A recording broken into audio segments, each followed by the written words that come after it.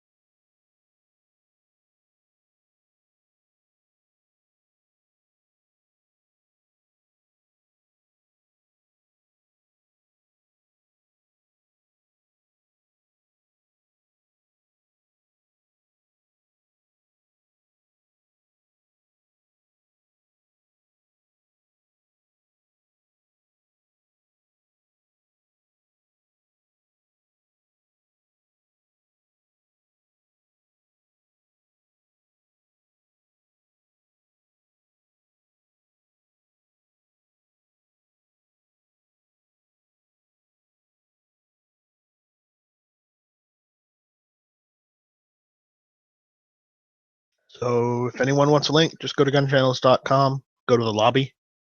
If you're not a member, sign up, become a member, check out the lobby, and check out the link, and you can jump in this chat. So, though I would, I'd be remiss to say that probably anyone viewing this video are already member of Gun Channels, but what the hell? At least I tried.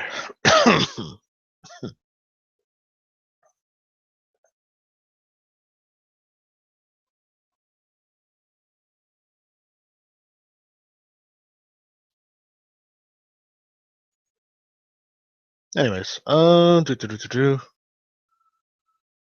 when you get a chance, if you're listening to this out there, jump in because I have a couple questions about Illinois, and Tony's not around, so I would ask Tony, but you give better answers sometimes.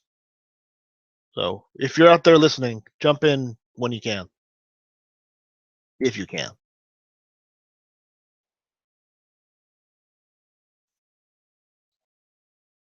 I saw something in the news. Well, it was on Breitbart. I still wanted to ask you about it.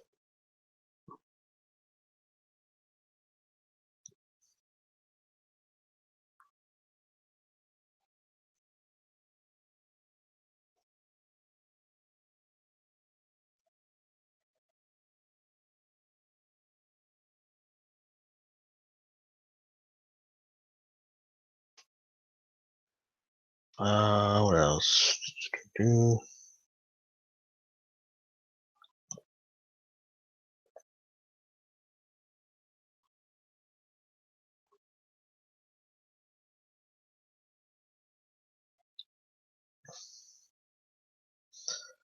And Sean, what is up with nearby homes being evacuated after 75 rounds of ancient ammunition was found underneath a house that was previously owned by a veteran? What the hell is wrong with San Antonio? apparently they evacuated an entire block and called in the bomb squad just to make sure the ammunition wasn't explosive. What the hell? I mean, if a Civil War cannonball, I can see maybe, but or World War II shell maybe, but just small little things of ammunition. I don't. Not even.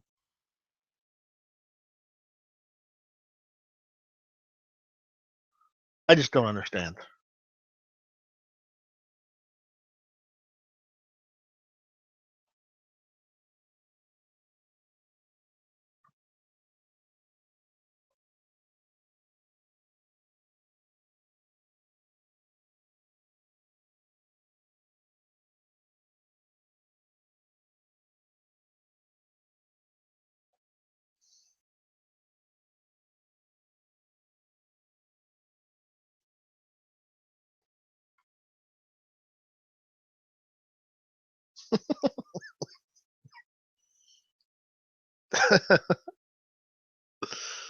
uh,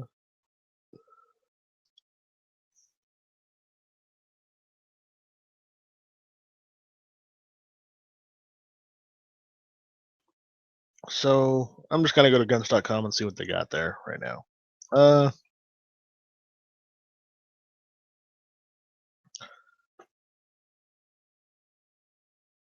doo-doo-doo-doo.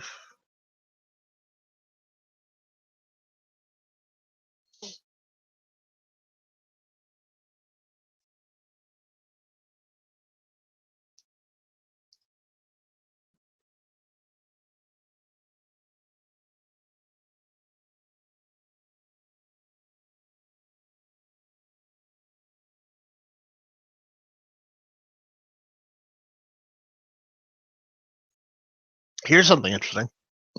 SB Tactical launches adjustable pistol stabilizing brace for ARs.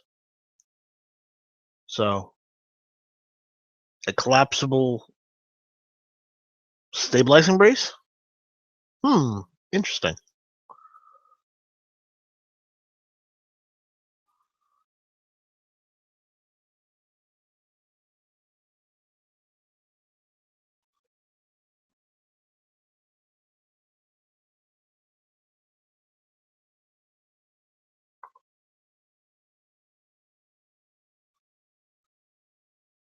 What else is going on?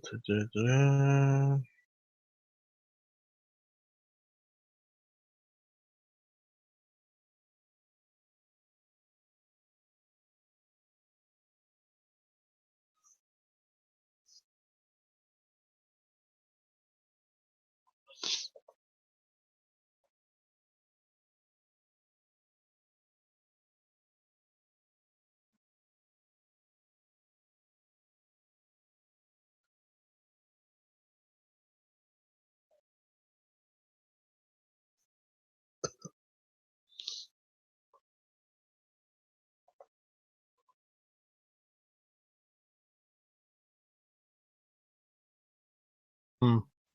Not much going on other than that. Not that I can find.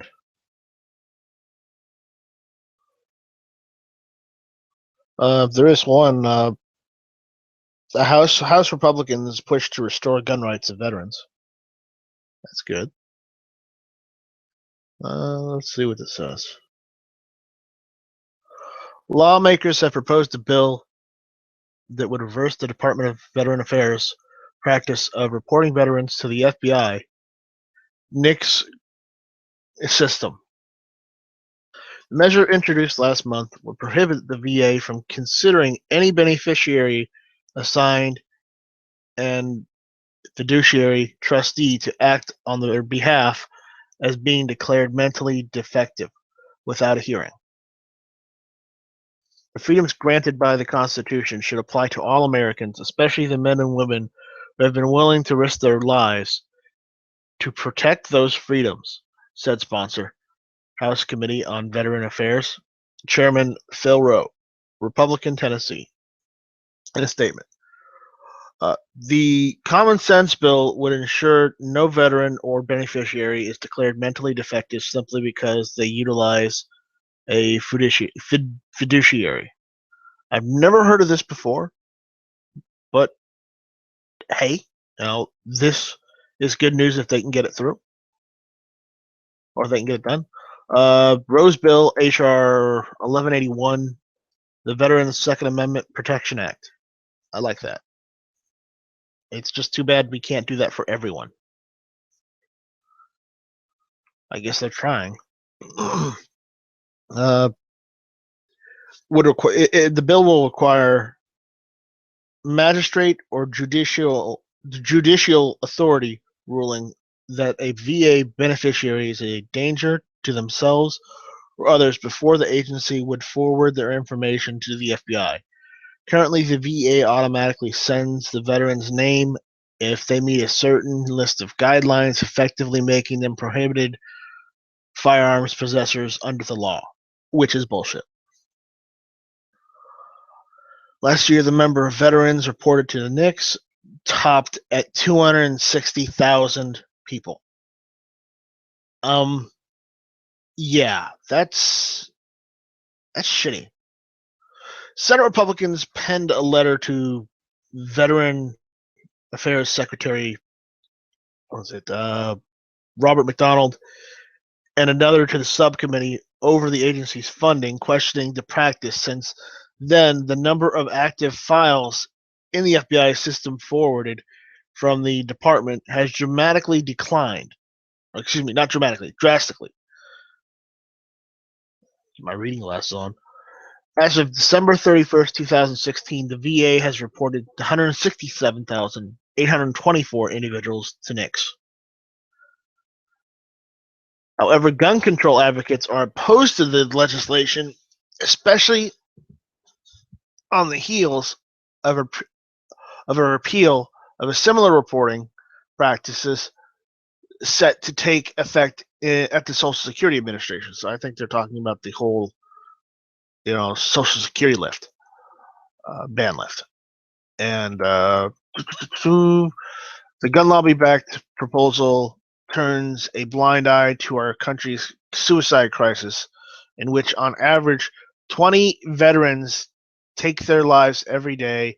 2/3 of those suicides are carried out with firearms, it said Everytown President John Dummass in a statement.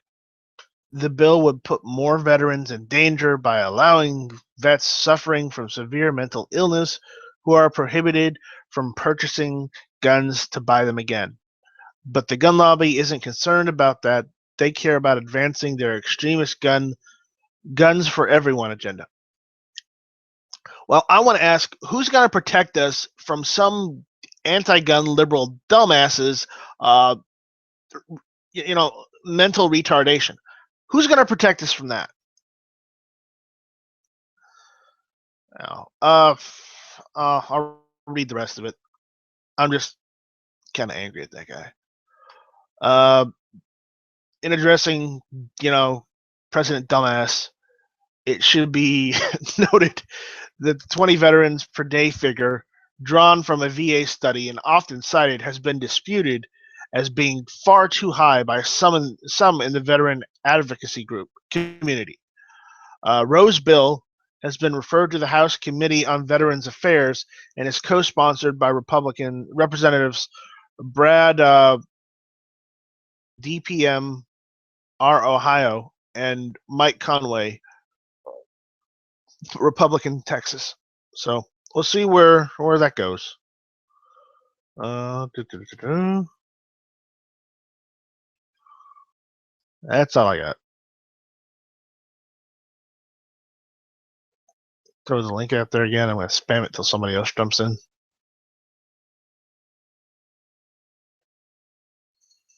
There we go.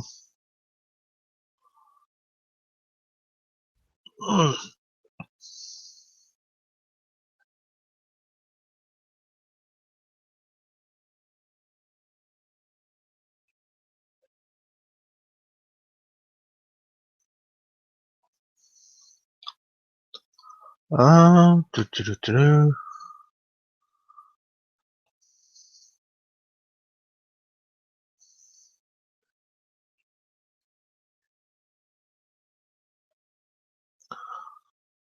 Oh boy. 2 new bills introduced into the New Jersey State Senate today, targeting ammunition. Good job, New Jersey. I hate to go over some of this anti stuff, but I suppose we have to so people know what's going on. But oh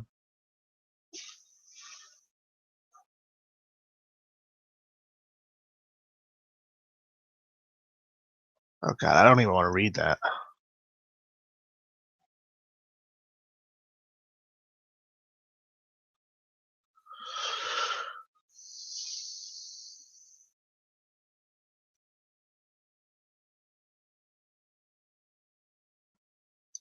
I think what these laws are laws that require you to show identification to buying ammo and whatnot. I really don't want to read them.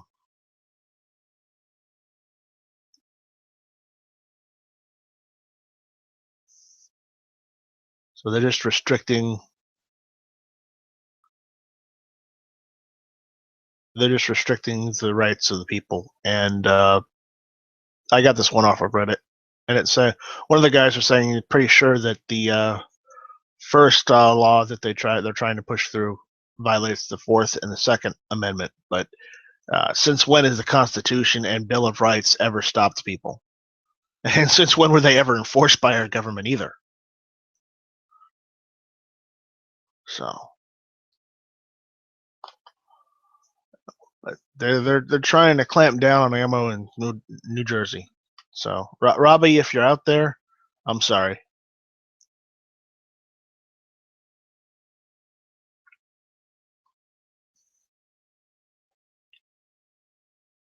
Because it sucks. So what else? Something more upbeat, please. Some good news, please.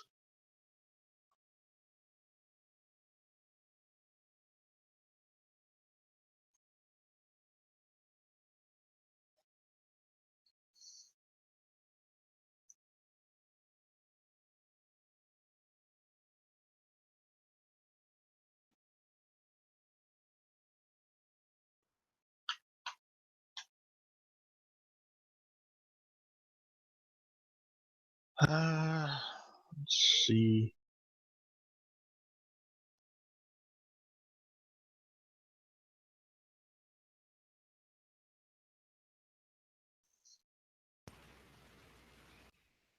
Hello.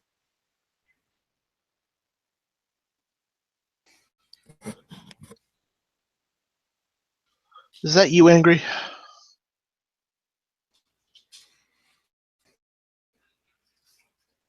Okay.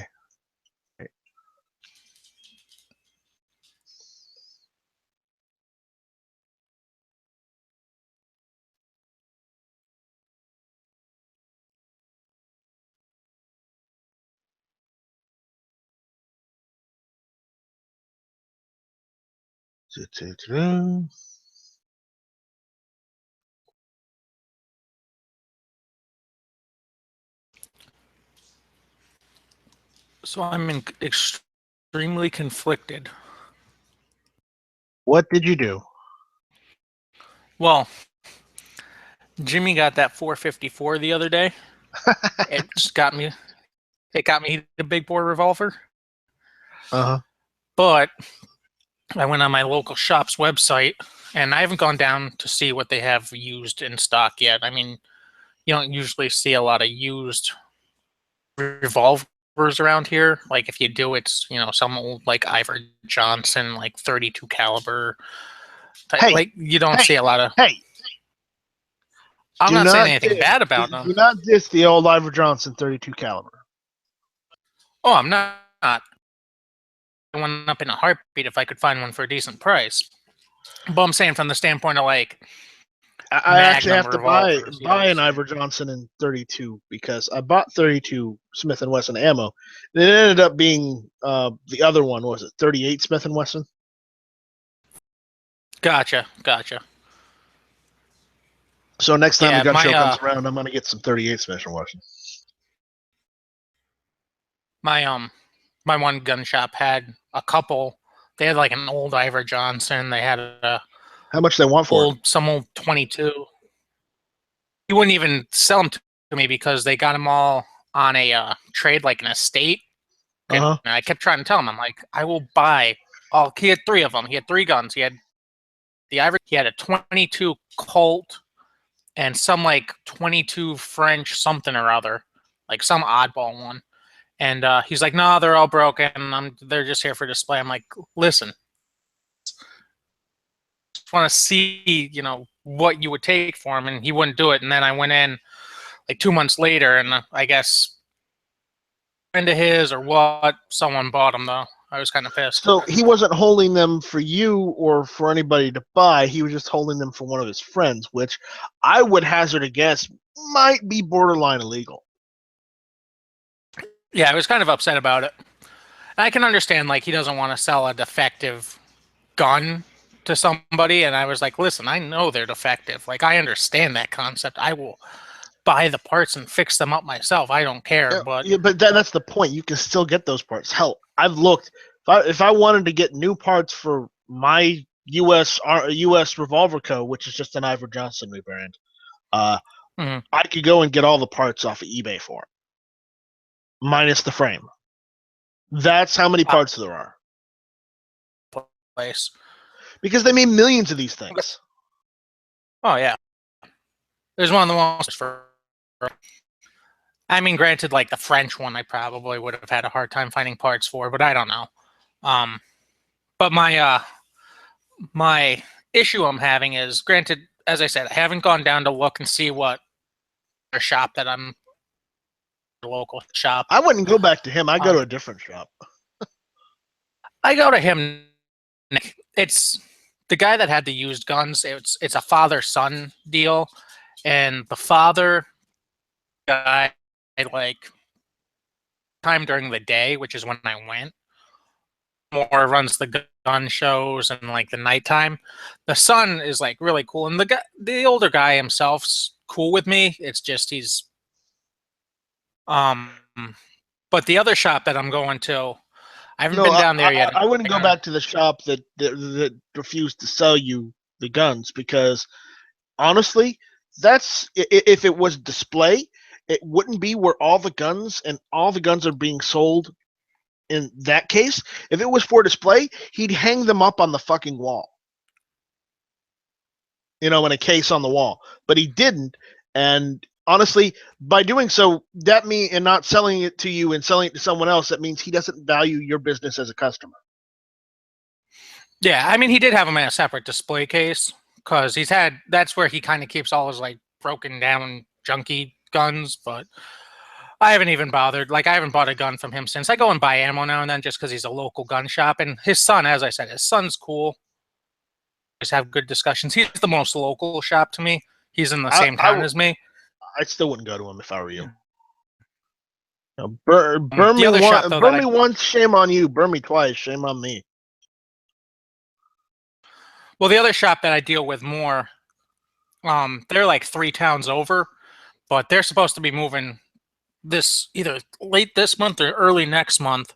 They're moving a heck of a lot closer to me, so I'm going to be happy. But he's the one who I buy from more because he has the online store.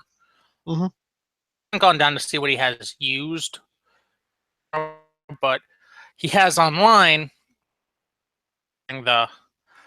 the issue for Taurus Tracker for like stainless steel 5-shot 44 Magnum. Oh, that would fit my big, that box. Just a couple bucks less. 7-shot 7 stainless ported barrels. Have a 357 either. With.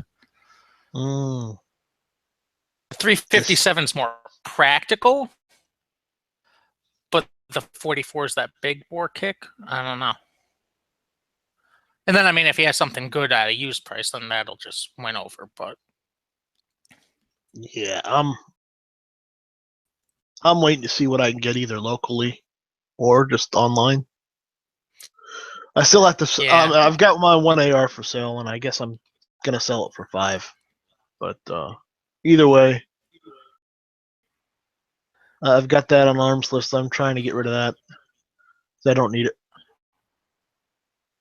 An arms list once, and it was more of a headache taking my listing down. Oh, I've sold my rifles on arms list. Well, I've sold through back in the day when you could do Facebook. A couple Yeah, of no, I don't rifles use that, Facebook. but not anymore because of their new really anti. I mean, they've always been anti-gun, but before they were like, if you even mention anything close to a price near a picture of a gun, we'll shut you down type thing. Even if you're a gun shop. Yeah, I ended up posting on Arms List, and I was getting Wilkes-Barre, Scranton area of Pennsylvania. I was getting posts, text messages from people that were on the other side of the state, which is a good 6-hour drive, asking me if I could, and I put in my post, will travel obviously within reason. Hour away request asking me if I'll travel the 6 hours to their house. I had listed for, I think it was like $300. So, like, my gas alone for me to drive 6 hours and back is not make it worth it. And then I was getting, text messages from people. Remember, there's a lot of idiots in this world. Oh yeah. Then I was getting text messages from people that understand autocorrect, but correct wasn't this bad. And you're trying to sit there and put together words, trying to figure out what they're saying. One guy, he was about 45 minutes away. He was interested, and I'm like, yeah, I'll meet up with you. Like, how's Saturday sound? I'm off work or whatever. I'm like, okay, cool. I'll meet you. Like, we set up a meeting place and everything. It's like, I'll meet you here, the gun, then we'll go to a local shop. I know a shop that, and we'll do the trade. He goes, oh, I don't want to do the transfer. To do the transfer. He's like, well, can I pay you more money to not do the transfer? I go, no. I go, that's illegal. And then he's like, oh. And then he stopped texting me. Yeah, that's state requirement. Here in South Carolina, our laws are a little more lax. I mean, I'm not required to go to an FFL or have an X check done. So if I want to buy a gun that's on arms list, I can just go down, sign the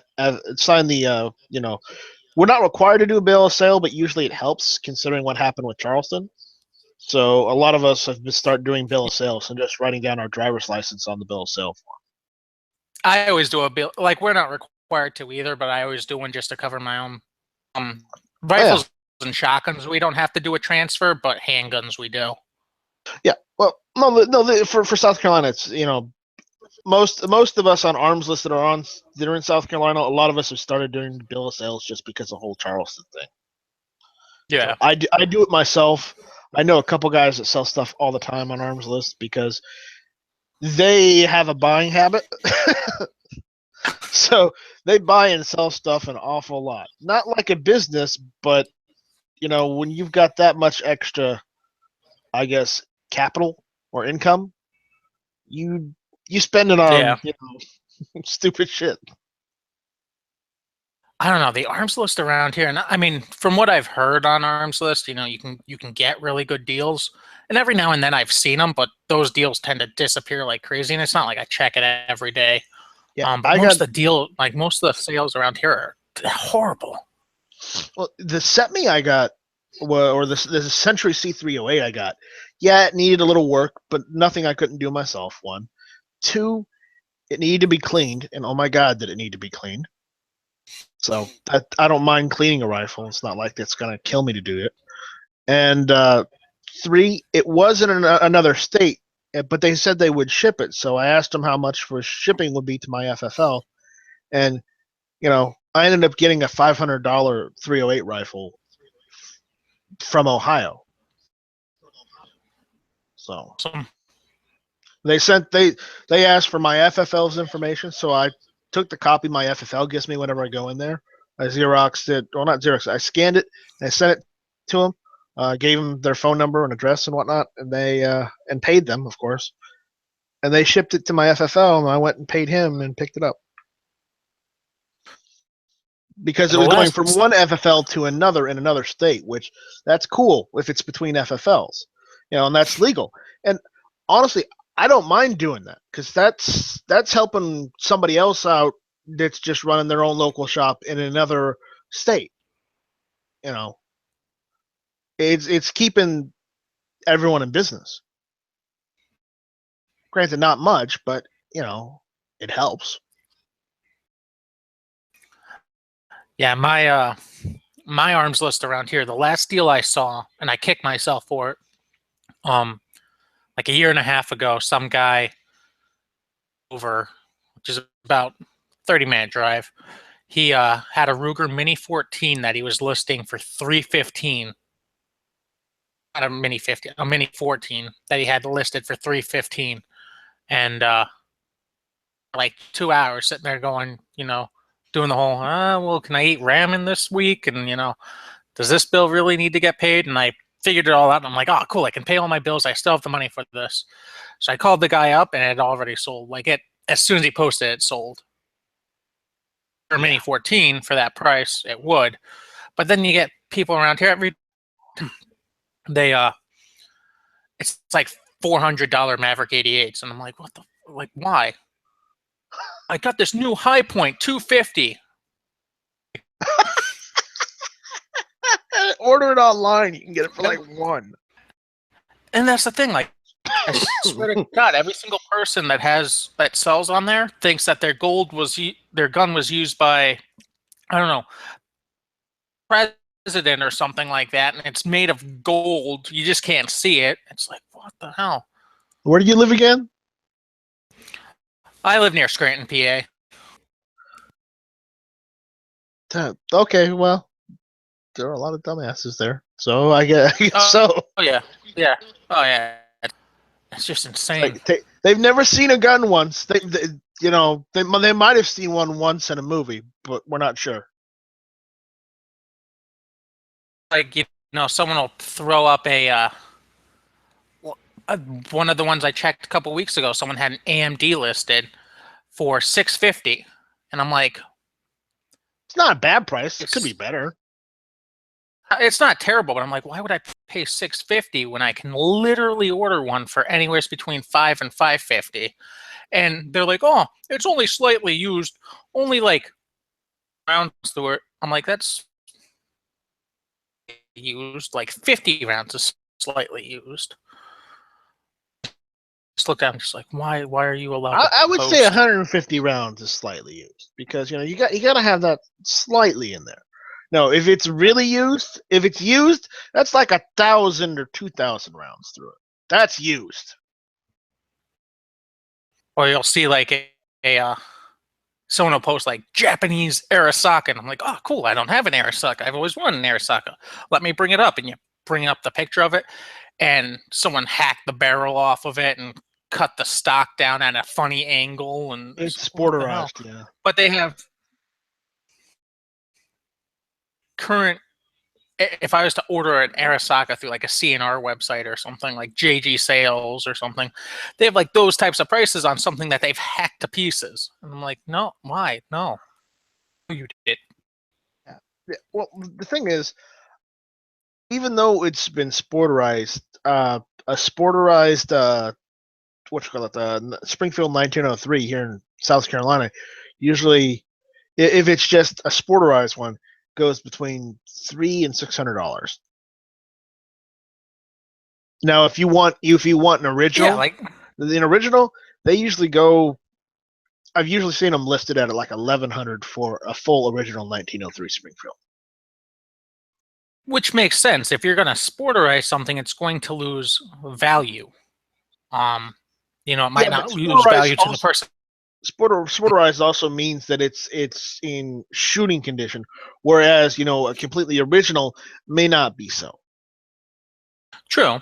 And it also depends on the sport. Like I've seen my my one Mosin that I sold a while ago was a sporterized Mosin, but it was recrowned.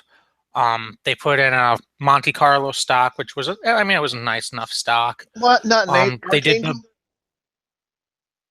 oh no, it wasn't an Archangel stock. They should have. They just did yeah. I I don't mean, know. if I'm going to sporterize a Mosin, I'd put an doing- Archangel stock on it because then you get the 10-round detachable magazine. Yeah, but this was more of like a. I think this was more meant to be someone's like hunting rifle. Plus, like the Archangel stocks, from what I've heard, are pretty hefty. Like this wasn't horrible. Tapped it for scope mount and everything. It was actually a nicely sporterized rifle. It still is not, it lost the value. No matter how much you put into it, it still lost the value from what the original rifle was once you started hacking off the barrel. Then I've seen other Mosins that literally someone just took a hacksaw and just hacked off the barrel and, this stock, we'll just hack the stock off. And see the drill and tap that they did for the scope mount, and the taps are off center and some horrible sporting jobs. Don't worry, that'll buff out. Jobs.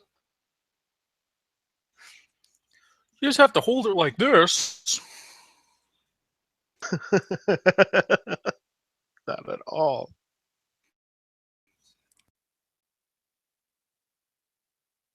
And my other issue I'm thinking of is April's coming around. So I'm like, I could get that 357 or the 44 pending. But that's going to take a big chunk. I have an SKS. So I'm thinking I might just hold out and get the AK for April. All right. And then wait. And then pick up the revolver. That's... I have to say it in my Russian accent, but in Soviet Russia, another rifle for the comrade revolution. And that's my worst Russian accent right there. A for effort. I mean, Sean can do it better, but Sean doesn't have an AK, I don't think. That's because Sean's like actually working for them. Yeah, Sean is working. So I'm thinking about doing that. I'm thinking about doing that instead, and then just getting the revolver come summertime, because they're around the same price points. So it depends. The last time I was in my local shop, the one who has the revolvers and everything for sale, I went down around my birthday, and he had I forget if I want to say it was a Wasser, 585 listed, sitting there on the rack. And I was kind of pissed off because I just bought my Spanish Mauser, my Mosin. I'd already spent most of that money. That one was over $400. It was like the washers have gone up in price, and honestly, I'm not sure the washers are actually worth that price. For the 585, I was willing to do it only because usually when you see them, they're over $600. Yeah. Oh, I mean that price. That's $600 or $700 price for a washer. That seems a bit too expensive for me for a washer. $650 or $700 for one. But if he still has a sale like that, like if he still has that one for sale, I might just buy that. I mean, I bought that AMD build that Foose did. It has an AMD or AK-47 style receiver, AKM, whatever, but it's got the selector marking notches in it. It's got the Hungarian markings on it. It's got East German furniture on it now, and it's probably got a Croatian magazine in it with probably I think G-Web said my bayonet's a Bulgarian bayonet. So it is a mishmash of comm block. I mean, you can't get more communist than that.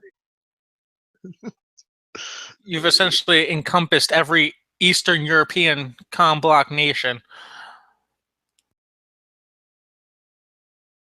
Well, no, it doesn't have the side rail, so I can't put a Russian scope on it. Sure. That'd be cool. That would be the only thing I'd want on that rifle. I'd ever want to do to that rifle that Foos sold me is get a Russian style rail mounted on the left side of it, so I could mount actual Soviet scopes and red dots. Yeah. And I know Foos will yell at me later for that. I don't know what it is when it comes to AKs. I prefer either iron sights or I prefer like the original Soviet style on it. I'm the same way, but I don't think that it's an issue. I think you and I just like things as they were designed, not as someone tries to jury rig. Yeah, like I mean, I've seen my my one buddy. He has a, I don't know what AK it is, but he has one with it's all like blacked out Magpul furniture. He has a Ford mounted red dot on it, like a little micro red dot. And I mean, it's like, oh, that's cool. And it's not, I mean, if cheap enough, would I buy it off of him? Absolutely. It's just not my cup. I myself would just never. I had toyed around with the idea of using a Zukov stock on my AK. And then I got the East German furniture for Christmas because families asked me, what do you want for Christmas? I said, well, get me an East German furniture set for my AK. And they're like, Merry Christmas. So, yeah, so I didn't have to buy that. I was looking at a Zukov stock, but when I got that AK furniture, that East German furniture, it's like, no, I don't think I'm going to do that now. I did that last year. Usually my family doesn't get me gun stuff for Christmas, but last year I asked for it, and my dad got me scope rings. And I'm like, I have nothing to put these on. Don't you? I got to go. Like, don't you have an AR? I do, but I already have a sight on there. Well, there's always scope rings. I could start another AR build. Well, what kind of sights do you have on the AR? Do you have like a detachable carry handle? Just red dot. Red dot, all right. Yeah. Because my AR, I know I kind of went all out on my AR that I use all the time. I got the Bumpfire stock on it because I got that for $99 from Bumpfire Systems, and I have a detachable carry handle on it, and that's it. That's all I did to it. I did put an ambidextrous safety on it just because the factor is I am left-handed, so it does help when I don't want to right-hand things all the time. But yeah, that was the first rifle I built, so I went all out on that one. Just because the factor that they might not, in South Carolina, it's legal to have a Bumpfire stock. And at the time, it was looking like they might try and ban Bumpfire stocks. So I figured, might as well get one before they try and tell me I can't have it. That makes sense. I've been thinking about doing another AR build. Yeah. My last one took me over 6 months, but... Yeah. Also in that rifle, I also got the Wolf match grade trigger springs and trigger spring, disconnector spring, and hammer spring. So it's got like a 3.5 pound pull. So it's really nice for bump firing. No lie. Jesus. Hey man, I just wanted it to run smoothly, and I tell you what, it runs smoothly. Just don't use Tula in it. I use all brass in it. I don't use Tula because I did use Tula and it fucked my rifle up. The Tula ammo popped a couple primers into my rifle and I was completely tore it up. I had to go and get it repaired. Well, not repaired. I sent the upper back to Palmetto State Armory, and they honored the warranty and either repaired or sent me a new one. Oh, that's awesome. Because the upper got damaged because of that. So because I'm thinking I might just. the rear block where the rear takedown pin goes into on the upper receiver. Yeah. That metal what is it? The aluminum piece that sticks out with the hole in it. Part of it was shaved off because one of the primers had gotten stuck in between. Yeah. It also ruined my. Apparently, one of the primers was able to wedge itself into where the buffer retainer was. Got underneath that and fucked that up too.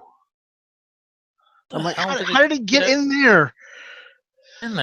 But apparently did. So I don't use Tula when I'm bump firing anymore. I'll tell you that. Lesson learned. Worse than getting a bee stuck in there. yeah. Remember we talked about that. Like I still go back to that video now and then. I watch and I'm like, when the hell did this thing get in there? Like I'm trying to find it on the video. Like how the hell did this happen? It was either a bee or a wasp or something. One of the guys says it was a wasp. The other guy says it was a bee. We don't know. We never actually see it go in the rifle. There's a bug with a stinger attached to its ass. But it was hilarious. It probably was a bee because when you open it up, it's like your rifle's all fuzzy on the inside.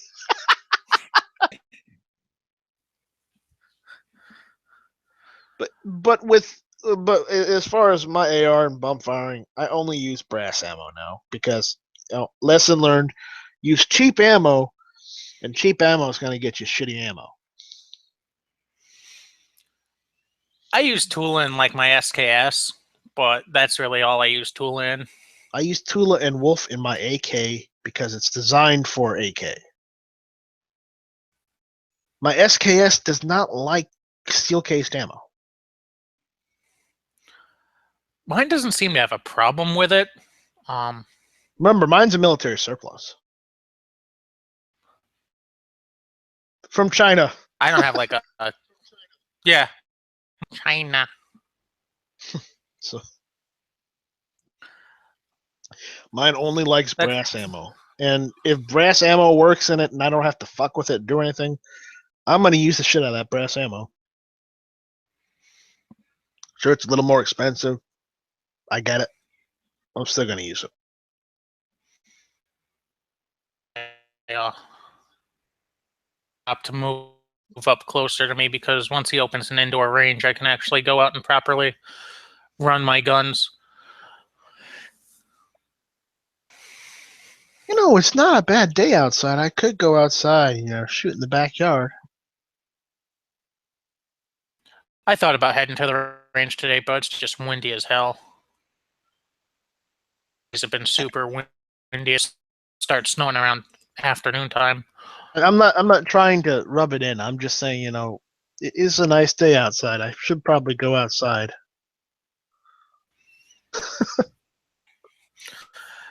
The biggest waste of money I ever did was I paid for my yearly range fee for the local state games lands, which is only $30. You only went 3 times. Word to lie, I think I've gone maybe 3 times. So it's not money. It's just going up there is a pain because it's a 30 to 40 minute drive each way. You get up there and you're restricted to 6 rounds in a handgun, 3 rounds in a rifle, 3 in a shotgun, which whatever. But you go up and it's just you're always waiting for there to be a range officer up there, but it never seems to be one. So I don't know why anyone sticks to I stick to the rules because it's the rules. I'm going to do what I'm supposed to do. But I've been muzzled there so many times and It's like there's been times I've gone up there and I haven't even been up there for 30 minutes.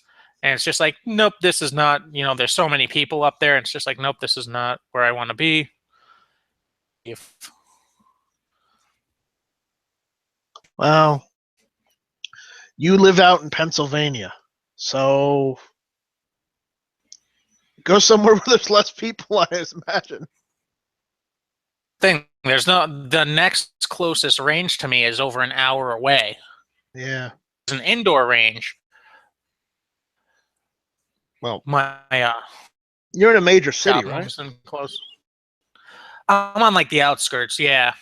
Yeah. Ranges. There's one range in the city, but it's only for police officers. Yeah. The indoor range, extra range in general, that's not actually a state game lands range, is over an hour away in Honesdale. But then once local shop moves up, but he's already been showing me every time I go in, he's like, oh, look how the Rangers are coming along and look how the shoot house is coming along. I'm like, dude, just move already. Like, I don't even care. I don't care if the deli's done. I don't care if your showroom's done. Just if your range is done, start paying you now. Let me use the range. I don't care about anything else. Just shut up and take my money. Shoot house is already done because he's already showed pictures. Like he's already had classes through there, and I'm like, damn it. House. Well, I mean, my house is the last house within the city, but the issue is my backyard is divided between city and county because I have two pieces of property. So the backyard is on the county land. Well, not the way back is in the county. So I go back there and just shoot and go nuts. That's awesome. Enough land that I can just do something on my own property. 30 acres, man. That's awesome. But remember, I'm also in South Carolina, and yeah, the last time someone like a government tried to take stuff away from us, it didn't work out too well for everyone. Remember? That's true. And I say that as South Carolina was the first state to secede. And I'm not trying to say that we should have slaves back or anything. I'm just saying in general, the last time you tried to take away something that South Carolina wanted, bad things happened. No bueno. Yeah, I've been trying to convince my lady to get a piece of land. I just bought a house last year, so we're kind of waiting to pay that off. And then told her, I was like, listen, in a couple of years, I want to get here. If we build on it or not, I just want a piece of land where I can go. I was like, I'll buy a trailer and set it up. I can go weekend camping up there or something with my buddies, fishing, preferably if there's water on the property. That's probably still at least 10 years down the road. Well, just remember, if you get a place, I'm not sure what constitutes in your state, but look it up.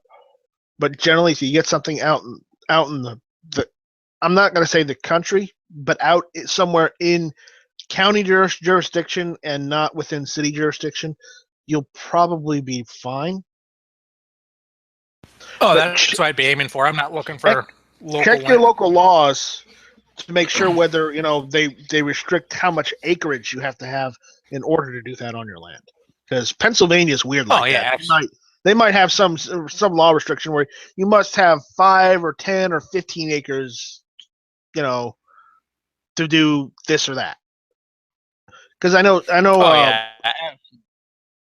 know South Carolina. If you want to register your land in the county as a farm or whatnot, you have to have a minimum of like 10 acres.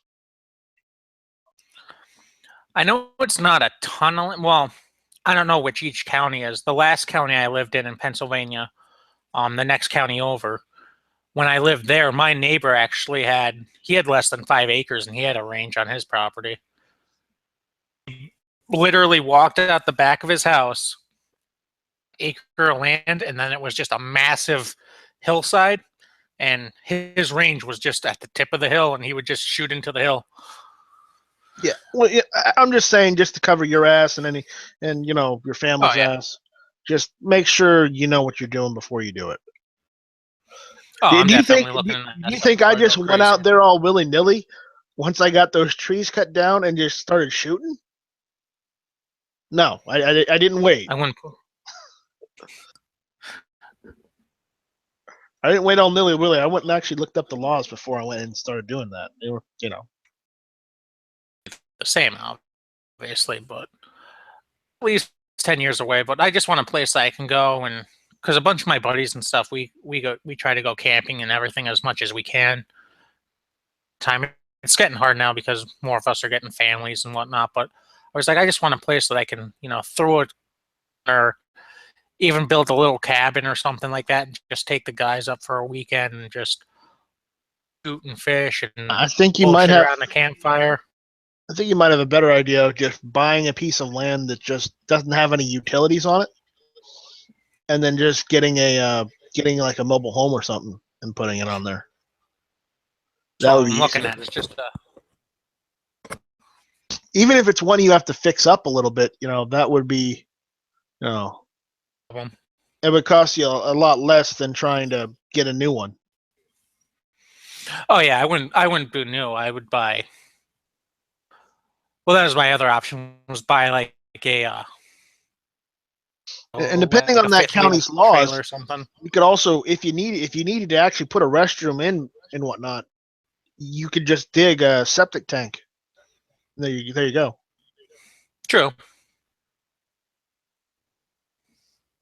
I mean, even though my house is the last house in the city where I live, the thing is, I have a septic tank, but I've got city water. So I don't actually pipe into the sewer. I got my own septic tank, so I don't have to pay for, sewer utilities. That's pretty nice. Yeah, that's nice.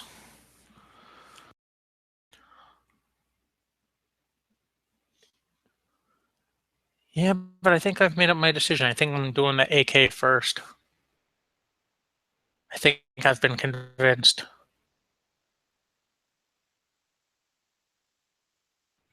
Da, it seems like the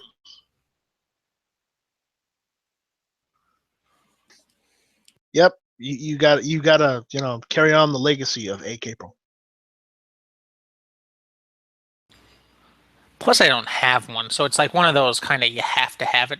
That was my goal this year. Was get a couple CNR guns, because I only bought one, I think, last year on my license, and I only have. Is it this year that it runs out? I think it's like November this year that it runs out, or December this year. What, your CNR? Yeah, my CNR, and then I have to renew it. I would renew it, just because you already have it. If you don't renew it, you'll lose it, and it'll be harder to get it back if, say, some liberal retard gets in office again. Oh, I'm going to renew it. I mean, it's more than worth it. I mean, right now I have 5 guns I've bought on it, and I had to have them transfer. If I had to send them to a gun shop or something in Pennsylvania, I would have to pay the transfer fee on it, which was from $25 to $40. Multiply that by 5, that's at least $125 I would have had to pay, and I only paid, I think, in our license. So here's the thing. Right to my doorstep. I got my SKS. Yes, it's a military surplus, but I got it under like the last CNRs they imported here into the United States before they just all dried up in like 15. That's what I did with mine. Mine I got to JG Sales, I think it was. Yeah, I looked at JG Sales. All they had were Yugos, and I didn't want a Yugo. I wanted one with the chrome line barrel, so I got a Type 56. Yeah, I got one of the Chinese ones too. Do JG, like that was 3 years ago. That was the first one I got on the license. Because the Yugos they were importing at the time weren't the chrome line Yugos. They were just the regular, the unchrome line barrel Yugos, and I didn't want those. And the only people that were selling any chrome line barrel SKSs left were the Chinese Type 56s, which I'm not sure that the 1956 Type 56s were chrome line, but oh well, you live and learn. But you know, I mean, I paid $150 for mine, and that was at the time. Ended up paying. They were going up to like 4 at that point. I mean, they're shooting up through the roof now. Like even the thing JG for like now $350 or something like that. Yeah. I got mine for under $3 back when they first got them, which I was happy about. What else? Granted, mine is rough. It's rough around the edges, and I've done stuff to it here and there. So yeah, mine's not going to win any beauty awards. When I got it, like obviously it was soaked in Cosmoline. I cleaned it down, sanded it, stained it. I left in. I mean, there's some gouges here and there that just I could not fill in. That wasn't worth my time. I left everything original on it. You know, I've tried to get the Cosmoline out of the stock, but I just could not get the Cosmoline out of the stock. It's every time I'm outside, it's really hot. It seeps out a little bit, you know, because I wanted to leave everything as it was. I didn't want to fuck with it. It took me days to get the Cosmoline out of my stock, and I ordered mine in the summertime. Outside in a plastic bag, the stock, and leave it outside in the sun all day. Go to work, come back home, and I did that for a couple days straight. And then I still baked it in the oven and still got more Cosmoline out of it. If you can remove all the metal parts off of your SKS stock, what I've had her does work.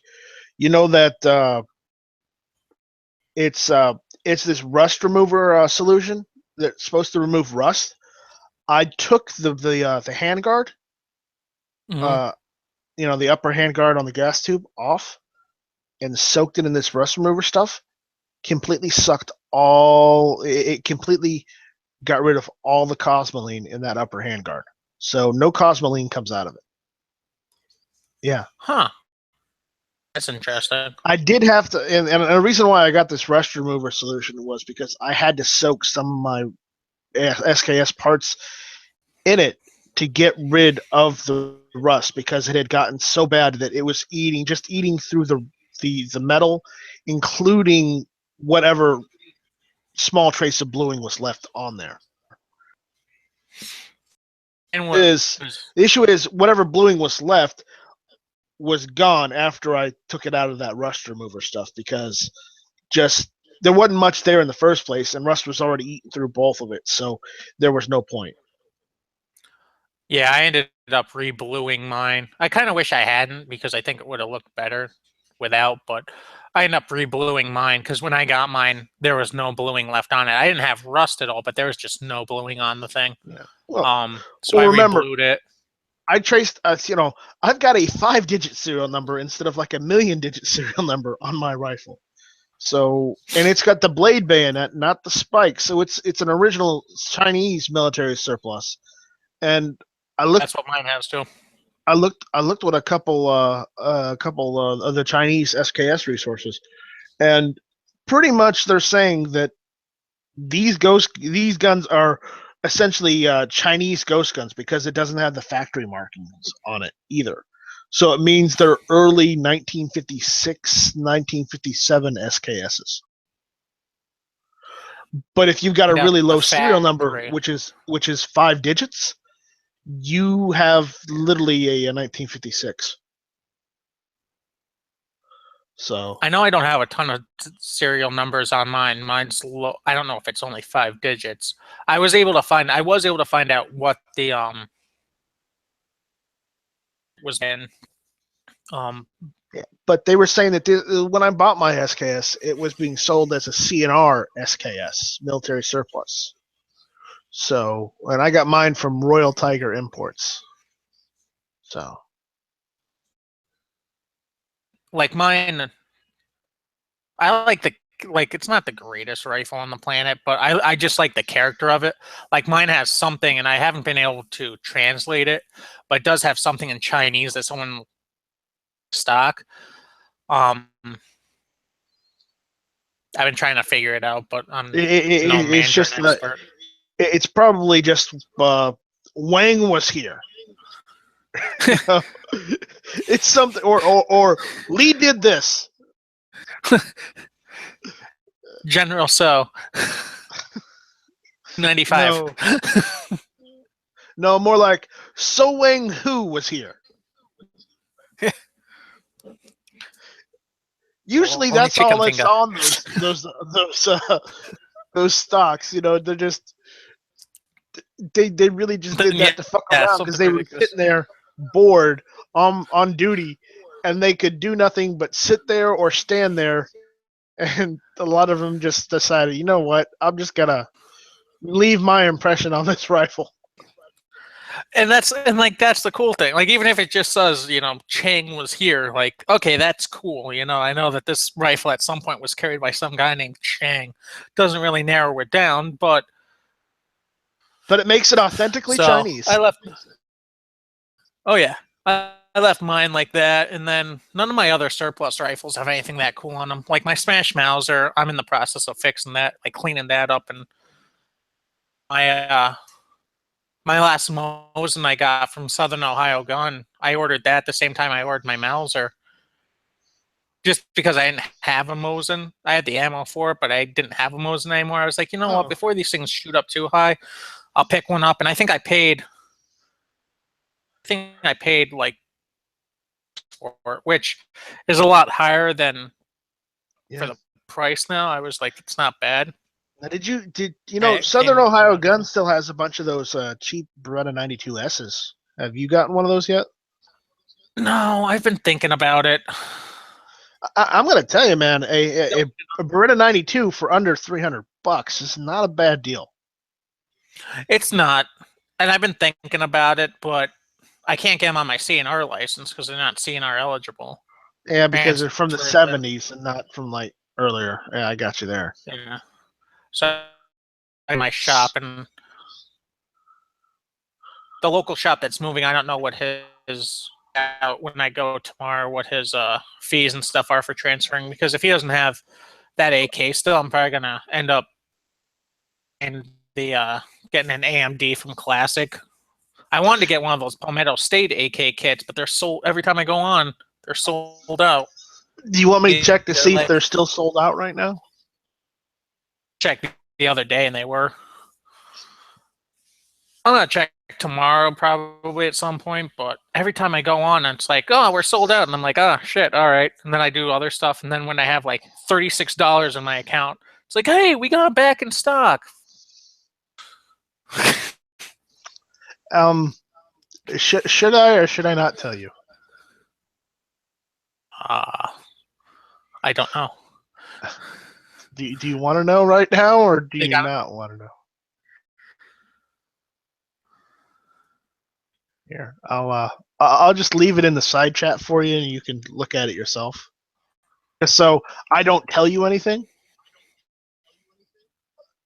There you go.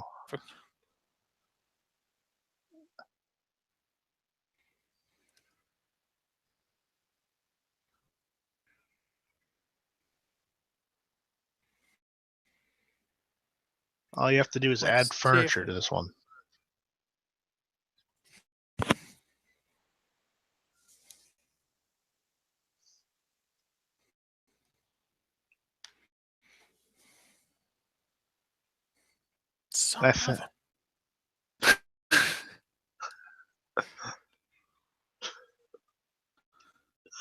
That's what you were looking for, right? Exactly what I've been looking for. Yeah. Did. Yes. Well, the thing is, apparently, you did hear about that Palmetto State Armory bought out DDI, right? Yeah, I heard about that. Is that where these are coming from? Is DDI? people were suspecting that they were coming from one of the major manufacturers, but no one knew that they were getting their parts from DDI. Now it's looking more like DDI was their AK partner, and they just decided, to cut the middleman out and just buy DDI from, I guess, the the owner that had it, and he dropped out. Oh, great.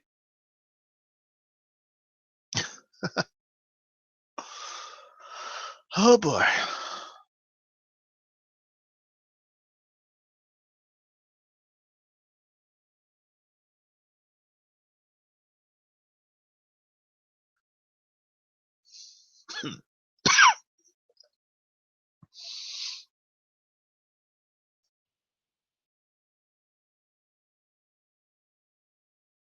I will be right back.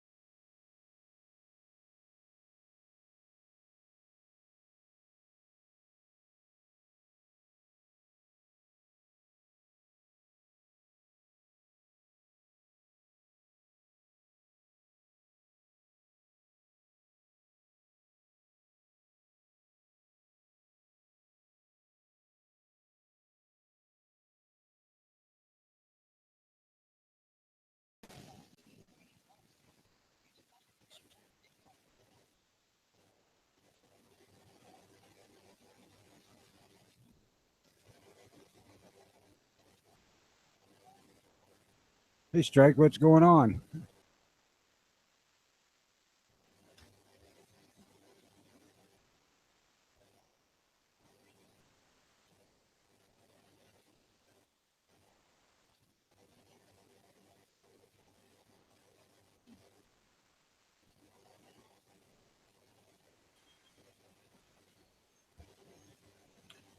Howdy, Angry.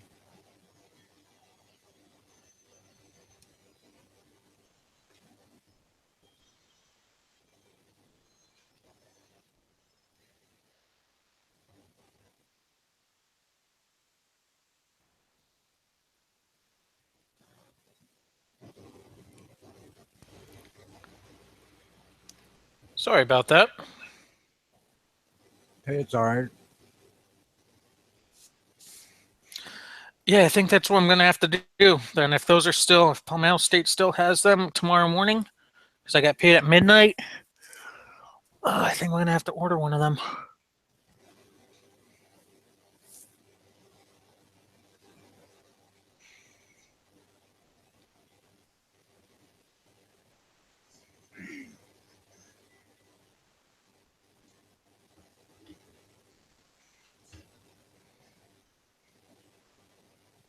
Parts kit and throw that on at my leisure.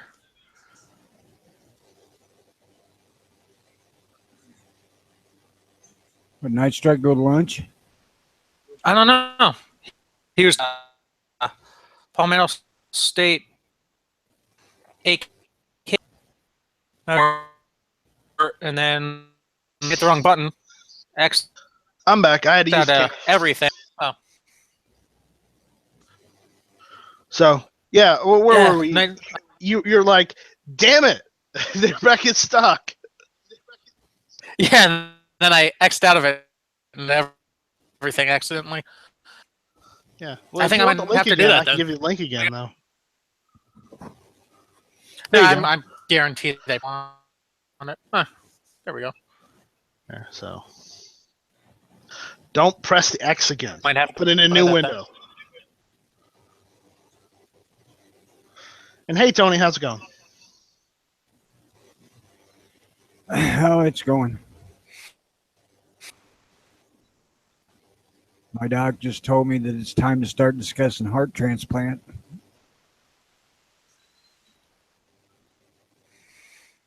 So your doctor just told you it's time to rediscuss your will. Oh, they told me that when I was 38. I mean, because literally, if your heart is going, then yeah, don't try and wait for a transplant because you'll never get it. They said that I could live a long time like this, but if I ever want to restore my energy to previous levels, a heart transplant would be the only way. I said, well, if we can maintain this level, I ain't gonna bitch, because I can still get up and function a little bit.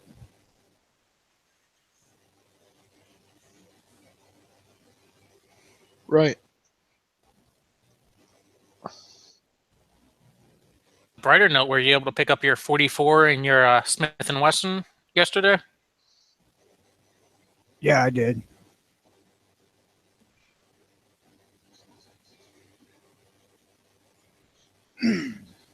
Yeah, I'm Good stuff. officially a member of the Big Browser Club, Big Bore. Shit. For Christ's sakes, I'm thinking about two things at once.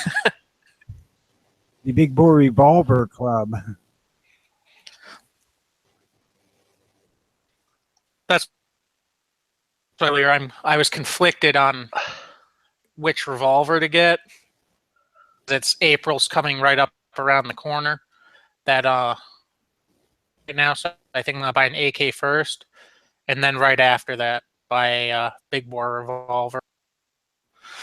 I was conflicted because my option of either for about the same price, I could either get a stainless steel shot 44 mag that was ported, or a 7-shot 357 mag that was ported. But the 357 is not big bore. But the 357 what? 7's not considered a big bore revolver. Practical of the two, but it's not the big bore.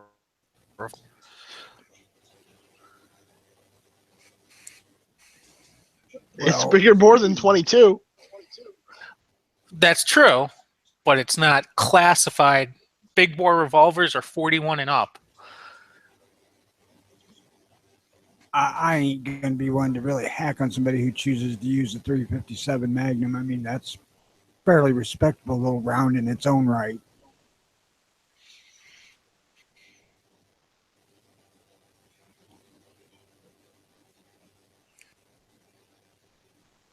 And part of me just said, why don't I just save up and get one of the because they sells the what are they? The 4570 revolvers. I said, why don't I just save up for one of those?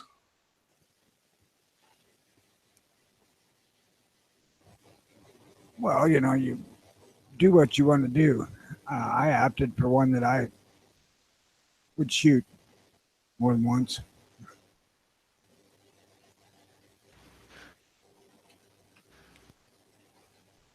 I would be seriously concerned that I wouldn't have the ability, will, nerve, whatever to shoot one of those monstrous bastards. 60 before, and it's not pleasant. It's really snappy, but I can do it. I mean, either way, it's just gonna be a range toy, really. I don't have a big bore revolver around here. There's nothing that really T-Rex has come back or something. I actually bought the damn thing to deer hunt with. That was the whole purpose. That makes sense. It's less to carry than a freaking long gun. It's effective as about anything we're allowed to shoot here. So, plus it's 6 shots versus 1 out of a muzzleloader, or 3 out of a shotgun.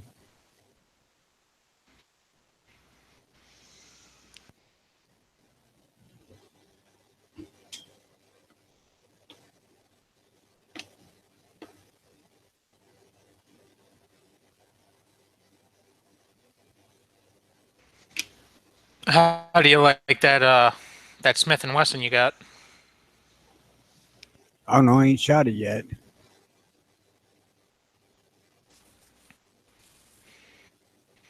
I'm sure it'll be fine. I mean, I've been carrying freaking Sigma for a long time, and I like it. So this thing is just slightly updated version of that same gun. I was wondering if it much because I've heard when they first came out, I heard that they were Sigma, but I've never compared the two myself. I was wondering if they're really that much better, or if they're just like a. Well, the trigger is substantially better than the stock Sigma one. I mean, I'd say the trigger is probably about 7.5 pounds on the thing, whereas the Sigma was probably up in the 12 range. But I had highly modified mine to make it down around 6. Yeah, that's definitely a difference. And it needs to be polished up and stuff that you can feel a little bit of grit in the trigger and typical kind of shit on a cheap gun.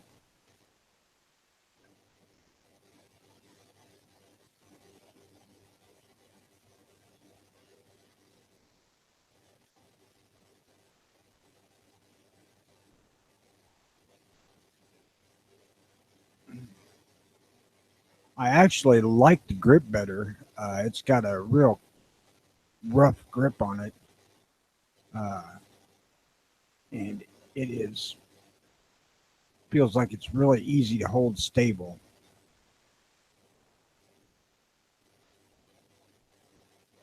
Yeah, when I held one, because I was looking at getting one actually a couple of years, 250 instead.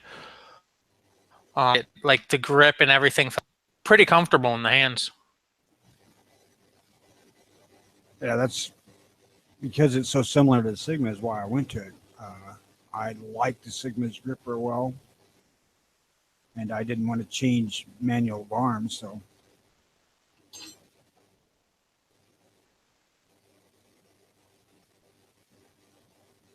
I just went with the newer version.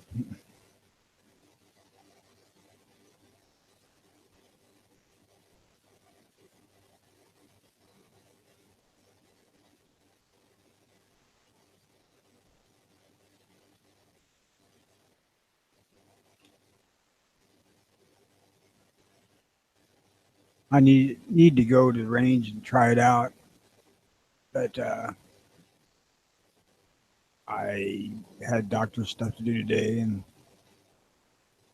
maybe I'll run over there tomorrow. I don't know. I don't think I got anything going on, depending on if we have a show or not.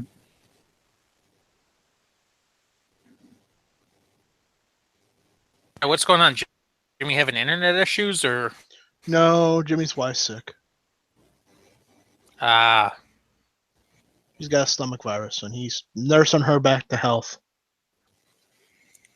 But he says it doesn't help. She's hurling every 10 minutes. Otherwise, he would at do least a show. At least he got a story. No, I'm just sitting here cuddling with my 454.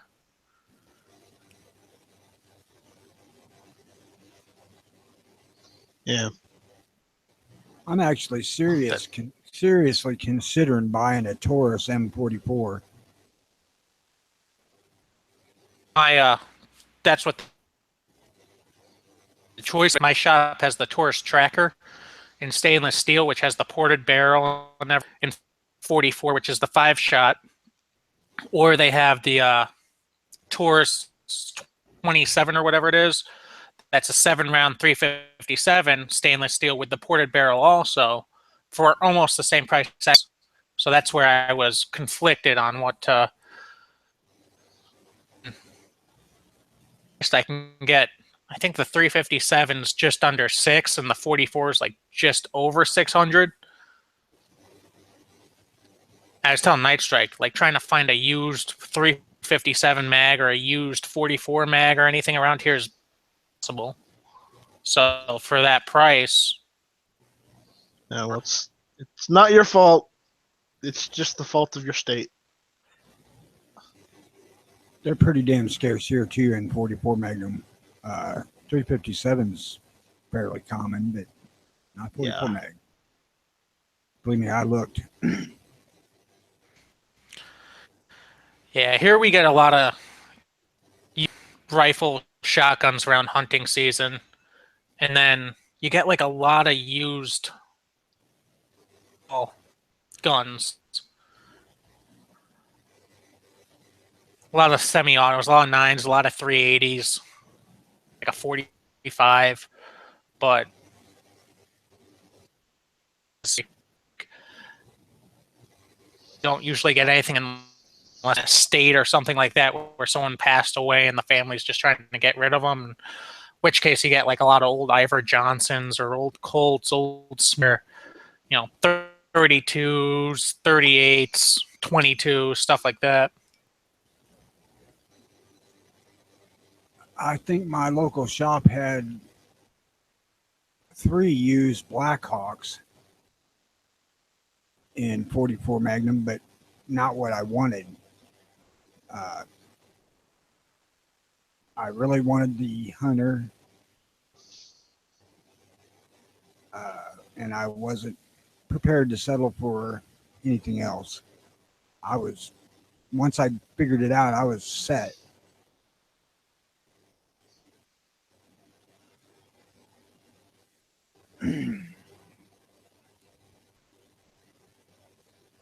But now I'm getting a hankering to carry a 44 revolver. I got either one. Like, I mean, obviously the 357 I would definitely carry, but even if I got the 44, I would probably carry it now and then. That's what I'm thinking, like for E2M or something like that, I'd carry that 44. And I don't think I'm going to carry this Ruger. It's a little large. Yeah, that's carried appendix style. Impress the ladies. I would never be able to sit down. Oh yeah, because you have what, an 8-inch barrel on that? Yeah, it's 7.5. Yeah, you'll just sit down at all. You'd have to you couldn't even on the hip, but that'd be weird. You'd have it somehow, like under the. I don't even know that I can shoulder carry the damn thing. It's so damn long, it might jab me in the armpit.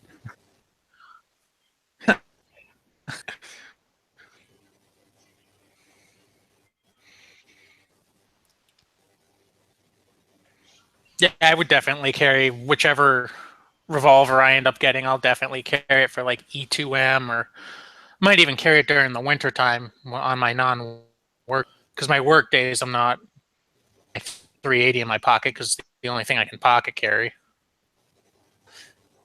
Yeah, if I opt to carry the Ruger on E2M or something, I'll still carry my Smith too, because single action gate loading is just not the most efficient method to get into a gunfight with. Yeah, not when you have to something. I didn't hear you. You're breaking up pretty good.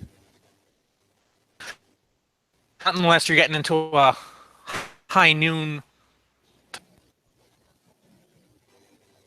Am I still breaking up? Yeah. All right, I'm gonna restart.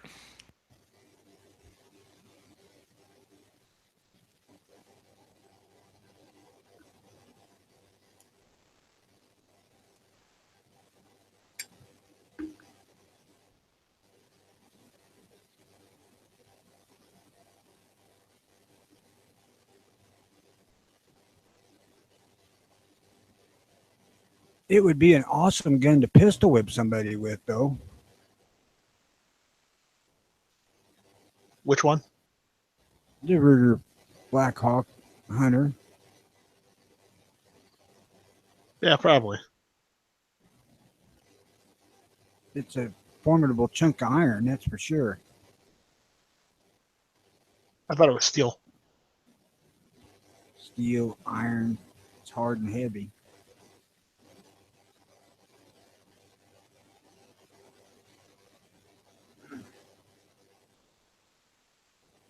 I think iron's heavier than steel. Might be wrong though.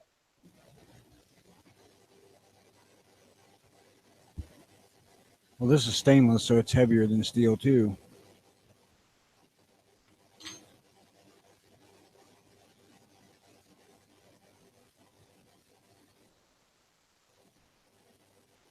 At least that's what I heard on here last night.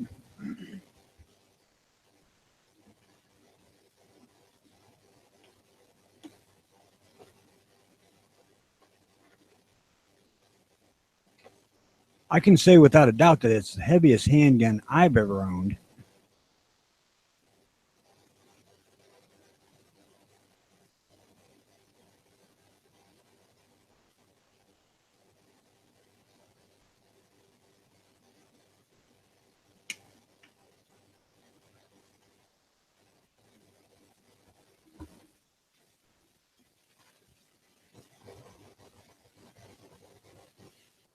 I don't know what it weighs, but I'll bet it goes a good 6.5 pounds anyway.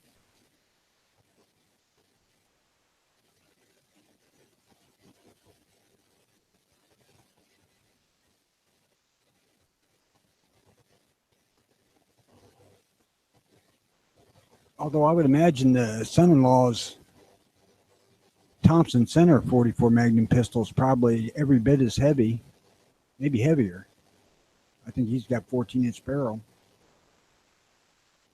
It's a pretty stout piece of handgun too. But I got 6 bullets where he's got 1.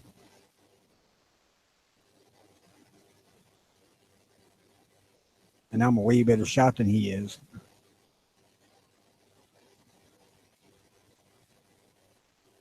That's what you keep telling us. That's what I showed him when I went to the range, tried this thing out too.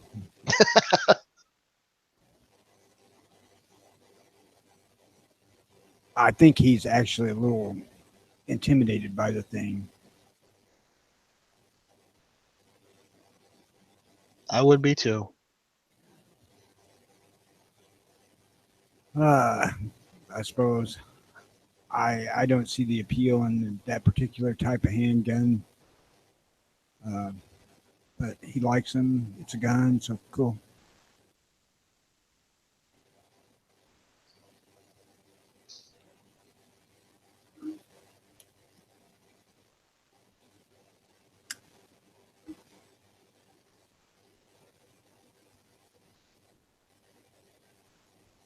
It would probably make a freaking outstanding SBR.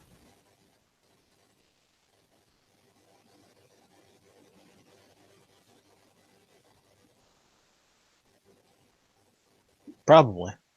I just watched a YouTube video today about the best guns for killing bear or hunting bear or dealing with bear. And I'll be goddamned if they didn't include a Glock 20 in 40 caliber or 10 millimeter. Glock 20, huh? Yeah.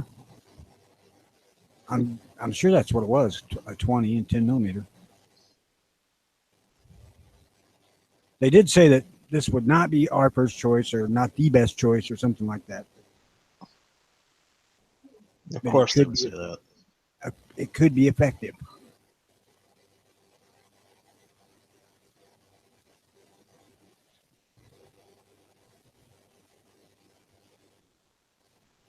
I actually think their favorite of the bunch was something like either the Ruger guide gun or the Marlin guide gun in 4570. And I don't know that I would argue with that.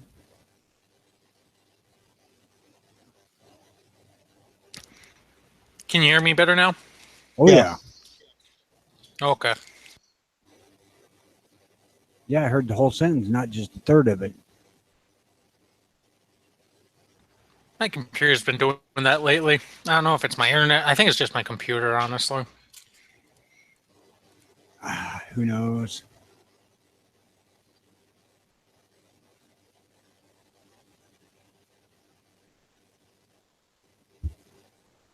Yeah, my local's got a used 44M Taurus up there in 44 Special.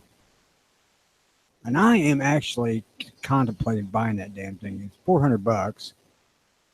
It's a stainless gun or nickel plated, one or the other. I assume it's stainless.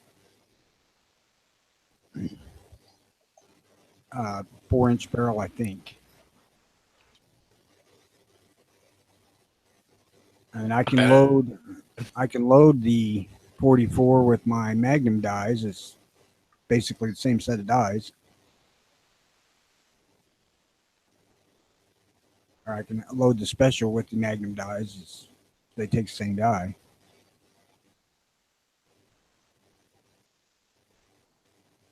But I just want a fucking Magnum. I don't want a Special.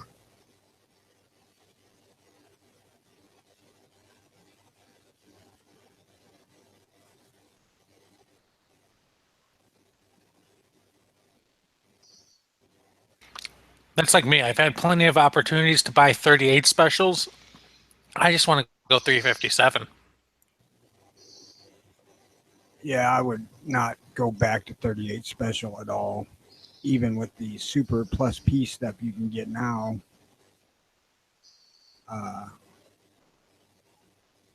If I ain't going up, I would go to 9mm over 38 Special any day. The only time I've actually contemplated it was my one of my shops had the one that buys a bunch of like estate sales and things like that. Someone had brought in a old Colt Police Positive in 38 Special, but had stag grips on it. I almost just bought it simply because it looked cool. They wanted, it was like $650 for it or something. I was like, nah, not for that price. For that price, I can get myself a 357 easily. I don't know. I don't know how I could make the wife swallow me spending $600 on another handgun that I really didn't want in the first place. Because I laid off to buying the Ruger on her because she wants me to go deer hunting. I don't think I'll manage that second one that way.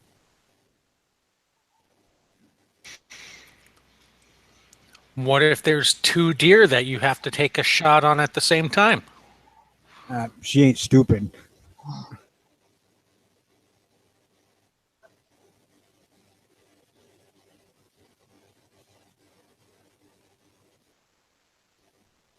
Just the 24 shots I shot the Ruger last Saturday, I can tell you I'm not going to be one-handing it.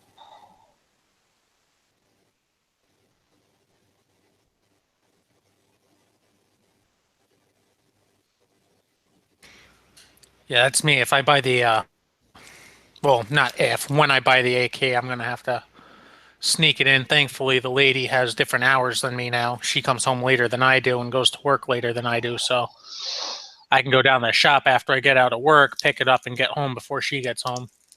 Well, yeah, mine don't know I got this one yet here at home either. She knows I'm buying it, but she doesn't know I've got it. She doesn't even know I bought the new Smith at all.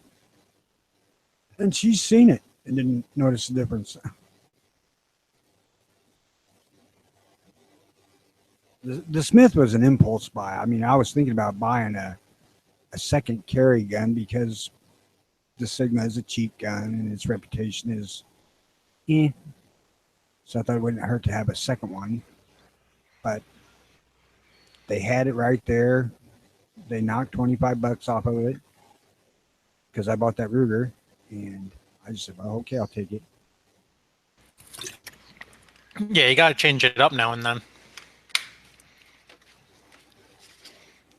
I'm kind of hoping she'll take a liking to the damn thing and want it instead of that freaking Walther.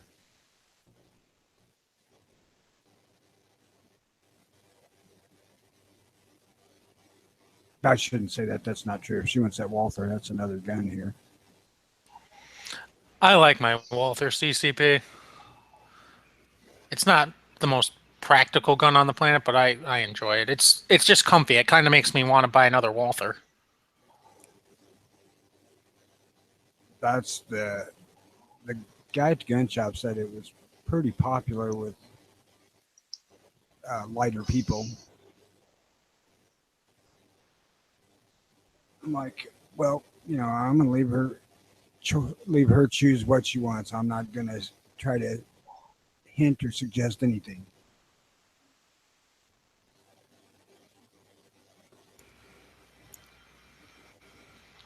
I just have too many guns on my list to buy before I go and buy another carry gun or anything like that.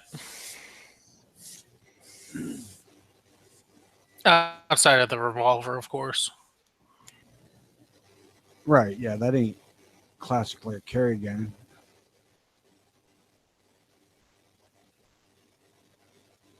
Or at least the big bore variety isn't necessarily concealed carry friendly.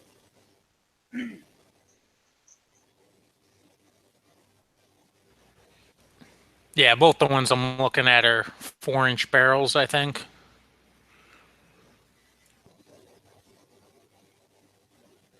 You could shoulder holster those pretty good with.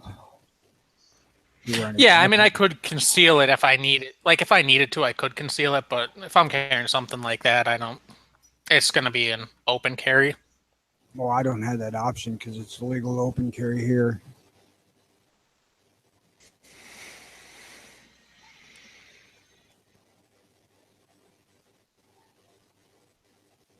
So I have to discreetly conceal, but the law is written concealed or partially concealed.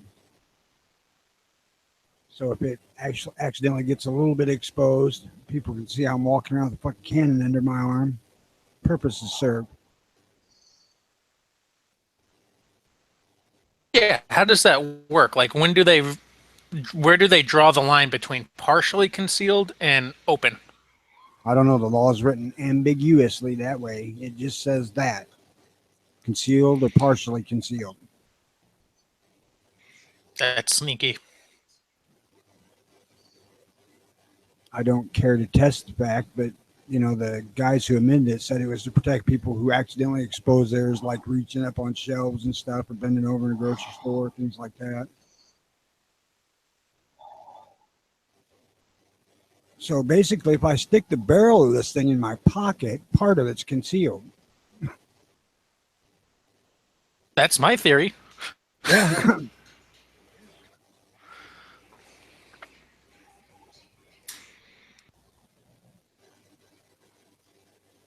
I do not want to be the one to test that first case, though. No, absolutely not.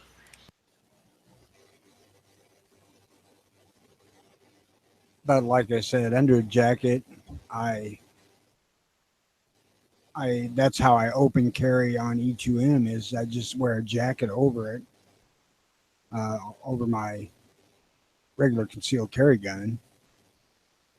And then if I'm going into a store or something, I'll just have to mind myself to make sure that the jacket kind of covers it. And it's only one day a month, and I don't go to stores a hell of a lot unless they sell guns, and then it ain't a big deal because they don't care.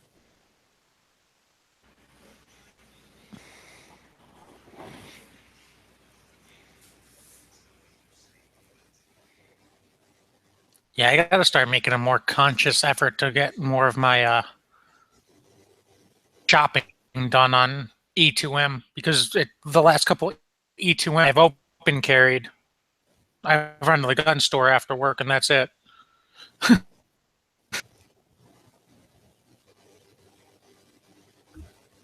Yeah, that's kind of the point. I want to kind of let people know that I'm carrying and that I'm carrying legally. But I still want to be legal with it, so I can't just strap one on. I've got to kind of hide it. And I only do that on the second.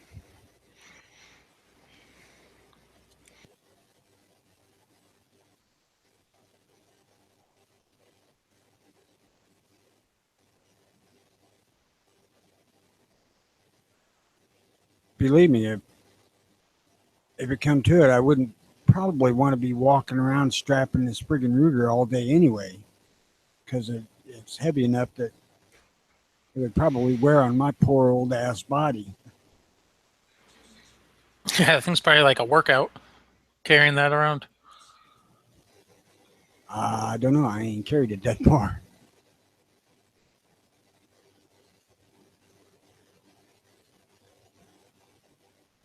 I did kind of Mexican carry the thing into the gun range from the gun store.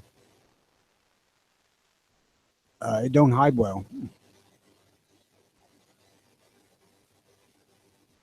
Imagine not at that size. Just kind of had to because my hands are full, but I don't believe I'll ever try to appendix carry the damn thing.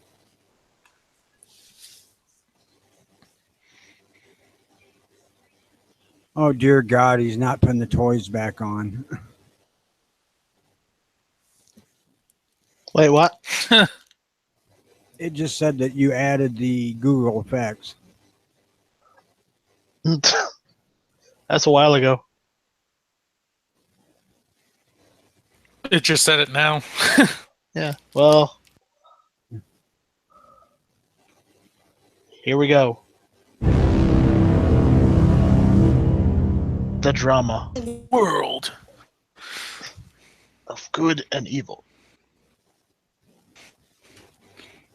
The intelligent people carry 44 Magnum. Minimum. It's just like a movie At starting least. with, in a world of good and evil, where all the intelligent people only use 40 Smith & Wesson.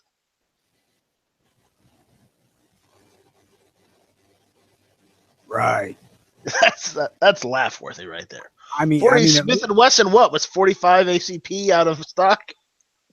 Jimmy upped it to 10 millimeter. Oh well, 10 millimeter, yay! I'm not a fan of 10 millimeter. A 10 millimeter 1911 ought to be a decent gun. I'm not saying it's not decent. I'm just saying I'm not fond of anything that's using the metric system. I've been kind of thinking about But probably there's probably also- late this year. Because I Who's have that rifles- one that has the full stack 10 millimeter 1911? I think that's what's his name? What's their name? Goddamn STI? I know, and somebody just talking about it yesterday. No, No, the Rocket day Island. before. Well, a bunch of companies make double stacked 1911s, but are you talking about that, or are you talking about the Double double stacked barrel 10 millimeter. 1911? Not the double stack 10 millimeter one. I'm not sure on that one. DDI. That one would be definitely. Like I can picture it, but I can't. But that would be a. We talked about it. Go ahead. Sorry. That would be a. I wouldn't mind that. We talked about the damn thing on the last show we did, and I can't remember what it is. I was thinking DDI, but Yeah, either. Maybe ATI. that may well be it too. Actually, now that you say that, that does seem more right. I'm of the mind that if 9 millimeter won't kill it, then I'm going straight to 44. There's no pissing around with that little shit in between. And the only reason I ain't going to 500 is because I'm a wuss. And fairly poor, because 500 would cost me 400 or so bucks more. Yeah, 500's not cheap. Fuck it, $800 for 44 wasn't easy to swallow.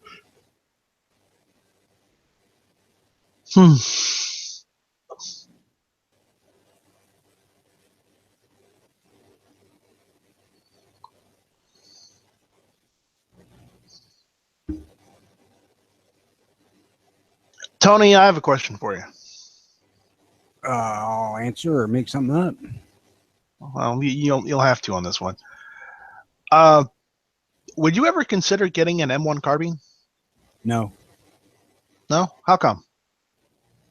Just if one fell into my lap for $300, yeah, but I'm not going to plunk down that kind of money on something that I really don't want to shoot. Well, I don't want to go out and screw up an M1. Even though I reload my own, I could load 4 M1. Right. I don't have that kind of interest. Sorry, what was the question? It's like, if a good price on an M1 carbine, landed in your lap, would you get it? I would, just for the historic value. Granted, what if it's just like one of the after-war or post-war models instead of the USGI models? If it was Same for a good historical price, value. yeah. If it was for a good, just because I can't pass up good prices on guns. That's been one of those guns I've kind of always wanted, even though there's really not much else out there in 30 carbine. There really isn't. I need to think Ruger clarify made a one thing. Black Hawk. Go I for would it. not get a carbine. I wouldn't want one. I would want the regular M1 Grand only, if All I right. got one. Well, I'm just saying that one. because I just checked arms list, and one in my area, someone's trying to sell an old Universal M1 carbine for like $300. That sounds cheap. Really? Yeah. There's a guy around got here the that bill. has a. It's not. Well, it's an M1 carbine, but it's the 22 M1 carbine. Those I've are been- garbage. I was pondering it because he has it listed for 180, and I was like, for $180 for a 22, that looks cool. But if they're garbage, I'm not going to even debate it then. Yeah, I've heard the M1 carbines, doesn't matter the brand, in 22 are worthless. They don't cycle right. For $300, if you got the dough, I would seriously look at that. 'Cause that sounds really cheap. Same. Yeah, so I'm would considering I. it. Like, in it, the guy's saying he's 'Cause I know- emptying his safe, so I guess he bought it and hardly ever shot it. that's probably a post-war. Yeah, it's Universal. Still, even for that price, though, that's worth it. Yeah, for a Grin collection, it doesn't really matter that much. It's got the same aesthetic prominence as a GI version. It just didn't make it there.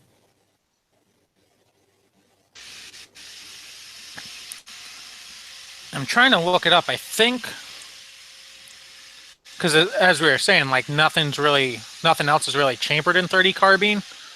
But I swore that Ruger made a Black Hawk in 30 carbine as well. Yes, they do. It's probably the only other gun on the planet that's made in 30 carbine. It probably is. I'm gonna be honest though, for like the longest time, I've wanted one of those. They used to call them the advisor pistols. It was basically an M1 carbine with the stock chopped off the back of it. It's Yeah. just a pistol version. They have them with like the 20-round mags and stuff, and they had that big cone-shaped muzzle brake at the end. I think those just look cool. I have seen what you're talking about. We have a different opinion on cool.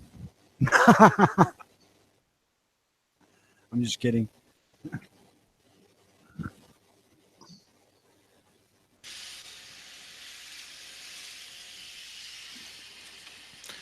I'm actually quite surprised at how often, like, I've been watching Hawaii Five-0, the original 60s TV series.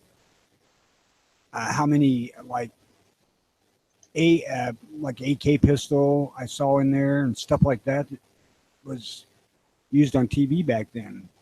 I had never considered it or even thought about it before until I actually seen them on 5.0. Yeah, I wouldn't think that they would have something like that far back. And Like I because feel like I don't know, it may have been something else, but it looked like an 8K to me.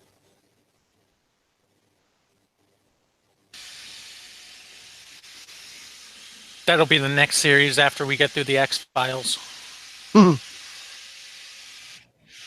There's not many because usually you see the 2-inch Smith & Wesson and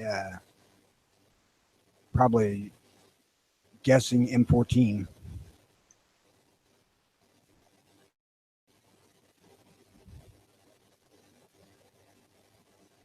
Hmm.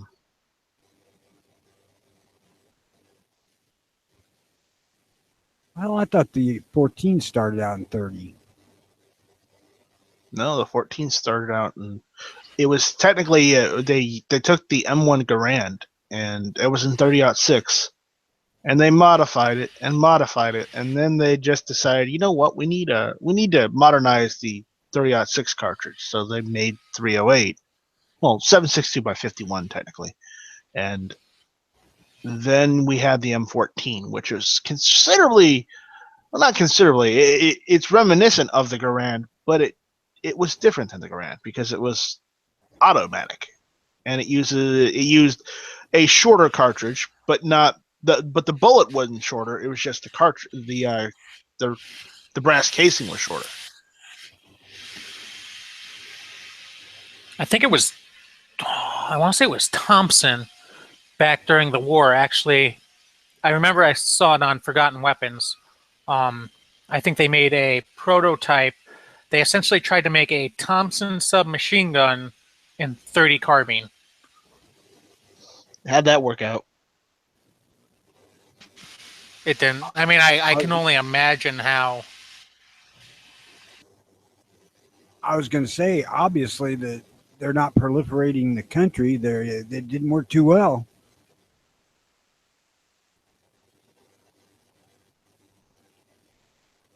They really want to make it wicked. They could have made it in 44 Magnum.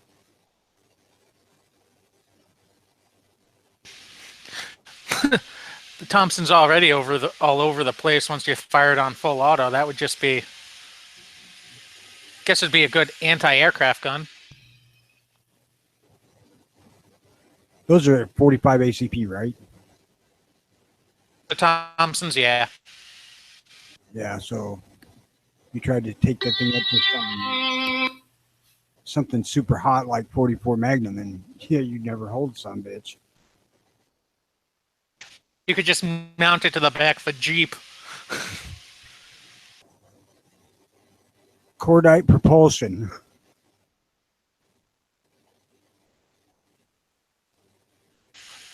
We need more speed, Captain. God, can you imagine those things, the very early ones that were up there like 1,200 rounds a minute? No. Well, like that's, I guess that's why they had those crazy foregrips on the front, just to try to hold on to the thing.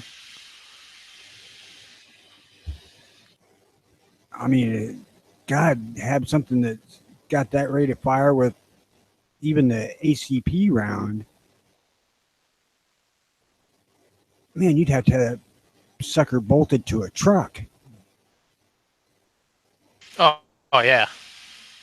That would be the only way.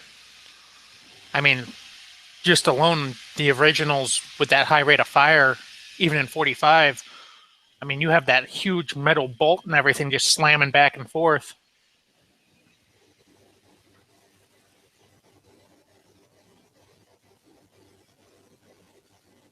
Who is this Kryptonian person, and welcome? Hey, how's it going, guys? I saw you posted the link. I thought I'd hop in. Oh no, we got another Froob. What? How's it going? No, nothing. Good, and you? It's going. Complain. What's? I own a big bore revolver.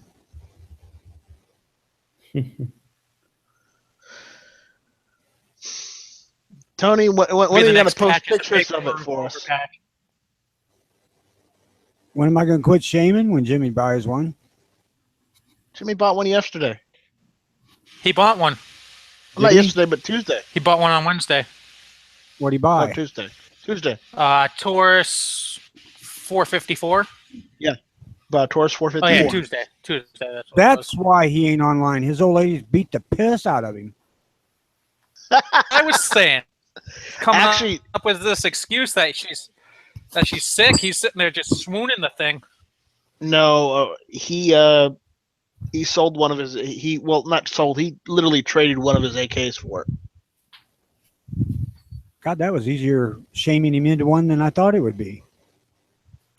Because he got it. He got it Tuesday night, and right before he went on hit or miss with us, and it's like it shows like, quick Night Strike, have Jimmy show off his gun, and I'm like, I don't think That's the only question I asked. You know, this is not that kind of hit or miss. Is not that kind of show. If you want that kind of show, I think you have to pay extra for that. Well, Glock Gal specifically requested that I do a video on this friggin' Ruger. You should. I don't know. I suppose I will, since how she's the lone female fan we seem to have.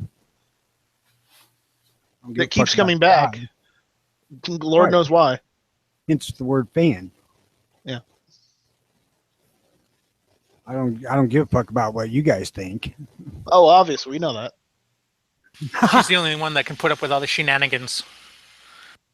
Actually, she's told me that lots of her ladies in the office where she works listens to us. I'm so damn. sorry. No shit, me too. I am so sorry. Now I need to go make myself a sandwich.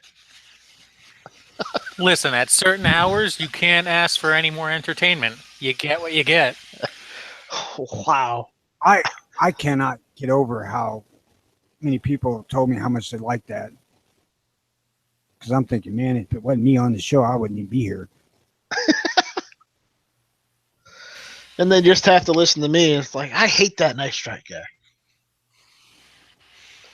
That's probably why I'm their hero, because I try to run you off every day. You got more balls than HBS, though. It only took me about a week and a half to get rid of him.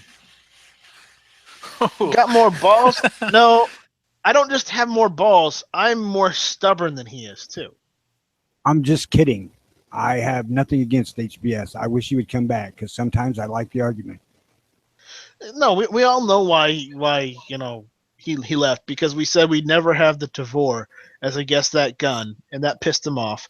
We also said that they need to make a Tavor in the greatest caliber known to man, which was 22 long rifle. That's what ran him off. That's so goddamn funny too, because I don't know where that whole how that got to that point, because the discussion started with what gun would you want if it was a shit hits the fan situation, and every one of us that was there that day said 22, except him, just for the practicality of being able to carry a lot of rounds home was so a thing. Yeah. And man, it just blew up from there. I mean, if you think about it, the Tavor itself is already kind of a 22 because it's 223. It's just not 22 long rifle. It's not a proper 22. I'm actually surprised they don't have like a conversion kit or something for it, because you figure you have your 22 ARs, you have your 22 caliber, HK products, you have your 20 AKs. You'd think, as popular as the Tavor is, someone by now would have come out with some sort of 22 conversion kit or something for it. Well, there seems to be a certain uppityness with Tavor. Like Tavor owners are too good for that sort of thing. Now, I don't know this to be fact. This is just only what I get from the few people I deal with that have them. I'm going to say something really bad in the side chat that I don't want to voice over the YouTubes. Coward. Yeah, I'm just like that. Go for it.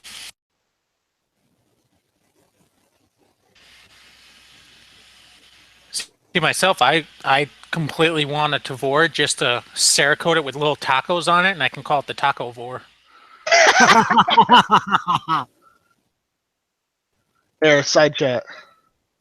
Yeah. Don't say that out loud. Yeah, I don't want to be anti-Semitic or anything. And I'm not trying to be. It's just there's actually a study done, and apparently, yeah. I, I can't answer that. I don't know. I Which absolutely do not think about guns that way. If I don't know why they're going after Tavor, because it's not a great bullpup. There's better bullpups out there. I don't know why if they wanted a rifle, why didn't they just go for like the IDF Defender, or otherwise known as the Galil? I don't know. I have Because never trying been to get a Trying to get a semi-auto Galil's not. Galil, I mean, it's not impossible. It's not impossible. Sometimes you might have to build it yourself or order it to be built, but you're going to spend the same amount of money as you would buying a Tavor, considering the Tavor prices. yeah, but it's not the new. I think and this is my personal belief, is that the Tavor just kind of blew up because it was a bullpup, and anytime a bullpup comes out, everyone's kind of like, "Ooh, a bullpup! This is a bullpup. It's interesting and new." And then just all the reviews for the Tavor, everyone was saying it was the greatest thing ever. Which I've never shot one. I can't say for myself how great they are. I've always kind of preferred the looks and whatnot of the AUG better, but that's just me. I have nothing against Tavors. I just have no desire to own one. If I wanted an Israeli rifle, I would go and get myself a Galil, because I like the Galil. I would get it in 5.56, just so I could use my 5.56 ammo for my AR-15 and my 2.23. Problem solved, job done. Because the Galil itself, just a regular Galil, not the Ace. The Ace is, I don't like the Ace. A regular Galil is just fine as a rifle. So, I mean, it comes with a bottle opener. How fun would that be around the campsite? Hey, you need me to open this beer for you? Let me whip out my Galil. There you go. There you go. See? Instant party right there. I'll open bottles with my Ruger Hunter, man. I'll be responsible for glass fragments when I shoot the top off the damn thing, but bottle will be open. You just have to aim it at the bottle. The bottle will get scared and open itself. Right. I'm not a fan of bullpups. I was into guns at the beginning of the bullpup thing back in the 70s. And all the gun writers of the day really, really wanted to get on board with them because of that real compact package.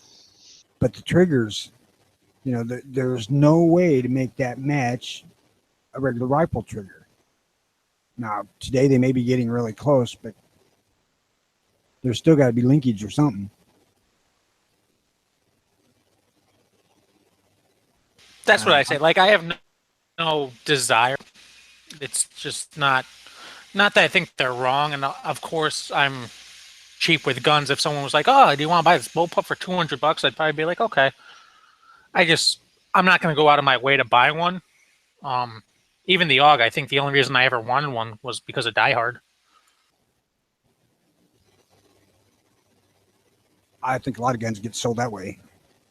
Back to the aforementioned 44 Magnum, they talk about the spike in sales every time there's a Dirty Harry marathon on TV, and then about a month later or so, a spike in used guns at the gun store because people shoot it once and decide it's not that much fun.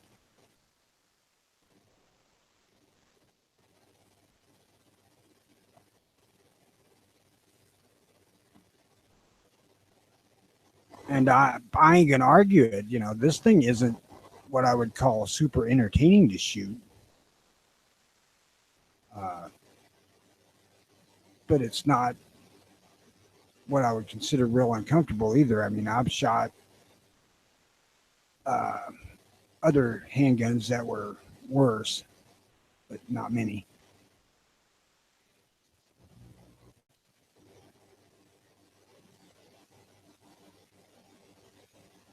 I would imagine, and I may be wrong because I'm going from a long ago memory, that the actual recoil impulse of a High Point 45 is worse on the hand than this thing is, because it's a harder hit into the web of your freaking thumb and forefinger,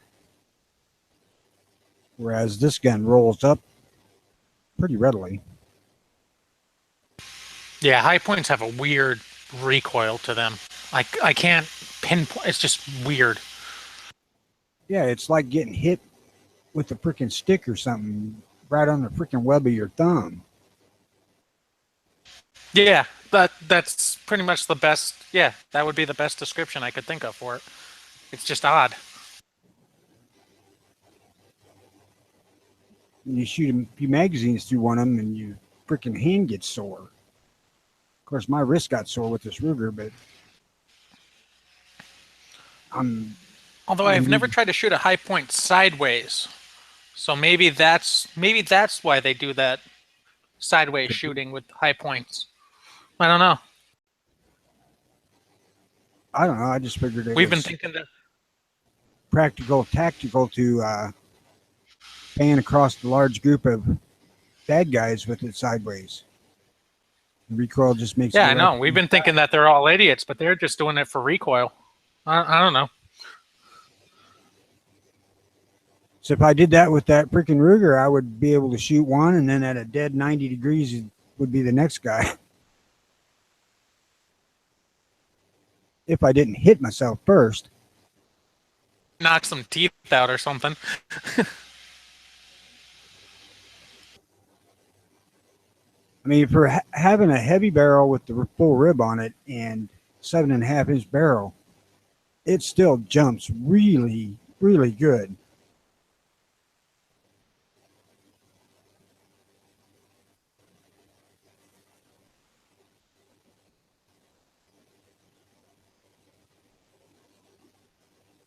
I'm trying to think back of guns that I liked less than like that High Point, and I think the Taurus 709 I liked less,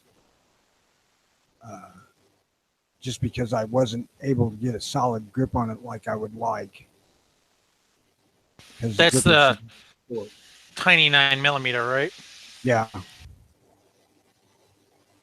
It was reasonably accurate. I mean, you know, for a 3-inch barrel gun, it was as well as I would have expected it to be.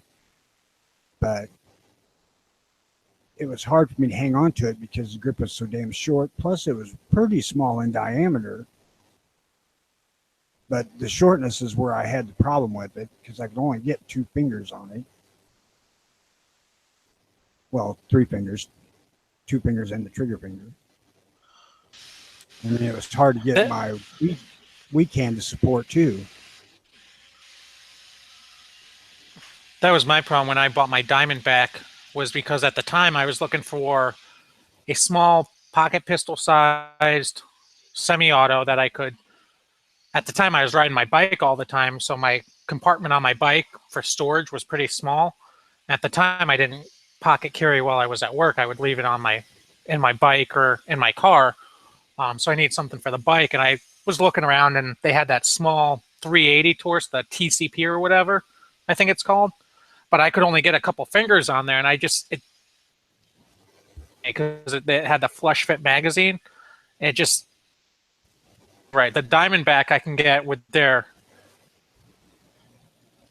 base plate. I can get my full hand for the most part on there, so it's not too bad. But So has the new guy said anything lately? No, I think I scared him. Yo, what's going on? I'm just letting you guys talk. I don't want to jump in and interrupt or anything. So No. If you want to say anything, you jump in. Even if you're gonna interrupt Tony and piss him off, that's okay. Tony is a big boy; he can deal with it. You would know. You interrupt me all the time, you rude prick. I only do that to you. No, you do it to everybody. I probably do.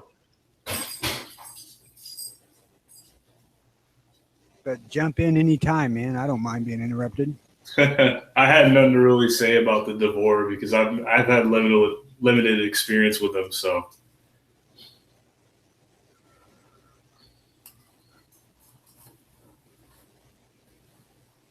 I haven't had any experience with the Tavor itself, but I'm no fan of bullpups. They're just a little too, like he was saying earlier, overpriced to where I would rather spend the money elsewhere. So Get an AK or an AR if you want. If you want a good rifle. Tavor money, you could set yourself up in a really high-end AR.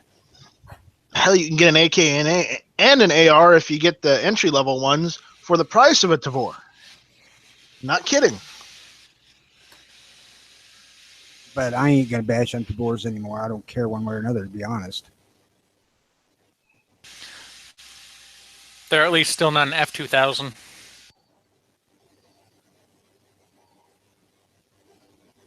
I'm not a big fan of any of those modern sporting rifles, black guns, assault weapons, whatever the fuck you want to call them.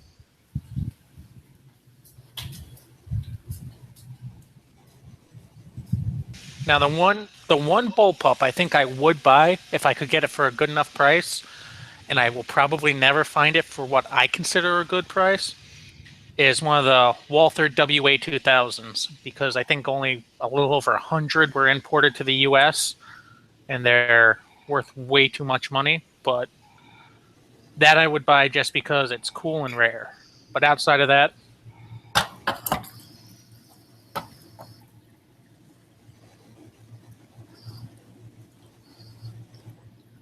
I really know zero about that, so I couldn't add anything. it was the WA2000 is a wooden sniper rifle that Walther developed after the whole Olympic Games issues that they had in Munich, Germany. And they built the thing initially to be a police and military sniper rifle, but it was just, they're great rifles for shooting and very accurate, but they're just so expensive that no one bought them up because it was. So there's a couple floating around in Germany, obviously, where they're from, and then I think 100 actually got imported to the United States. That's what it's all about, though, owning stuff that other people don't have. That's the best part about it.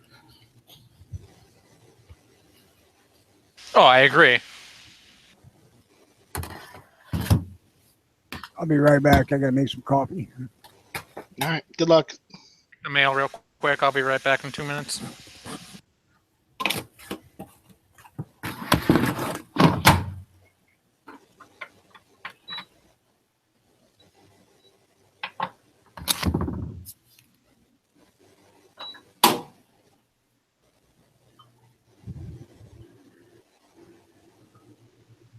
So Night Strike, you got good deals at gun shows near you, or what? No, I've been looking at Arms List. I always check the forums and stuff. I check it probably daily. See if there's anything good out there. I check Arms List. I also check if you want some surplus guns, or if you just want to look for a good deal, go to slickguns.com. Yeah. Another one is wikiarms.com. Okay. Because WikiArms not only does, they used to just do ammunition, but they branched out to gun parts and firearms now. So sometimes they can find you a better deal than Slick Guns can. Yeah. But I check those two sites and then just whatever I can find off of Arms List. Because I don't mind if a rifle is cheaper and in a different state, but it's being sold by like an FFL. Yeah. If they're willing to ship it to my state, and if it's a good enough deal where, I have to pay for shipping and the FFL fee, but it's considerably less than what I'd pay as opposed to buying a new one in state or a used one in state. Yeah. And then I'm going with it. And that was the deal with my C308. It was $500. Wow, that's a good deal. Yeah. So I had to pay shipping, but I don't mind paying shipping. And they didn't gouge me either, so there's a plus there. I had to pay FFL, but my FFL only charges me like $25, so wasn't that bad. So, end of the day, about probably $565 all in all, Yeah. which is still better than, I know Classic Firearms had them on sale for like $5.99 over the Christmas season, but that's still 30 or so dollars more than I wanted to pay. Classic would be a little better if they offered free shipping on their stuff or something. Like that's where they kill you with the shipping. Or if they're or they use the postal service for some of their. You're cutting out pretty bad. Am I cutting out or is he cutting out? Yeah, you cut out really bad, man. I didn't hear anything you said. How about now? All right, yeah, now it's good. I don't know what was going on there. But yeah, if Classic Firearms use the U.S. Postal Service for some of their, some of their stuff, Yeah, it wouldn't be so bad. Like if it was magazines or if it was like any accessories or anything, yeah, that wouldn't be so bad if you're just sending it from point A to point B. But they are set on using like FedEx or UPS, and I'm not paying $25 for a magazine that only costs like $15. yeah. You gotta be out of your fucking mind. So I go somewhere else. I mean, the maximum I'm gonna pay is probably like $10 or $12. Yeah, I bought their Makarov, so it was a good $16 to $20 for shipping. So, and I got the Tokarev before they just raised the price. So, Yeah.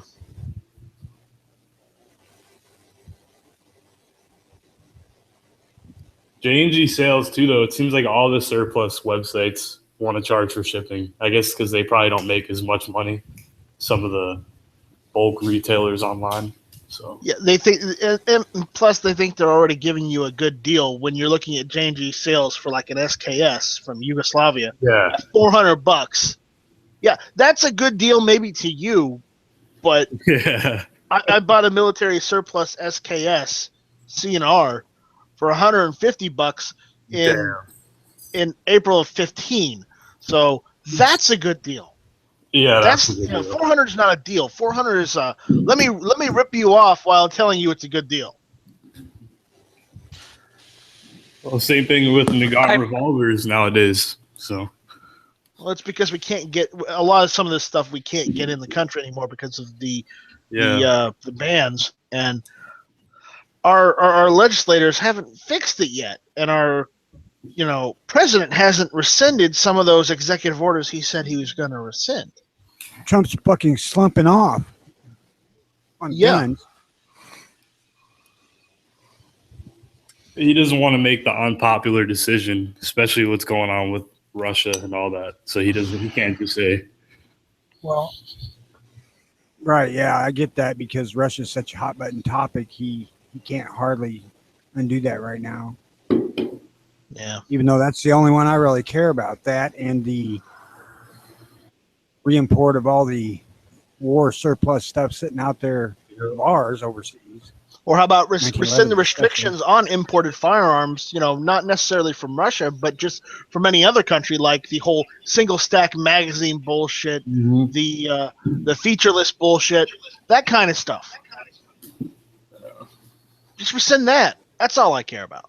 Let us get those Koreans, those South Korean guns that we sold to them back into the country because they were from here. Yeah, we want that whole freaking warehouse full of 1911s. And a matter of fact, I'll give them my address where they can bring them. it's a win-win, though. Everybody makes money, each country, so I don't see why not. Because Obama was president. Makes no sense from a financial point of view. Well, remember, Obama isn't a financial guy. He was a let's stick everyone up in the ass with legislation and take away your constitutional rights because you don't need them anyways. You don't use them. I wish I never mentioned the fucker's name because I don't even want to think about that subject anymore. Neither do I. Let's drop him like Yeah, a. it left a bad taste in my mouth. I don't want to know what you've been doing. Anyway, so moving on.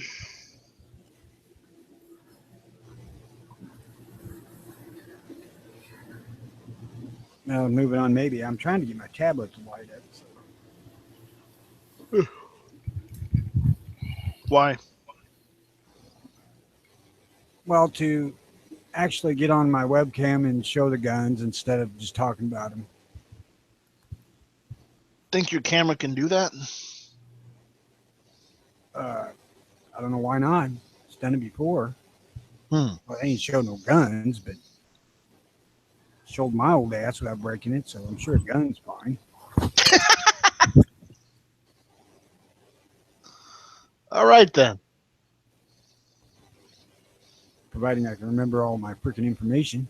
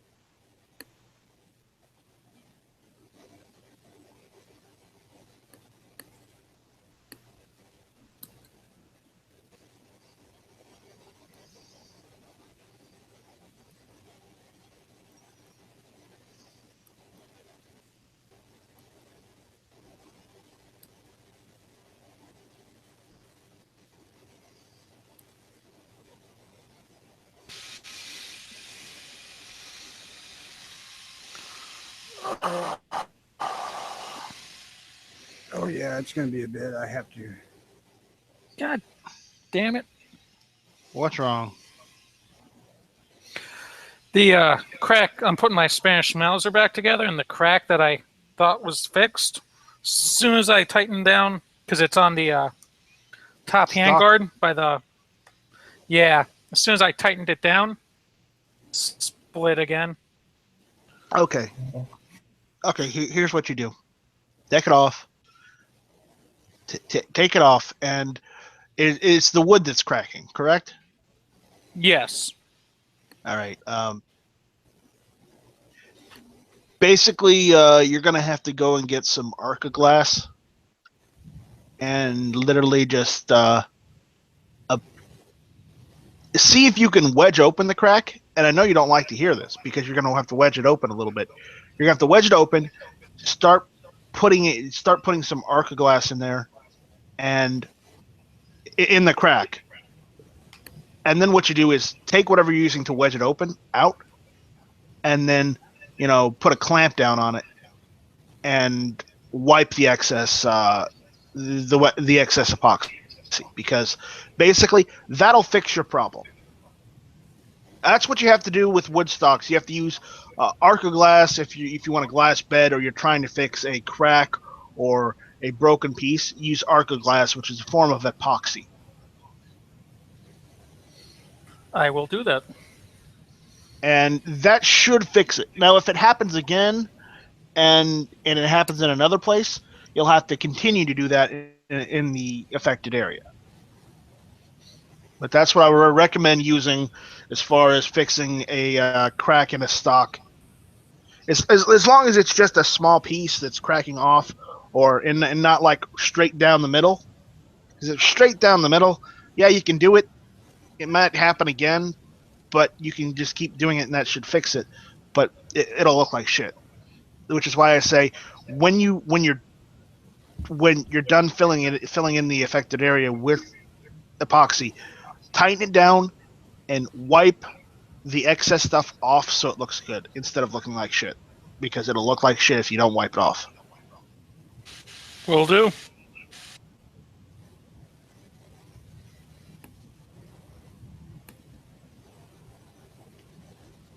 You guys any come across a good Luger deal of your years of collecting? The only Luger deals I've seen lately is Classic Firearms. And yeah, you could use hot Same, resin. and I don't know if resin- those are really deals. Those you aren't. should deals. use. You could use hot resin, but the issue is with hot resin, you have the chance of burning yourself, and if you don't know what you're doing, I wouldn't recommend doing it. It's So.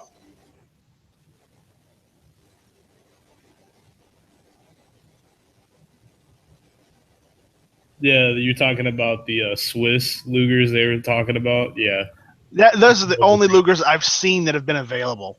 yeah. I know they're not really deals, but they're the only ones I've seen out there lately. same. Aside from the ones on Simpson, you know, whatever the website PBR is always going on about. Hey, you can get all your milsurps here at ridiculous, outrageous prices. If you want to overpay for milsurps. Granted, they're good milsurps, but some of them, why are they that high? Because they're original and they're certified. Well, that's great. Well, the thing with the Lugers is no one right now, to my knowledge, outside of Classic is selling them. So Classic can kind of monopolize on the market and do whatever they want with it because they're getting them in bulk.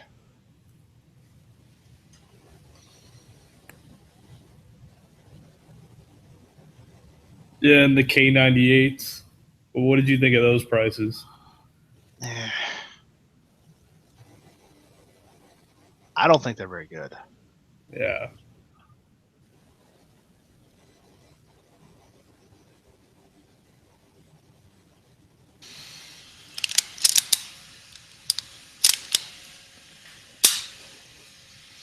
What are you playing with? I was just putting the bolt back in. In what?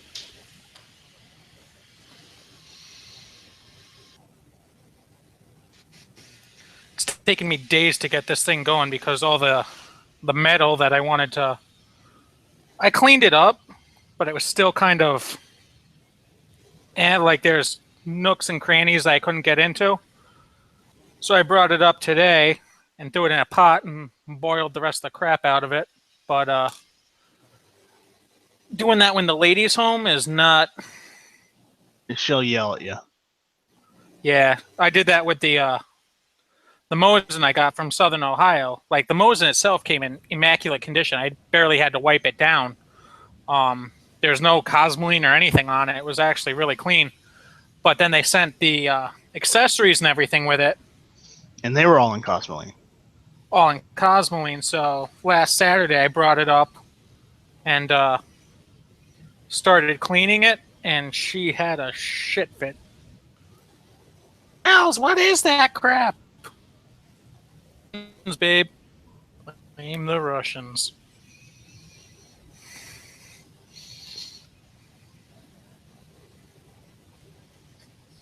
You use mineral spirits, or what were you using? It smelled so bad. No, I was just boiling the oil bottle that it came with. I just threw it in a pot and was boiling it out. The Cosmoline that came off of that thing was...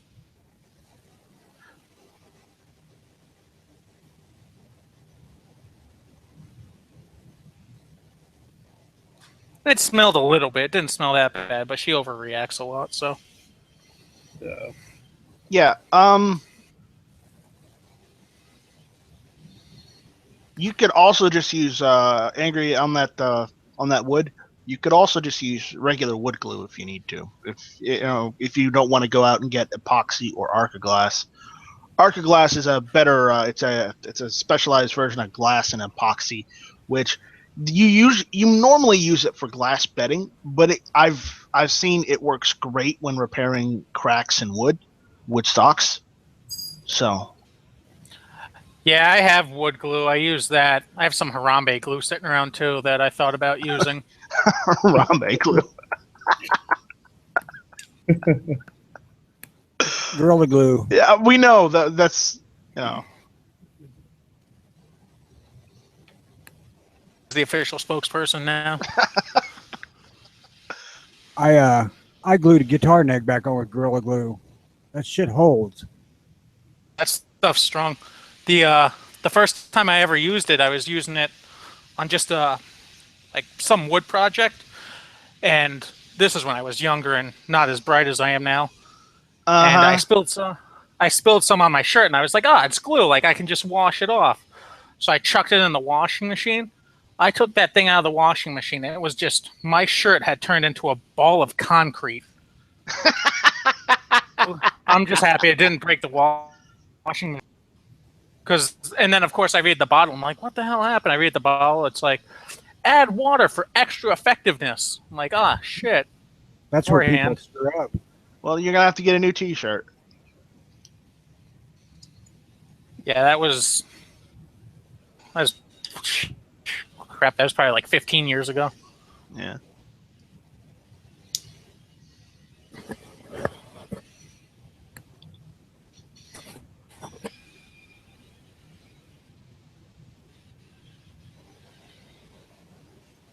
Oh Christ, do I really look that bad?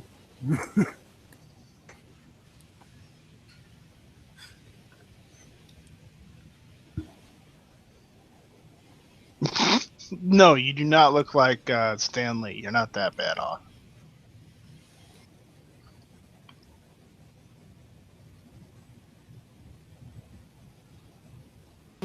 Ooh, pretty.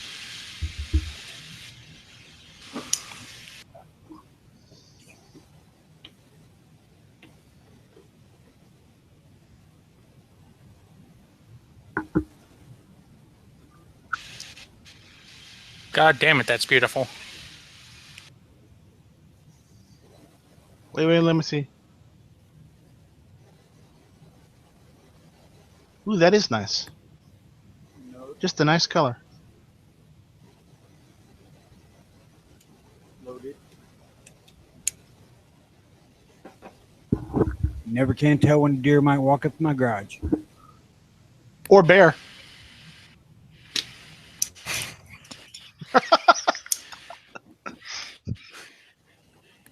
Bears are somewhat unlikely, but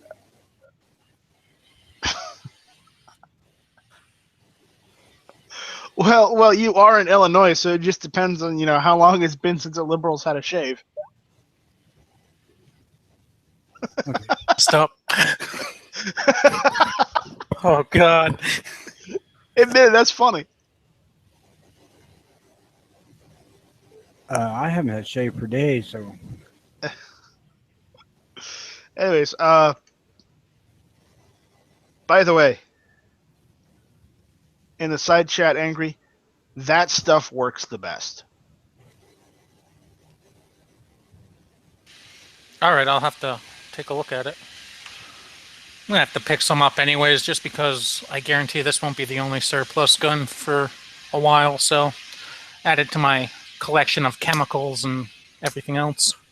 Yes, you can use it for glass bedding, but it also works great repairing cracked or broken pieces off of wood stocks. Do you know?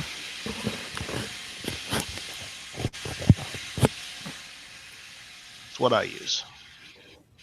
people really screw up with Gorilla Glue is they don't wet the surfaces they apply it to beforehand. Well, the thing is, some epoxy doesn't work if you've soaked the wood in oil, and the wood is taken all that oil. Now that doesn't mean cosmoline. I mean oil. So, you'll have a little problem with that if you've soaked that stock in oil. How you, Dano? All right, the Is chipmunk that Dano. Alvin and the Chipmunks? Dano, is that your Alvin impression, or is it Theodore or Simon? Apparently so. He's gonna give me shit for it.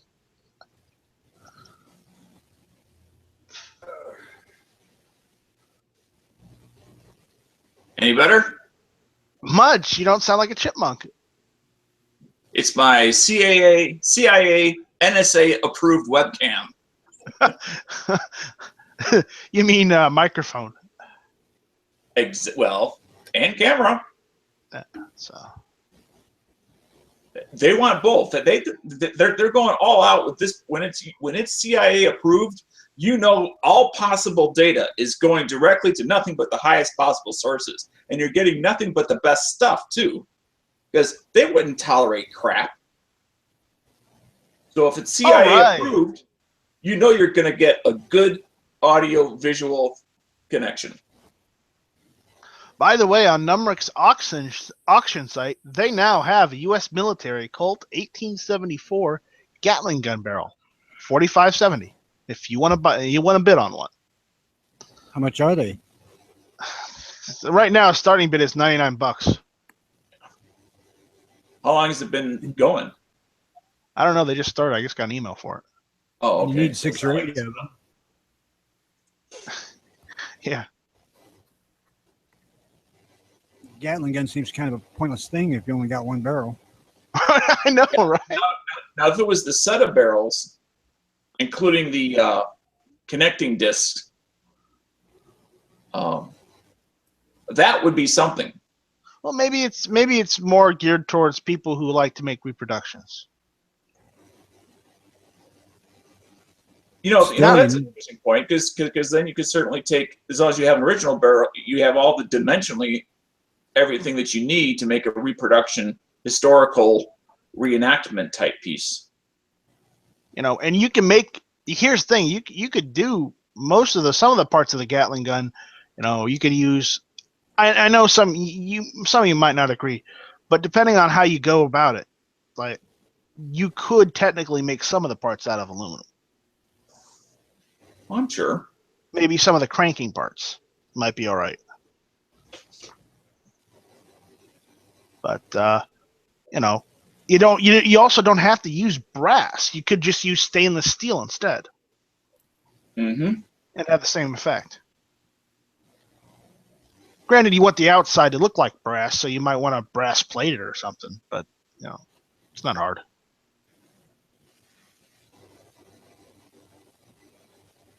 Well, it's not hard to have done, but it's hard to do yourself if you're going to do it yourself.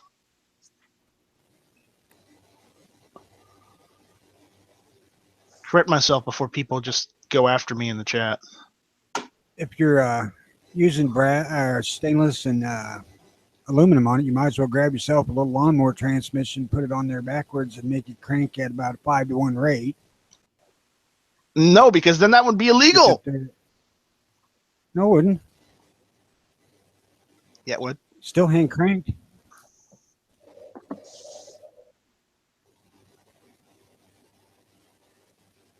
No, it would be illegal. You cannot put a motor or engine on the crank. It's not a motor or anything.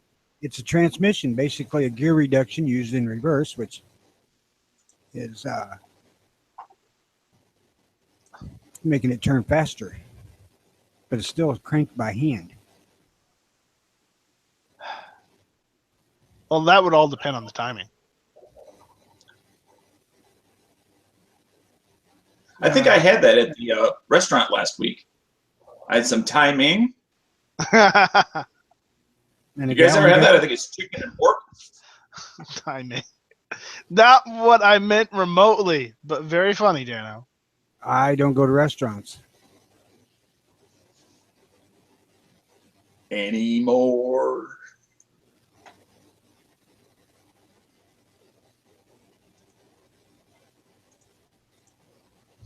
Hashtag 9mm matters. Not since I got 44 Magnum. And not since Jimmy got to the 454 Casull.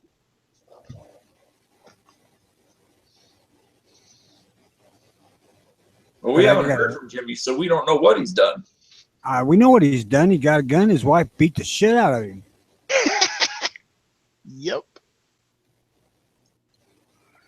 Now, did he really pick one up? Yeah, he did. He showed it on Hit or Miss. Go watch Hit or Miss if you haven't watched this week's episode. He showed it on camera. During the show. Dirty. I really got one too, and I showed it on this particular lobby just before you got here, Dano. Oh, you have a 454 Casull? pissed? No, I got a freaking 44 Magnum. Oh yeah, your 44 Magnum. I was aware that you got that yesterday or the day Yeah. before, something like that. But I actually showed it to prove that I had it.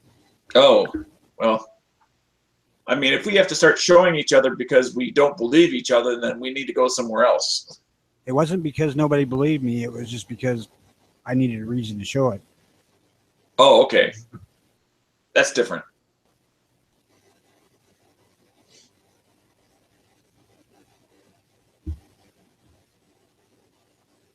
Generally speaking, I'm too lazy to get my freaking tablet out and fire it up, but I did that today. You know, something that I was looking at today, I was expecting a workman to possibly come over. So I was doing a little straightening. And I had some 3030 brass cases out that were, I don't know why I picked them up from the range. I just did. And I was looking at it as compared to like a 7.62 by 39 case. Then I looked up the ballistics. And of course, they're not the same, but they're not all that far apart either. I'd say they're pretty damn similar ballistically. Yeah.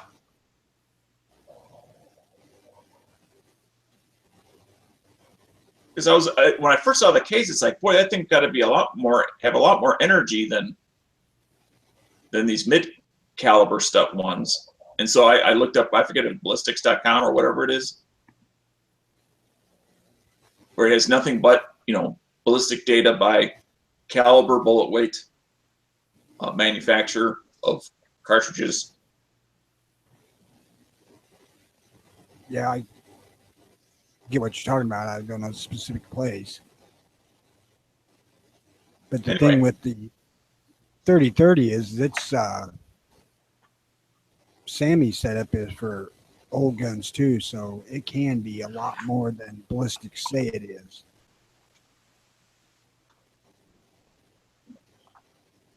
Let's see. It's ballistics101.com. That's where I was at. No, and it's nothing but you pick either handgun or rifle, and then you just simply go down to the caliber, and then up comes the charts of the, doesn't have every manufacturer, but most of the common ones.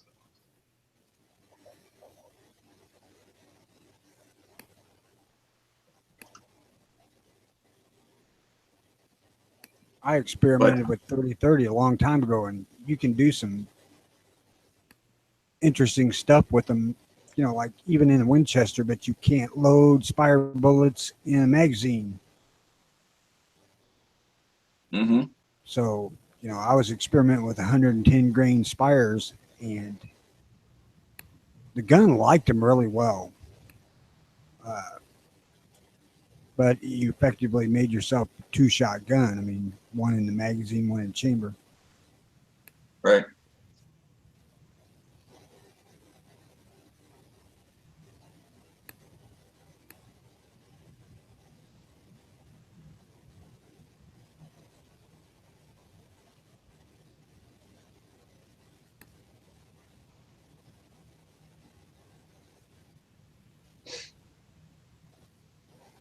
So before I jumped in here, I just overheard, because I was listening from the outside, but I was in the other room.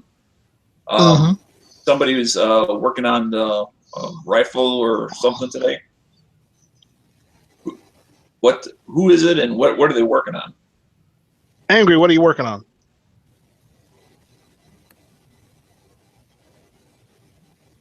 He ran off. Yeah. Evidently, mid-afternoon nap. Yeah. Okay, Dano, I want to know what the hell is going on with your state. You have to be just slightly more specific. Okay. It is Illinois. I'll give you that one. But I saw it this morning. Illinois bill would authorize gun confiscation without owner's input. Well, Oh, Christ, we apparently, covered that the other day. and I say that because I like that word, apparently, you missed the recovering of that exact subject in yesterday's Daily Gun Show. where I gave And various details. And then Tony had mentioned it previous to that, as well as he was in the outer chat and helped contribute some additional information as well. But yes, that's the sort of thing that comes up almost every year. Including, that's the same thing with the trying to serialize, cases, brass cases once they're Microstamp. fired. That kind of technology that doesn't work, but they try to legislate it. That's the sort of stuff. It comes up almost every year. Now, that doesn't mean that we can blow it off and not be concerned about it, because the moment you let your guard down, that's when that kind of shit passes. right. But yeah, it's we are just a few votes shy of folding over, whether you want to call it a California, a Hawaii, a New York, a New Jersey, or some other oppressive freedom state.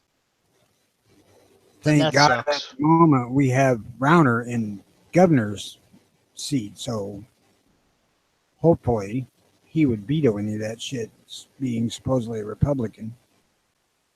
Right, but we learned our lesson with Kirk, didn't we? Kirk never even hinted that he was really a Republican. Well, I'm just saying that when he first ran, some people that may not have may have thought, well, we'll give him the benefit of the doubt. That was erased after his first term.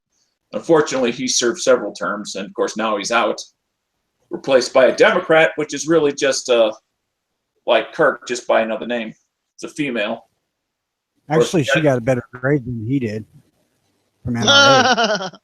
That's funny. She's actually She got one of the F. sponsors of one of the anti-gun bills that's in there. I'm not Not- saying she's good. She got an F. He got an F minus. Oh, gotcha. Yeah, it's that Tammy Duckworth bitch. Yeah, she's another one that has no business governing. And she puts it out there. Oh, I'm an Iraqi vet, Iraqi war vet. She did serve. I have no idea in what capacity, and that's certainly no credential to say, well, then you're pro freedom, pro Second Amendment. That does not mean that at all. No shit. there's 'Cause a she's lot- absolutely not. Yeah, I mean, there are, for people who have not necessarily been in the military, the military takes all types.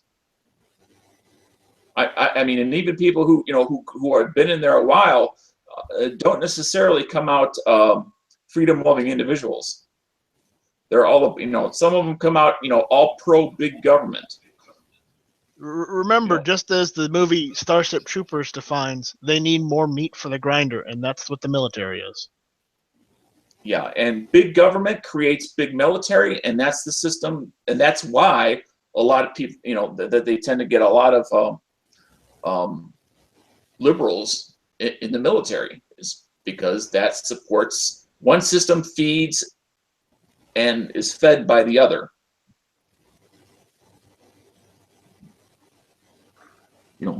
Can't have a big military without big government.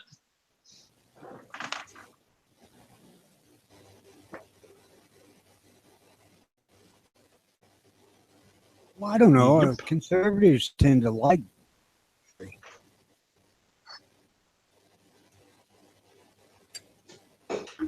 That's true too.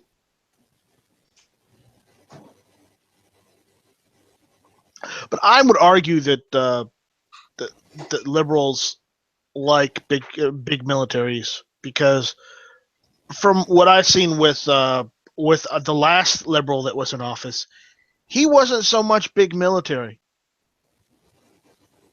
He actually avoided several conflicts because he didn't want to, intervene.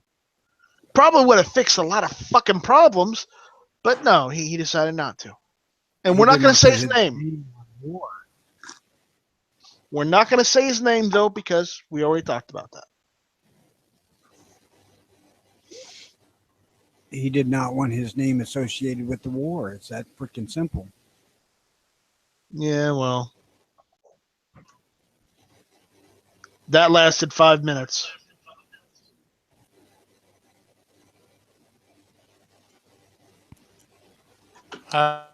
Jimmy's been cleaning his 454. Ah, you're back, Angry.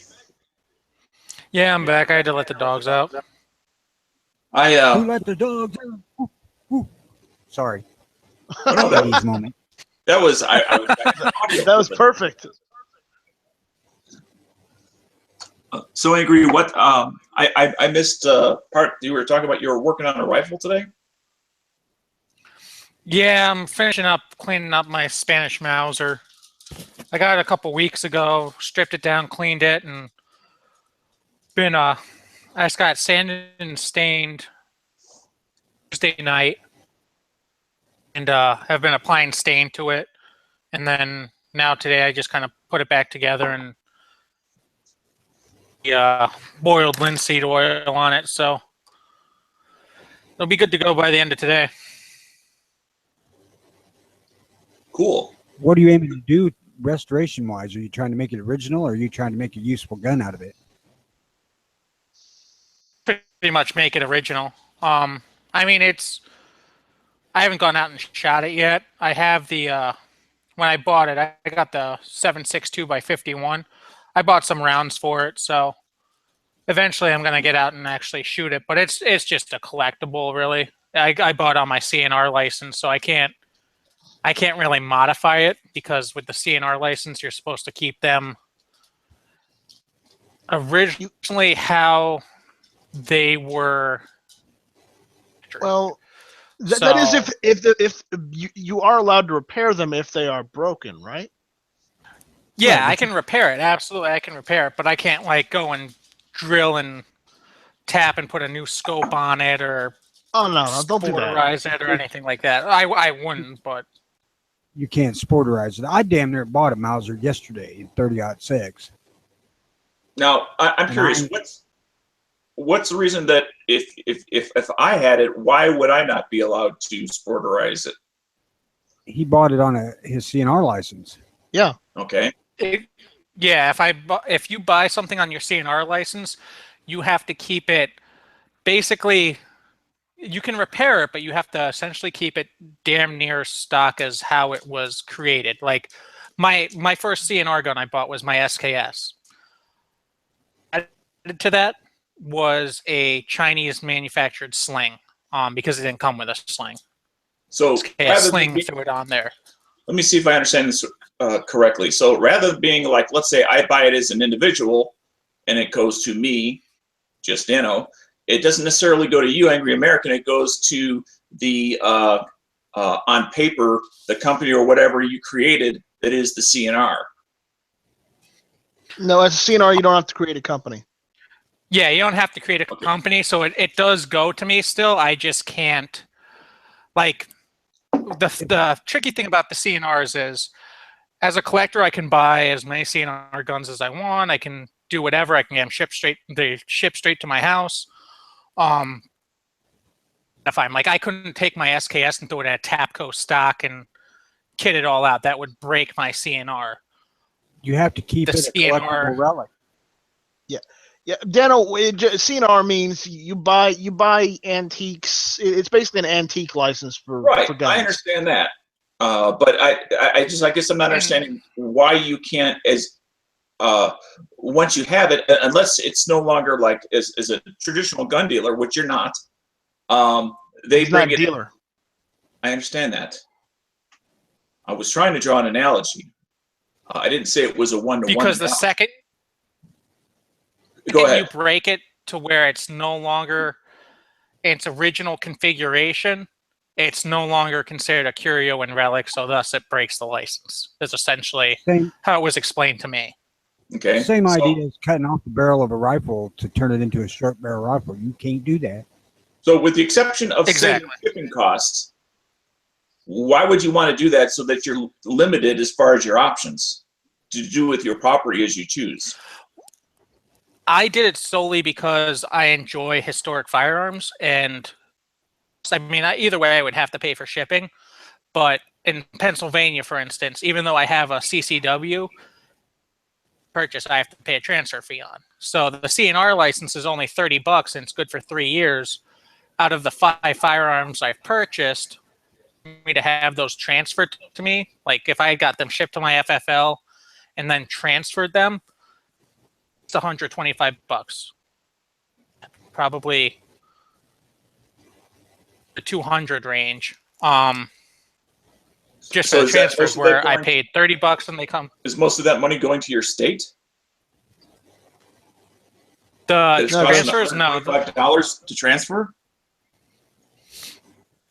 no, I believe it just goes straight to the shops. But we do have to. Pennsylvania is weird. I mean, because I can transfer for Private- $20 a firearm. Yeah, which I mean, off the shops around here, like my one shop, usually I think they charge like $25. I know one of the shops around here charges upwards of $40. I've never bought from them, but I've just heard that their transfers are around $40 a transfer. Yeah, I do understand the The convenience shops of are having around it delivered 25 to to your 30 door. bucks. You know, having it delivered to your door, which I understand the is- convenience of that. Yeah, and that's the main reason I do it, because a Spanish Mauser, I'm not gonna Mhm. need to customize on the thing. I mean, I'm keeping it for historic value. Same with my Mosin Nagants, like just gonna modify them really in any way. If I wanted to, I could have gone one of the local gun shows and pick one up and modify it at my means, but I don't really have a need to. I just like keeping most of the rifles in their historic locations. So there's a historical aspect of it, like my my M57 that I bought, my Tokarev, but on my CNR license, I have no need to means. Mm-hmm.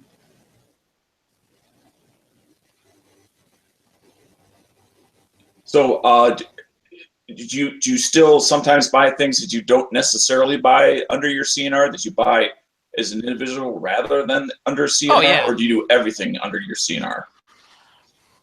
Oh no, I still go to my local shop and buy stuff all the time. Like I've since my CNR, I've bought I don't even know how many guns, but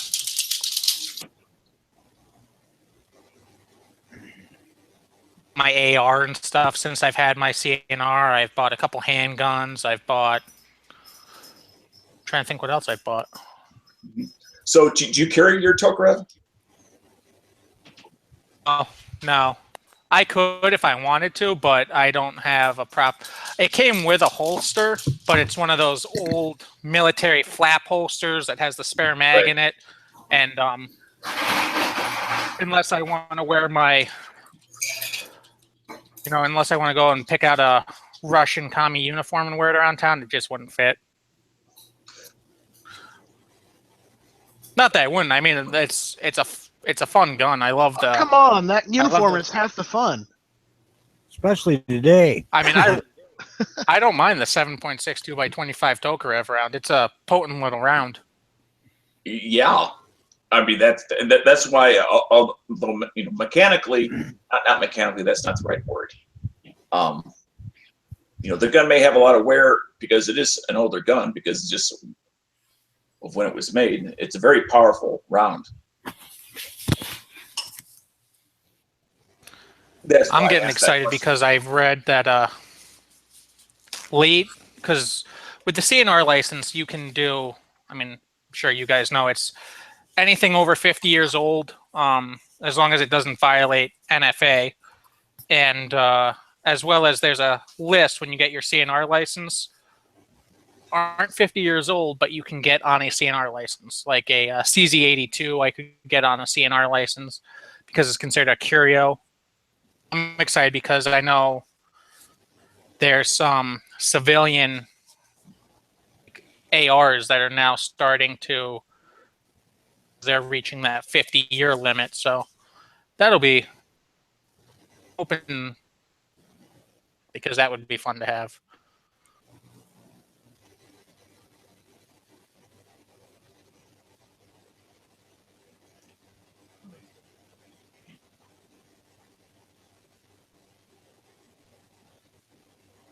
I'll keep, like I was telling Night Strike earlier, my license, I think it's good for 3 years. I believe my license runs up in November of this year. But I'm just gonna pay the $30 and renew it because every year more and more guns make it onto that list as guns get older. The list. So I'm just gonna keep Right. renewing it because it's. I mean, I bought a got them shipped straight to my door, and I paid less than $500 for the two of them. And I got essentially two bolt action rifles that, if I needed to, I could go out and hunt with them. Neither one of them's the most practical, but I could, and they're just fun historic rifles to have around. Right. Now, does if said CNR rifles do have like original military issue scopes or whatnot for them, does that count? Oh yeah, that's fine. Yep, That's fine. absolutely. All right. And I mean, bought, like, let's say I went and I bought a Mosin Nagant sniper or something like that, but it didn't come with the scope. I could put a original scope on it, and it would meet the criteria. I just can't modify it to the point where it's no longer accurate. Right. Like if I wanted to go buy a Garand and then buy one of those, like Garand, the sniper scopes that they had for the Garand that you can basically Right. not find. But if I found one, I could throw it on a Garand if I wanted to, and it would still meet requirements. Okay. Gotcha. Now, are you mostly interested in like U.S. milsurp, Western European, or are you also interested in like Eastern European, Russian stuff? You mentioned the one because Most of my the AKs, those are over 50. Some. Yeah, most of my stuff is Eastern European. Well, the thing with the AKs is there's not, granted they're over 50, but there's very few, if any, that I know of, civilian AKs, because most of the AKs that are over 50 are still old USSR, full auto capable AKs, which that does not fall under a CNR license because it's full auto. Mm-hmm. But once I have the license long enough, I can start finding civilian AKs, then I can get those. But most of my stuff right now, I mean, with the exception of the Mauser here, and I guess technically my SKS, because my SKS is Chinese, is the Eastern European, Soviet stuff, which I can't say is necessarily that was what I am into. I got them because they were cheap and affordable. So I think most people have done that. like I would love, yeah, I mean, I Yes, would love we to have. pick up a one carbine or some old Winchesters or some old or something like that, but just finding them and price points that I can, yeah, that's at this point not feasible.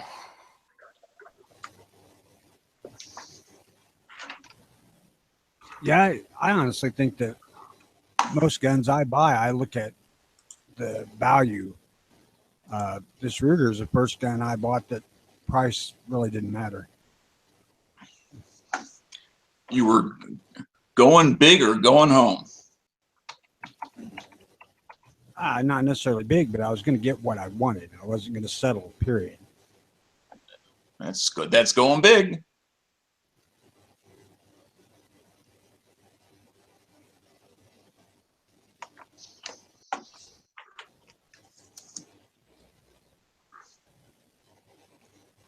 Shit, I should have run up and picked up 2 long guns I bought. Oh, I forgot all about that. What kind of long guns did you? I got a Remington 742 and a NEAF handy rifle and 223. What kind of a 223 again? NEF handy rifle. I'm not familiar with that. Is that Just a little cheapo single shot break barrel rifle. Okay. Is it meant for like kind of long distance hyper accurate type stuff or what? Yeah, it's basically a cheap Barmageddon. Oh, okay. I bought it just to give the old lady a center fire that wasn't going to beat her to death. Gotcha.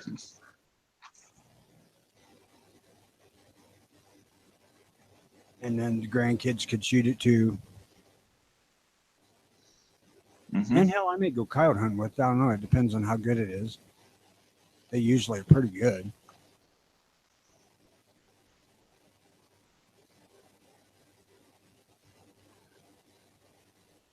The 742, same thing as my 740. It's just the next model. What I just know and name the Remington 700 series. I don't really know, and that it comes in various calibers. So what's the 742 is a semi-automatic, okay? 4-round magazine, one in the chamber, 30-06, both of them. Looks like your 870 basically to look at it from a bit of a distance. Mm-hmm.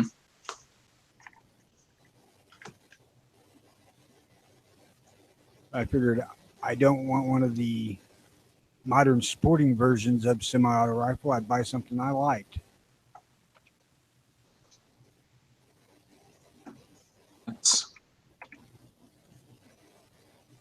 I'm assuming most people buy what they like.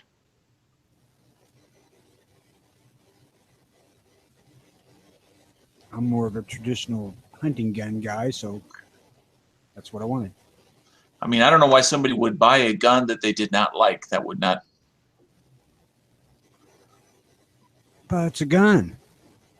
Or are you saying that some people buy gun X because it's has a certain cool factor? Is that what you mean? I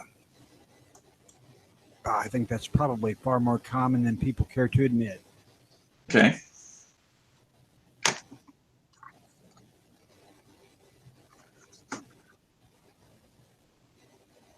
I'd seen something just today. We're talking about the surge of sales of Smith & Wesson 29s after Dirty Harry marathons on TV. And then about a month or so after that, there's a surge of used ones on the market where people have shot it once and didn't like it.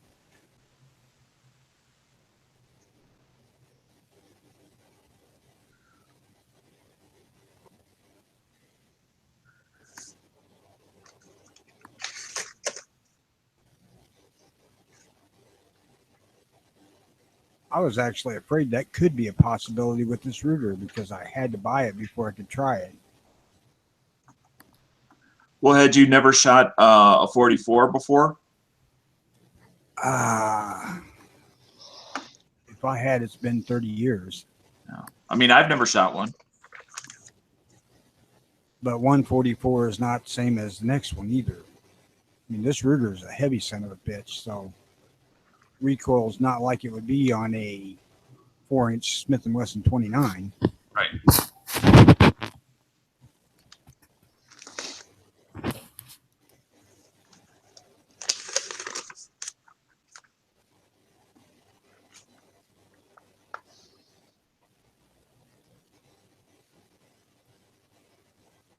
I knew that I could make it work for what I wanted. I just didn't know if I would enjoy it or not, which I did.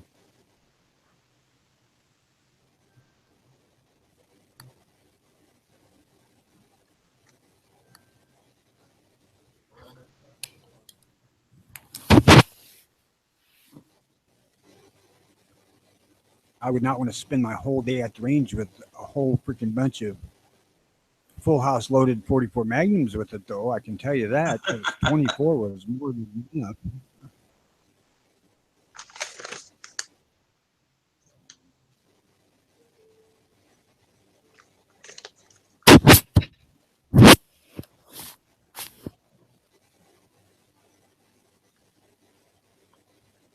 The hell, same with that Taurus 709 I had. I wouldn't want to spend a day shooting that thing either.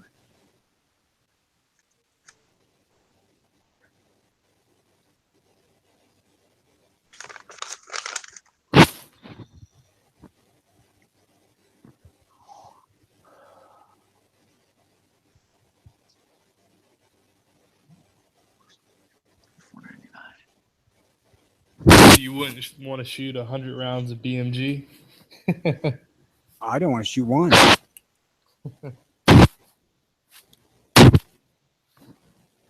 Depends on the platform. Yeah, and what truck it's bolted to. I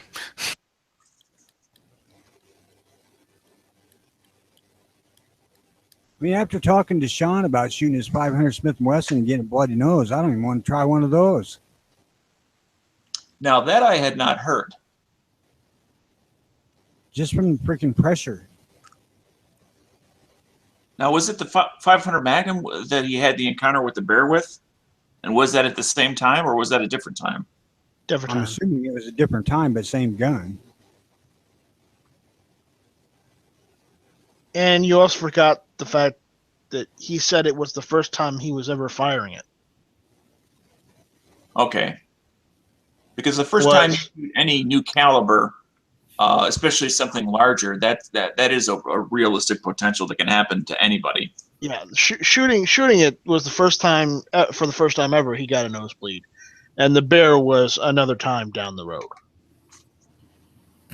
At least I believe. We may have to ask him about it.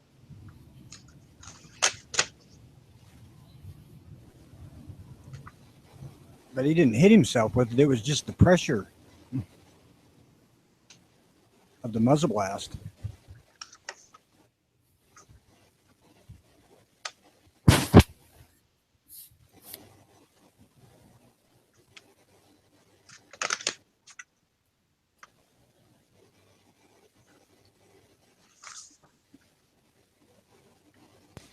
It's just a nosebleed. Lets you know that it's working properly.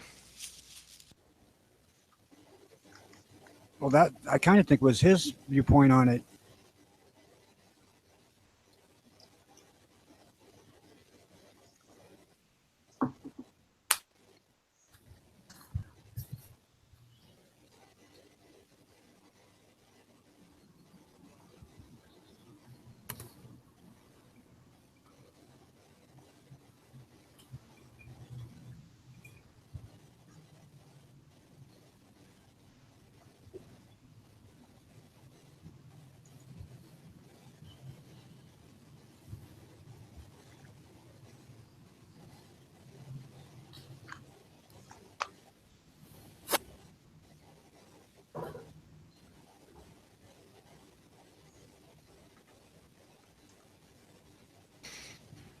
Have you had any better luck with your car, Dano?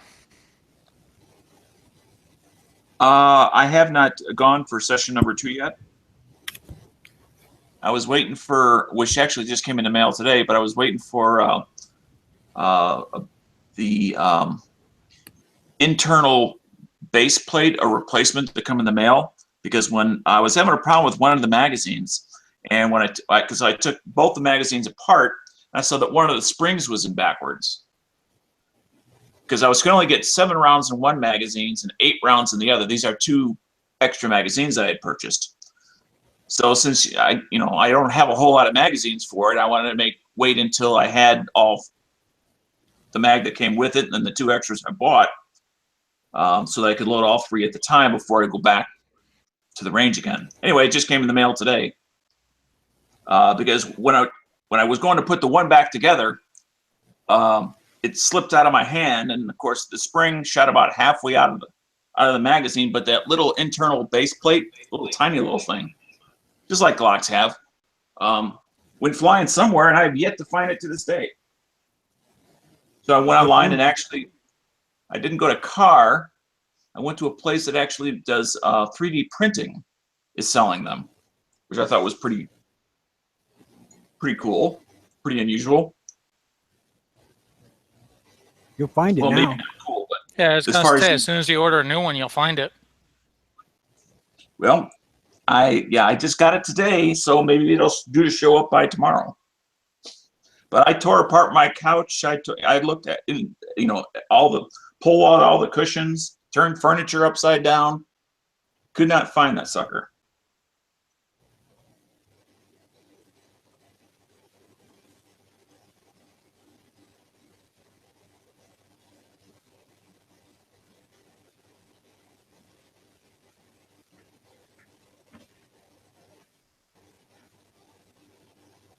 Hell, I just noticed a 44 empty laying over by my freaking press.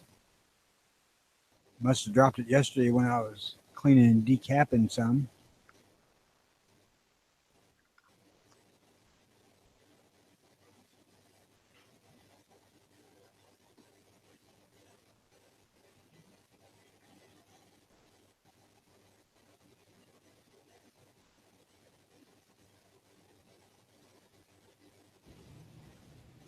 So, what do you guys think of Gunbroker? A lot of good experience with them. I've never used them myself, so I can't speak to them. Nor have I've I. gotten parts off of Gunbroker, so they're good for parts if you need to order them. But I actually purchased my car new in box through Gunbroker, Oh, okay. and it was a FFL dealer, a brick and small, just a, I was gonna say mom and pop, but just a pop out of New York State. Yeah. And the guy sent me email, great customer service. Asked me, to just drop him an email when I got it in the mail, just so we could verify that everything was there. It was a real proactive seller, and I think the experience is going to vary on a seller by seller basis. It's not Gunbroker Yeah. that's really the question mark. It's the seller on the other end.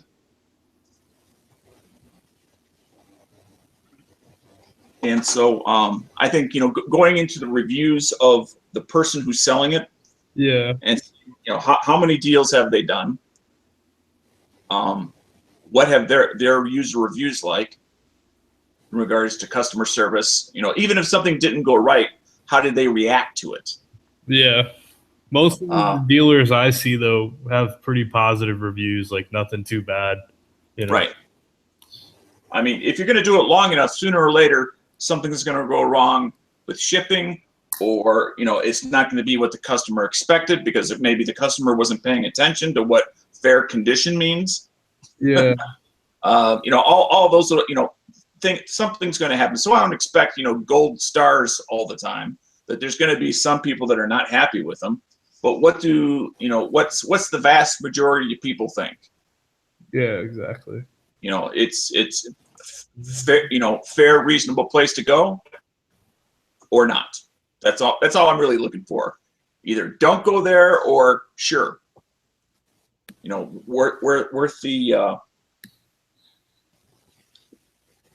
Worth trying that particular dealer out. Yep. And then if you're buying from an individual, then you really got to go by the photos. And like if I text somebody or ask a question, how do they get back to me within 24 hours? Because I don't expect that they're hanging, on the line to hear from some potential buyer. But at least within 24 hours, if it's still a couple of days away from coming up, do they reply? And if the question needs a photo, like if I want to see a close up of something, do they just automatically get the camera out, take that photo, and I get that photo within 24 hours? Or in 24 hours, I'm still waiting, I got nothing. So if somebody doesn't have a lot of sales, I kind of go by my interaction with them by asking questions as far as whether I should proceed or not. Yeah. People on Gunbroker try to overcharge way just ridiculous amounts that nobody's even bidding. Oh yeah, it is just like going to a dealer. It's buyer beware. Is somebody trying to make profit on shipping? That sort of thing. In general, like they're starting, like there was a Russian capture Luger P08, and their starting bid was just super high, and no one even bidded on it, and they didn't sell it, of course. Yeah. All my local shops around here too, in the general like 50-mile area, they're all ripoffs. So I never buy local. So I got a question for any of you guys. Any of you have experience with trying to do a consignment sale from a local? And if so, what was how did the deal work out? Like, did they want a flat fee over what you wanted? Did they want a percentage? Now, sometimes I trade with them for accessories and stuff, and sometimes I just take whatever I get, you know? Well, that's turning it in for cash. I'm talking about a Yeah. consignment where he's going to hold it on his wall for some other unknown customer. Oh, okay. I've never done consignment, no. Oh, okay.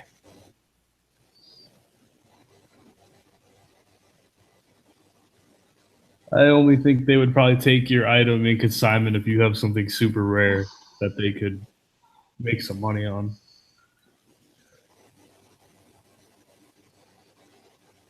Well, as far as cash, I would understand they're not going to take anything that that there's no meat left on the bone for.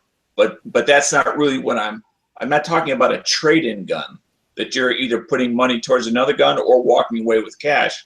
I'm talking about that I don't get a penny and the dealer doesn't get a penny until that gun sells. Yeah. And then either one of two scenarios typically has happened. I was just worrying about your experience. Either the dealer wants a certain dollar amount over whatever you sell it for, because that's how he operates. Maybe it's $100, so you have to price yours accordingly. And if it doesn't sell, you lose nothing, but he loses nothing. And the other is sometimes they'll do a percent. They want 10%. So obviously they have an interest in selling it for the highest price with a percentage, as long as their percentage is not draconian. We do a lot of consignment sales where I used to work. It's not guns, mind you, trailers, but it's 10%. Okay. That's just how they roll. I was just wondering if different industries did things slightly different because of, regulations and number of places you can go to. I mean, where I live, it's not like we have a gun store, every mile down the road.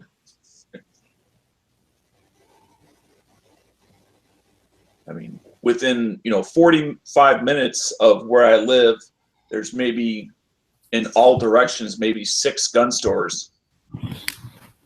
Oh shit! And I that's probably got 20. Yeah, and that's including a Gander Mountain. Oh, I forgot about that. Hell, make it about 25. And then I got 5, mom and pops that go from really small mom and pops to pretty good sized mom and pops. Do you guys have that one shop near you that's just super expensive on everything? Like $600 Glocks and all that? Yeah. Which one? Bass Pro, Gander Mountain. Well, I wasn't even Bellas. including those. are there that many people that just simply don't care about their money, where they won't spend any time researching what you can buy things for, that they just go to the closest place and say, how much? Oh, it's $600. And they assume, well, it must be like a loaf of bread. It's $600 everywhere. I don't know. With the internet being so damn prevalent, it's hard to explain. Yeah. Like my town, we have 2 gun shops in our town. One of them is more of he caters more to law enforcement, the tactical type community, where the other one kind of has a little bit of everything. But the other one that has a little bit of everything, his prices have Jennings 22 listed for $200, or Heritage Rough Rider. Guns that are, he'll have a Heritage Rough Rider listed for $280. $100 more than I can get elsewhere. Get the more, I don't want to say FUD crowd, but really FUD crowd that will come in and Well, their stuff, so they'll pay whatever. I mean, that term can still be useful in regards to describing the type of products that they sell. I guess it depends. How much do you think he's getting that Rough Rider for? That's true. It depends. But I can find the other shop in town. I actually bought my Rough Rider from them. I paid $175, Yep. and then even if I go to my other shop that's over, I can get a Rough Rider for $190 tops. That's with like the 22 mag cylinder included, and he had just a baseline Rough Rider for $280. And his prices have always been high. You know, he'll have the box listed for a 19 for $650. Yep. He just has high prices, but as I said, his clientele will pay whatever because they can't, or I shouldn't say they can't get those things because they could get a Rough Rider or a Glock or something elsewhere. But if they're coming in for their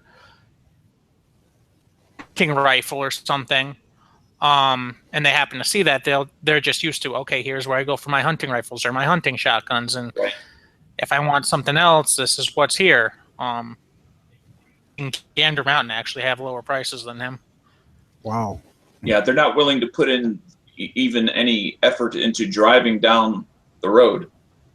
But the question is if you offered him the $189, would he take it? You know, He'd probably yell at you, most likely, or say you're disrespecting. Who knows?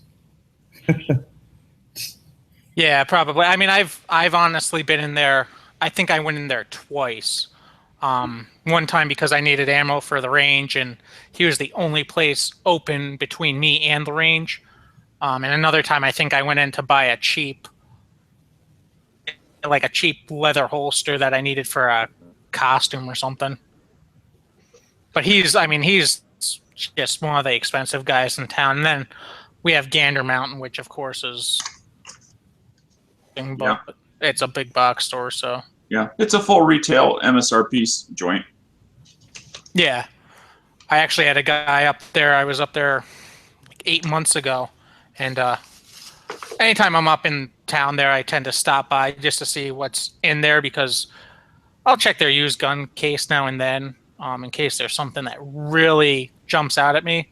But usually it's just to try stuff out and get a hold for stuff and go, okay, that was nice, hand it back to him, and then actually buy the gun.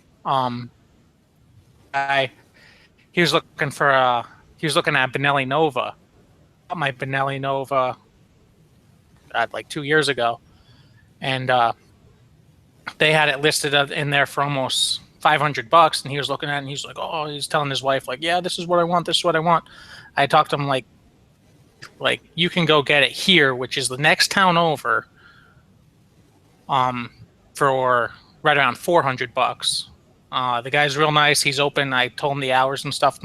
He's like, oh, really? He's like, I never thought to go there. And I was like, yeah, like, try them out. And I think Gander Mountain just tends to cater to that crowd of people that first-time gun buyers in there that go in and they don't know of anywhere else to go. They know Gander Mountain. That's what comes up in the phone book. It's also it's a big box store. For brand newbies. It is, I think, a less intimidating environment to walk into. At least that's what they perceive it as, because it is a department store. Versus the gun store is always that, because it's a dirty little secret, that place that you go to and you walk in and you think that you're expected to know everything. So you gotta, kind of, it's just all sorts of misunderstandings and perceptions that aren't necessarily true. And one thing that I would advise all newbies to consider is, like my local gun shop, if you go in there on Saturday, you're going to find their 40 or 45 foot long counter 3 deep of people. And there's a reason why that is. And it's not because everybody there is friends of the owner, I can tell you. This outfit has a reputation of being honest and fair.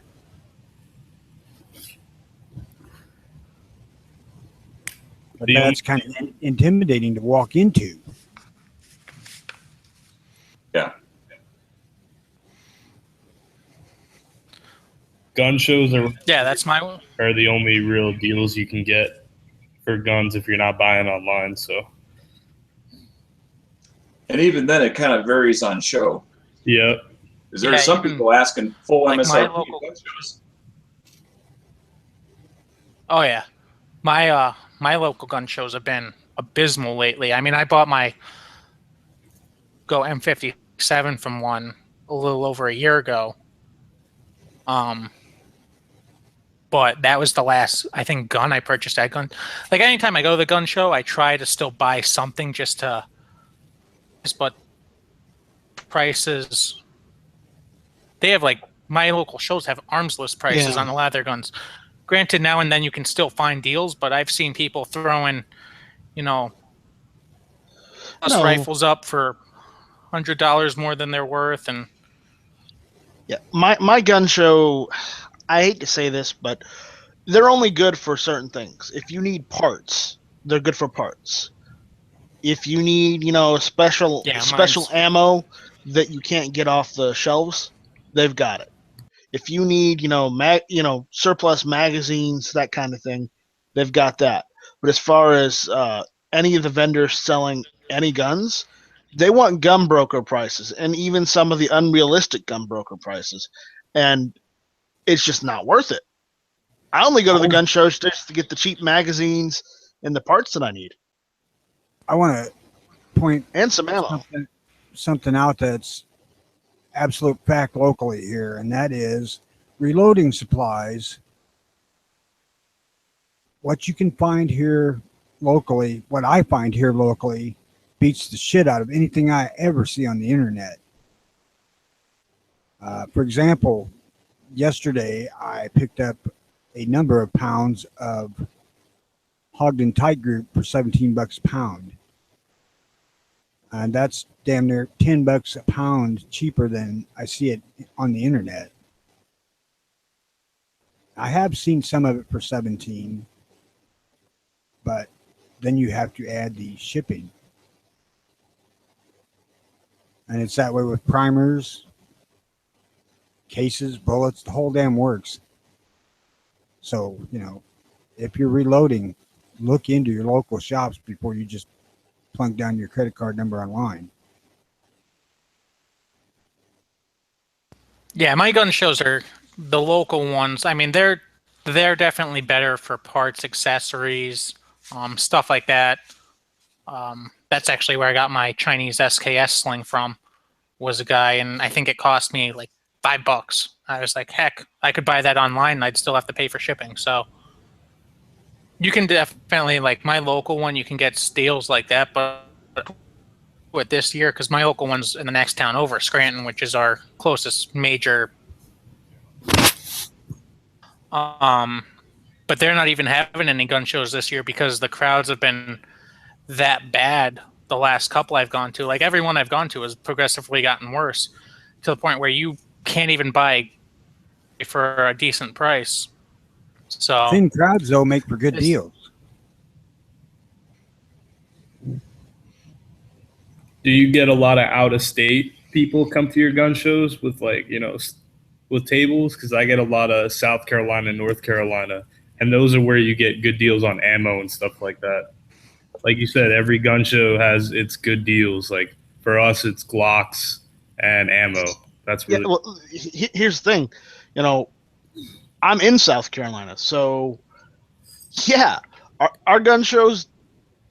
A lot of the guys ask kind of ridiculous prices for some of the guns they sell. Some of them, it's a bit above what you normally find online, even. So, and because they're selling it in South Carolina, they're apparently most of them just to say, "Oh, by the way, we have to charge you tax." So, yeah, I know you got to pay tax. I understand that. It's just the issue that I don't like. I don't like doing that. I'd rather buy a gun online where I don't have to pay tax from just an FFL in another state. my shows don't get a lot of out of state people. We don't get a lot out of state vendors. We get a lot of out of state people. Like every gun show around me, there's always those one or two guys that's selling a ton of compliant rifles because I'm only about an hour from the New York border, about 2 hours from New Jersey. So state clientele, but not a lot of out of state dealers. Oh, you're in the iron pipeline.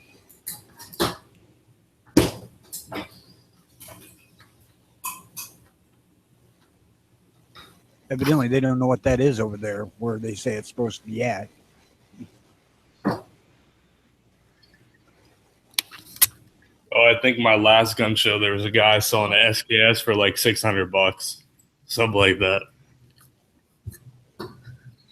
Yeah, we get stuff like crazy like that. I mean, we're really popular for the guy that sells all the surplus rifles, which I'm always attracted to. But then you start flipping price tags. It's like, oh, a Carcano for $350. No thanks. Or two that have the like H&R shotguns and stuff like that. You know, that's been sitting in a closet for God knows how many years. It's covered in rust, and they want $200 for it. It's like, nah, I'm good, buddy. Yeah, usually all those milsurp tables are just super overpriced, pretty much. That's And then we have, like I was telling on one of the last chats I was in, the last gun show. Actually, no, it was 2 gun shows ago. It's the one where I bought my M57. There's a guy there, and he was selling. He had a 38 special caliber ROM revolver. He had it listed for, I think it was $75 or $80. I was like, oh, for that price, like 38 caliber, like even if it's cheapo Saturday night special, like I'll take a look at it. I picked the thing up, and the whole entire revolver is falling apart in my hands. Like it just the entire thing was wiggling, like it was held together with, I don't know. And then Dreams and wishes. like, I can't even shoot this thing. The thing's gonna blow up in my hands. I'm gonna lose a finger or two. And that's a good gun. I'm like, no, it's not supposed to do this. She's like, yeah, it's loose tolerances. I'm like, no, there's loose tolerances, and then there's no tolerance. This thing has no tolerance. I hand it back to him, like, thanks, bud, but no thanks. Think like that thing better come with a tube of JB Weld, and I can like throw it up on a wall and be like, oh yeah, look, there's a piece of crap hanging on my wall. And a free ambulance ride to get fixed. Yeah. Yeah, I'll forgo the ambulance ride. And then we have one vendor that always shows up that always, I think they specialize in ARs, but their table, their lowers are going for $300 and up. What brand lower this is, and they won't tell you. So for all I know, it's an Anderson lower or something. And then their uppers, they'll nice. They're powder coated, and you can get the ejection plates. They're engraved with stuff, whatever you want. Close to $1,000 for an upper, and I'm like, why am I gonna?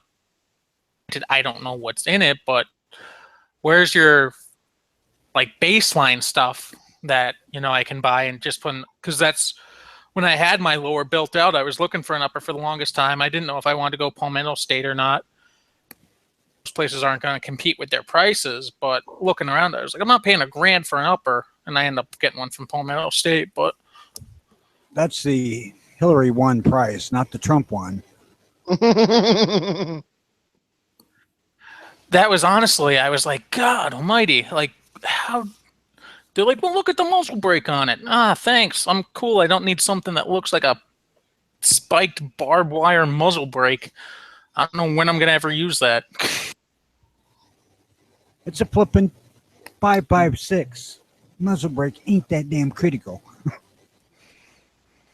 You can get some cheap muzzle brakes, though. I mean, they work, and it's better than a flash hider. So you can get one for like $15-$20. Works. Oh, yeah. Yeah, and like that's the thing. I could go down a table or two further down and buy AR parts, like accessories and stuff, flash hiders and mags and everything. And I was like, for decent prices. And I'm looking at this table. I'm like, well, they're just hyping it up because, we painted a cool color. And, look, when the round ejects, the plate says, fuck you on it. Oh, that's cool. Huh? I'm like, yeah, it's not worth my $1,000. That's why you should just, what I do is I go in and I look at everything and I take note of stuff, and then I look at the prices and I compare who has the best prices. That's the best way to go about it when you go to a show. That's what I do first. I go in and I do a complete run through, get a basic overlay of everything, and then usually I'll do a second run through and see what I'm interested in, compare prices. Like if there's one item here at this table and there's one item that's similar to it on the other side, I'll see who has the better prices and everything. And then the third run through, I'll actually go in and make my purchases. But as I said, the local gun show to me, that's within, I mean, I have other ones that are within about an hour or so. Most local gun show to me, they're not even running this year. They started getting a lot more of the like pickle vendors and jerky vendors, and gun show would be guys that are sitting there selling, you know, camo pants and stuff, which I'm fine with. But then there's always that couple tables that would sell like the stun gun flashlights and airsoft guns. I'm like, I don't want stuff like.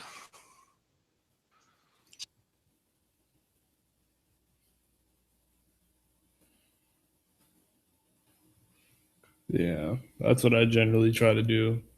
Take note because you'll find prices like $50 cheaper at the next table down. So Yeah, I always work my way through all the tables before, even if I find something that looks really good, before I come back, because I might find exactly that. If I wait till I get to the end, I might find something that's significantly less. do you guys have your gun shows like a Glock armorer who, like a ghost, I guess you'd say, Glock armorer that does like Glock upgrades right there? No. Not in the show. Okay. They have them down here and dude, it's amazing what they could do to your Glock. And they have like displays so you can pull the trigger and see the increased. It's pretty cool. So I mean, are they just? I'm assuming they're just installing parts. Yeah, no, they install them, like they have an armor right there, and they're ghost parts. I'm sure you heard of that. And so they just do it like the trigger connector. Yeah, but they can do a full trigger workup. That's what I'm saying. They could, if you want to change your slide, they got that. Like they got every kind of part that you'd possibly want to change out. Like you want a bigger mag release, all that. Bigger slide stop. They have everything there. Yes. I mean, I always wonder. I mean, except for people that just have zero interest in learning how their gun actually works. I mean, the Glock is so simple. That particular firearm. I don't know why somebody would pay somebody else. Yeah, but I've tried just the ghost connector. I mean, that's not really. It doesn't really do all that much. I would. Like, it's a whole rocket kit, pretty much, is what. Oh, no, I understand that. Yeah. I'm just saying the actual, because you'll pay for the parts whether you put them in or somebody else puts them in. Yeah. I'm just referring to the putting in part, as well as you get to have a much higher level understanding of how your gun works, so that, if or when a spring wears out or something breaks, you can fix it yourself.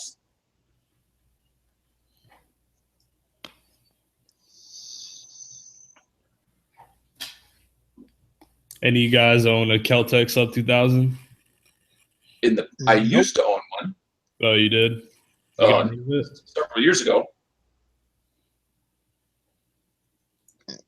I thought about getting It's one. not the current variation, or it was not. But I kind of want to get one of those Kel-Tec folding rifles instead. In 5.56. Oh. No. Have you seen, what is it? The SU-16C, I think it is. Yeah. Where it's kind of like an AR, but it's just the rifle that folds in half. Yeah. But you can still shoot it while it's folded in half. Kel-Tec has that bullpup style, the downward ejecting too. So if you shoot left-handed, pretty awesome. But the price is not something. Yeah, but that's the thing. That's the thing that's stopping me. The price of the SU-16C, it's a bit much for Kel-Tec. Well, Wait, Night Strike, you want a Kel-Tec? I was thinking about it, getting one of the SU-16C just for like a range toy. That's cool that you joined the Nut and Fancy fan club. No. I haven't joined the fan club of Nut and Fancy because, one, I don't live in Mormon country, and two, I don't take a scooter out in the middle of nowhere. with a rifle. All kidding strapped to my aside, I back. mean, the one thing I will give Keltec, and I've shot Keltecs. I've never owned a Keltec. I've shot them, and they do feel very cheap to me. But the one thing I will give Keltec is, despite what they say about reliability and everything like that, I don't know. The ones I've shot, I've never had an issue with, but I've heard horror stories of them. The thing I like about Keltec, though, is they are, and other companies were doing 5.56 rifle or a 308 that ejects out the bottom that was reasonably priced. I mean, obviously, Keltec uses materials, so that's why they can keep prices down, but the other companies, one thing I will give Keltec is they make guns that's like, if this wasn't made by Keltec, I would probably buy that. I just wanted the Keltec SU-16C because it's literally just a 5.56 rifle that you can fold in half, and you can shoot it while it's folded in half. And I thought that was pretty cool because I could just take that to the range with me, or I wouldn't necessarily say it's a great truck gun, but you could use it as a truck gun. Oh yeah, that would make a truck gun. I mean, even their you can what's use the one regular. that they have? I think you can use regular AR mags in it, so it's not entirely. Yeah, I'm almost positive you can. Or even like, what's the one they have? That's that folding one that Matt from Never Enough Ammo has. The He's got the Sub sub 2000. I can't think of them. Yeah. But Like that's, I mean, that's an awesome one right concept. there. I wish more companies would do that. that's the one I was looking at. Okay, that's yeah, I know what one that is. Because you can fire That is that one cool. literally without with the stock folded. So that's what I was thinking. Though I've seen another variation of it where it has a pistol grip and a folding stock, and you can still fold it underneath and have the pistol grip. So, but that's like a modification you have to do. And I was thinking maybe getting one of those and doing that with it. But at the same time, you're right. It is a Keltec. Yes, it's not. I'm not going to use it for self-defense. I would just use it to play around with. For a range toy, I don't see anything wrong with them. I mean, I mean, if I need to defend my life or defend my country, I'm probably going to use my AR or my AK. And maybe the SETME, depending on how large a caliber I needed. I mean, the good thing about, Keltecs in an end of the world type scenario or something is you could always load up a truck full of Keltecs and give them to Negan and his people and be like, here, we got you a bunch of guns. Make sure all the stocks are cracked. Yeah. Then when they go to attack you, you have the good guns. Their guns blow apart in their hands, and you're good to go. Give them a bunch of Mosins. Say good luck. What the hell is this shit? Yeah. But the problem with Mosins is they can attach the bayonet and stick you from their back windows.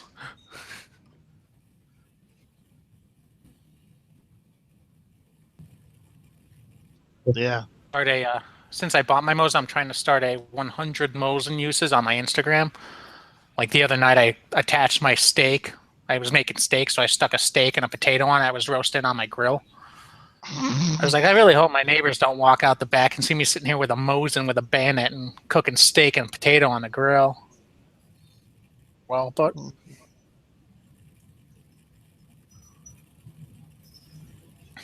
gonna try it as a fence post when I put up the rest of my fence. See how that works. Wow, this is wrong. What are Mosins, like 28 inches, right? Barrel length, something like that. 24. Something like that. Because, I mean, like I'm sitting here with my Spanish Mauser here in front of me. Like, it's a standard length rifle, and my Mosin is a good 10 inches longer than this. Then the bayonet's like half the length of a Mosin. No, you're right. You're right. The 9130s are 29 inches. It's right. That's just the barrel length alone. That's just, yeah.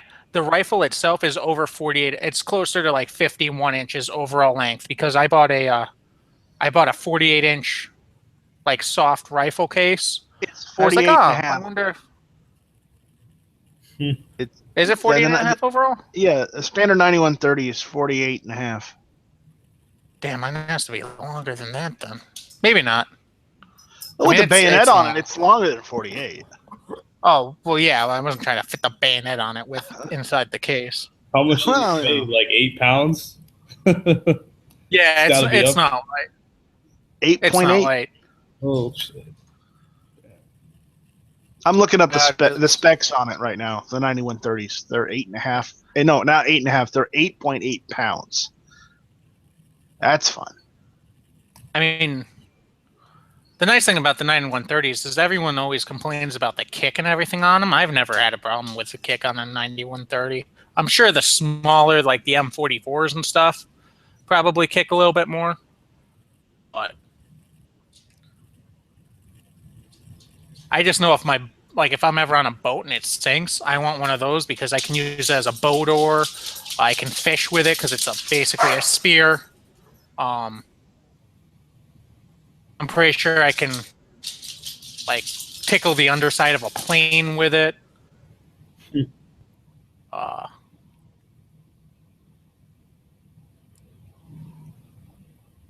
Well, you can use it as a paddle. There you go. If you're in, Yeah, you can use it as a paddle. Yep. there you You can go. use it as a club, spear,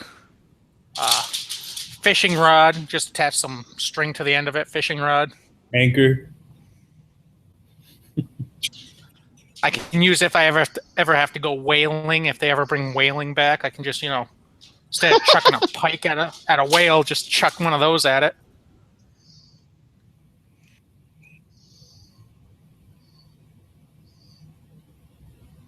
I really on a need to whale.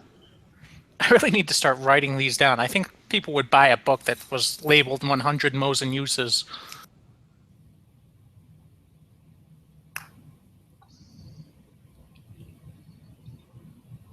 And Clay? No, I'm not. No, I am not. Mosins are going up though now. They're starting to hit about $300. Now that's what they're. It's insane.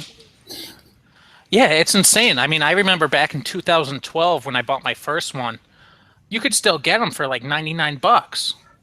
Sometimes you'd pay a little bit more, but you could still, if you shopped around enough, get them for $99. Now, I just bought one this last month. I paid Southern Ohio, and I just got a basic 9130, like Arsenal refinished. It wasn't supposed to be matching numbers, but I got all matching numbers on everything. I paid $215 or 50? something plus shipping on mine. The And the then with Mosin the I shipping want. and everything, it came to just I can't find the Mosin I want. Apparently, all the Type 53s have dried up. a carbine, right, with the side folding bayonet. The Chinese M44. Oh, okay, yeah.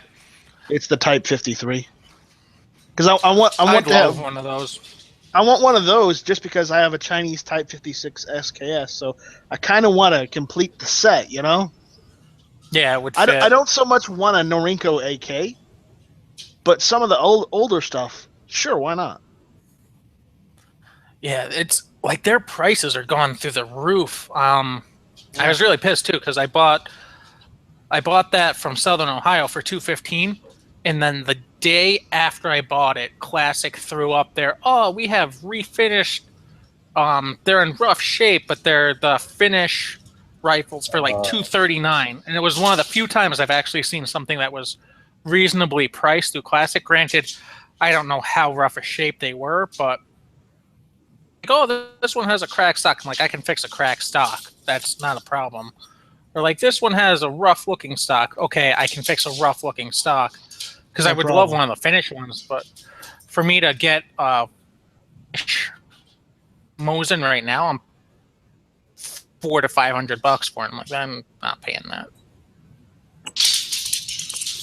Yeah, I've tried finding a Type 53, and I just can't find it right now. one of my local shops had a 4 months ago, right before Christmas. They had gotten another one of their estate sales in. They had 36. They got the cult police positive from the same guy. And then they had a Russian Mosin PU with the PU scope on it, but they wanted like $600 for it. I'm like, I can't buy that. I want to, but I just can't find it in me to pay $600 for it. But I probably should have for having a Russian sniper with the PU scope on it, but I didn't.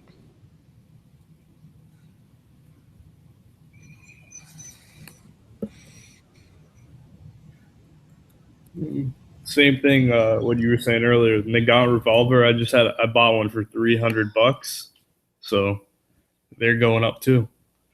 Yeah, those two, I think it's like a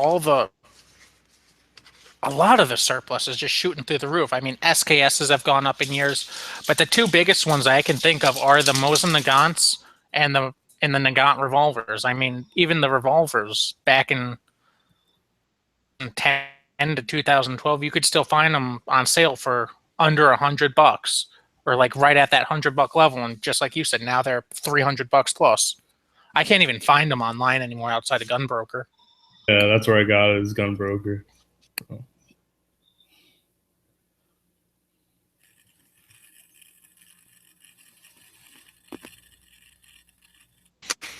I want one of those too. I got really excited. I went on the Southern Ohio Gun a couple weeks ago, and right on their front page, I saw Nagant revolver, and I'm like, oh crap, they got them in stock, and it was like $269 or something. I'm like, no way. I'm like, oh, I gotta buy one of these. I open up the link. I didn't even read the link completely. I open it up. It's for their ammo. You could buy a case of ammo for $269. I'm like, son of a, like, that's not gonna do me any good. Be the gun that goes with the ammo, and I'm happy. I just got you probably heard of it, a Type 94 Nambu. You actually went out and bought a Nambu? That's awesome. By the way, don't fire that. Don't even think about it. Just use it as a display piece because they're not built well. He just loads it up and fires on its own. He doesn't even pull the trigger. No, they're not good guns. That's what I want to do, actually. Just go to the sear and lift it up. That's it. That's all, yeah. Oh, boy. Just make a video. It's got a mind of its own. It's a World War II gun, so. That's awesome. The Nambus are not known for their quality. Let's put it that way. Well, like the Type 14s and stuff aren't terrible.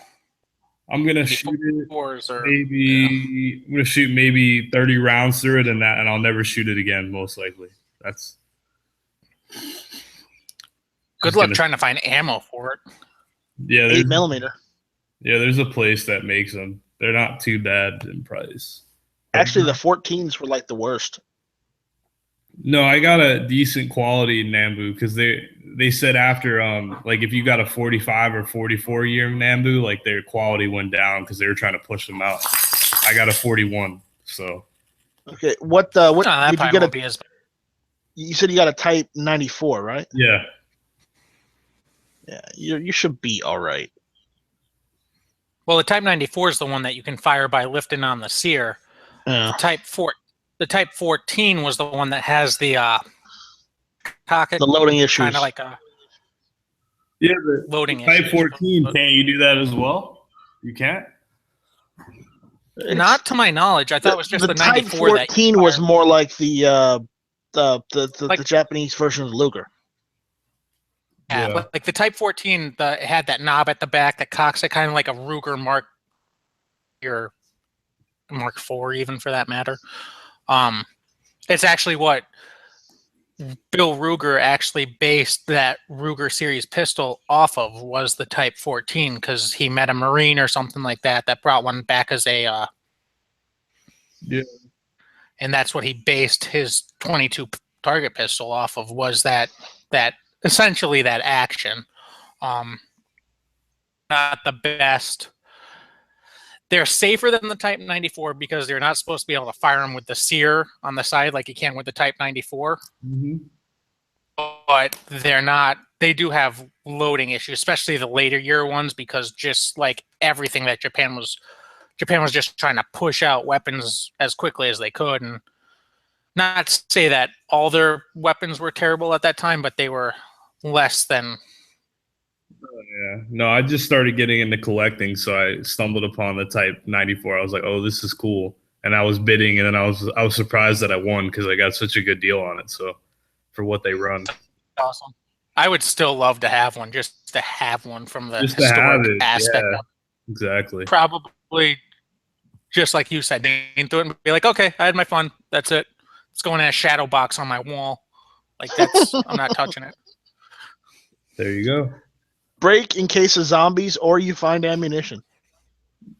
Just like the Nagant revolver, I'm probably gonna shoot it maybe 100 rounds, if that, and I'll be like, okay, cool. I'm just gonna. I would only shoot like 2 cylinders full.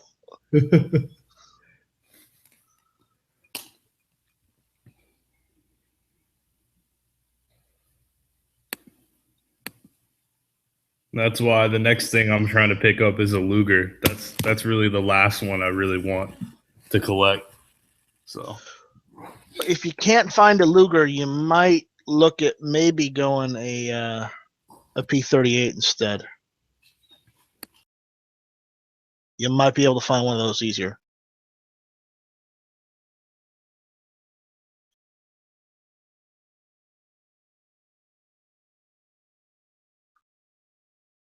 No response.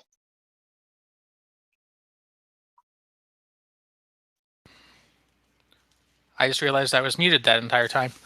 I was gonna say P38 you can definitely find easier than a Luger, but the Luger has that more historic, like more people know what a Luger is than a P38. Myself, any CNR pistol, I want a Broomhander Mauser in the worst way. I hate to say it, but you aren't the only one. But I would love to have a C96. I'm picky about my pistols, so I want a C96, but I want one with ammunition I can actually use. So you know which C96 I want.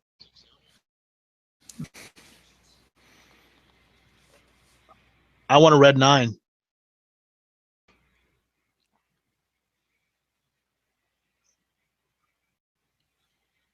Can you hear me? You're breaking up a little bit. Okay, I'm gonna try to restart. No, you're good now. Don't stop. Don't. Oh. You're good now. But as I said, I want a C96, but I want a red 9, and those are a little harder to find. That's why. Yeah, that's why I said was the red 9. Yeah. Really? The red 9 is 9. You can use 9mm in it. Granted, you'd have to use probably lower spec 9mm. Lower pressure. Yeah, you're not gonna put plus P's or anything in it. Oh, obviously not. I'd also like one of the, even like one of the ones. I'm trying to think what the designation was for it. That came with the detachable box magazines.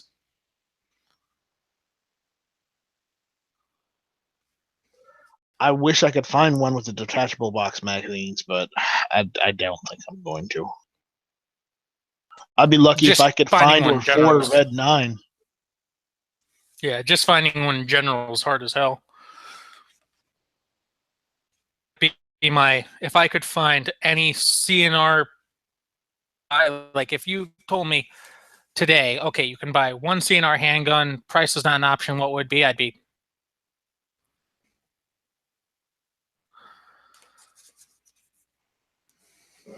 You would be what?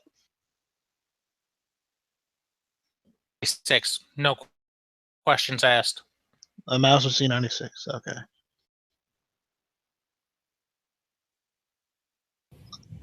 Yeah, sorry about that. Yeah, the P38.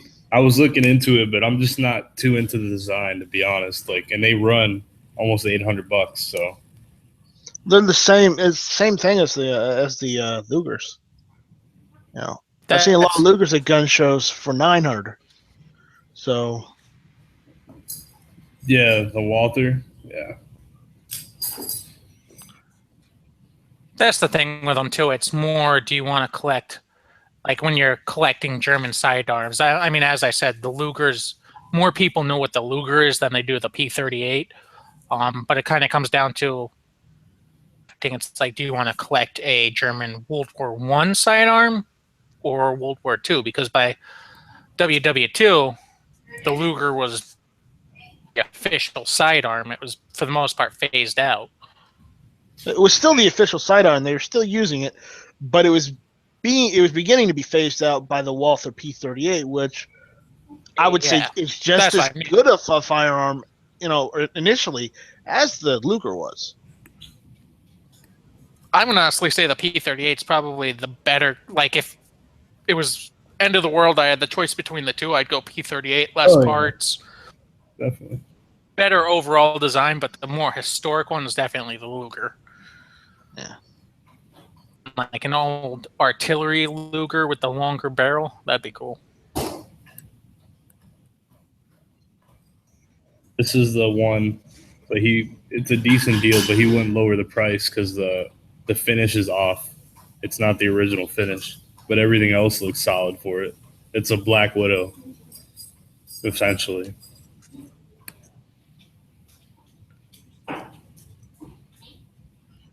Let's take a look at this. Doesn't kick me out of Hangouts. Yeah.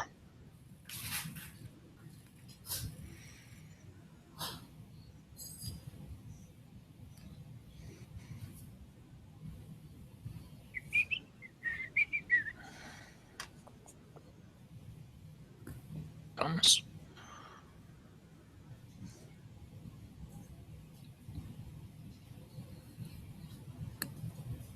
Yeah, if he Oh, that's awesome. yeah, I would be interested in it, but it's not the original finish, so that kind of devalues it by a good amount. Yeah.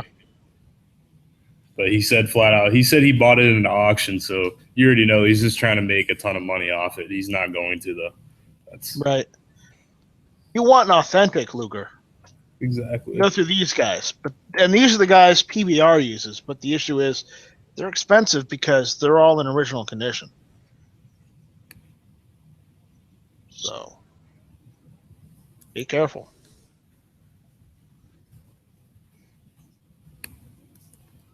Yeah, they run like that gun. If he didn't change the finish or the soldier didn't, they'd run about $2,000 minimum. Yeah, Lugers are not cheap. Lugers are not cheap, and expecting to get a cheap one, you're kicking yourself.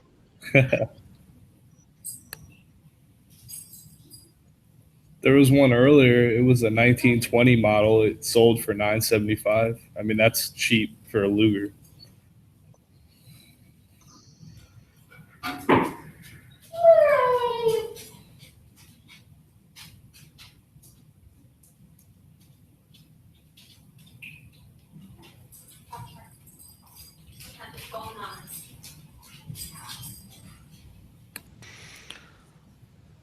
But if he does lower the price, I would consider it.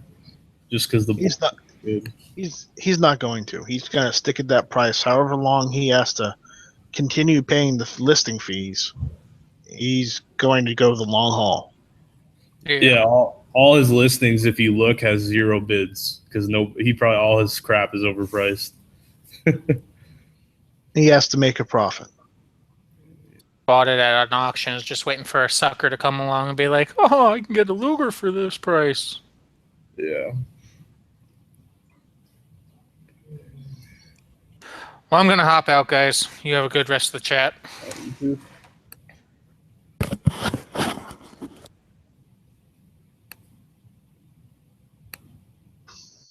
How often do you run these chats? I don't run them often. I only do every once in a while. Oh my God, they have one of these.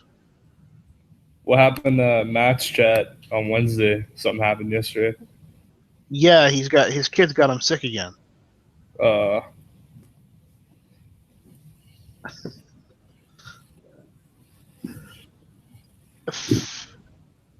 Hey, Sean, He Sean, left. I know you're out there listening. Check this link out.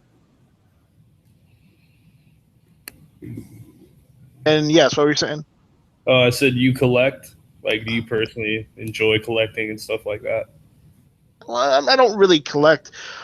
I don't see anything wrong with collecting guns, but my whole thing is if I'm going to buy a gun, I want to be able to shoot it at least once or twice. Yeah.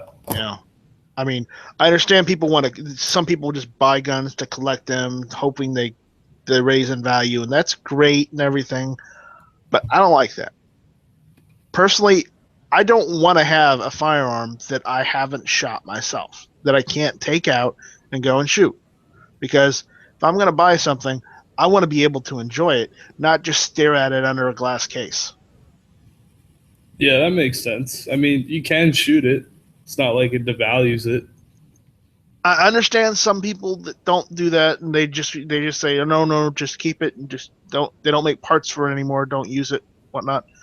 But it's if I buy something and it's in my hands, I want to be able to use it and know how to use it, than have it and never use it once. And I know some people want to do that. They just don't want to touch it. They just want to, put it in a display case and keep it as a collector's piece. It's great. Good for them. That's their deal. Personally, not for me. Yeah. And I know I'm being an idiot about it. Some people say, Night Strike, shame on you. It's like, oh well, shame on me.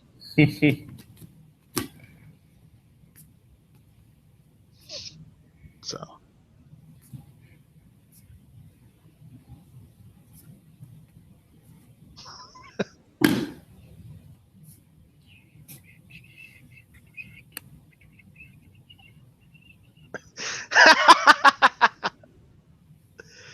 but Sean, I posted that one because I saw that they actually got a Borchardt 1893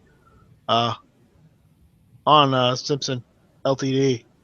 I just figured you'd be interested in that, Sean, considering we've had so many chats about it.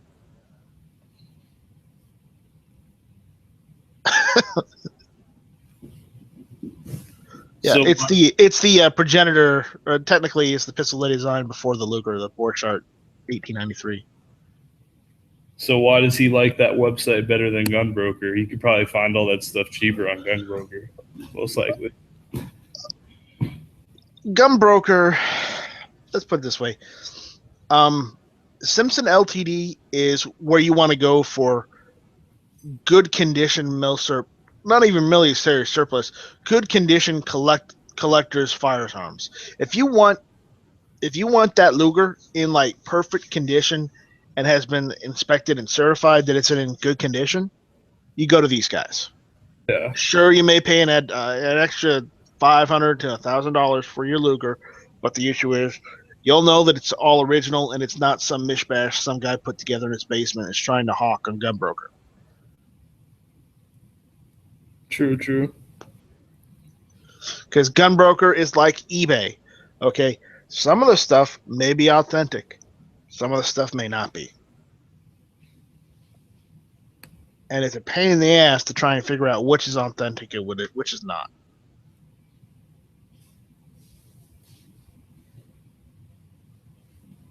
Yeah. I think the only reason why people go on Gunbroker is for the stuff you can't really find around. That's really it.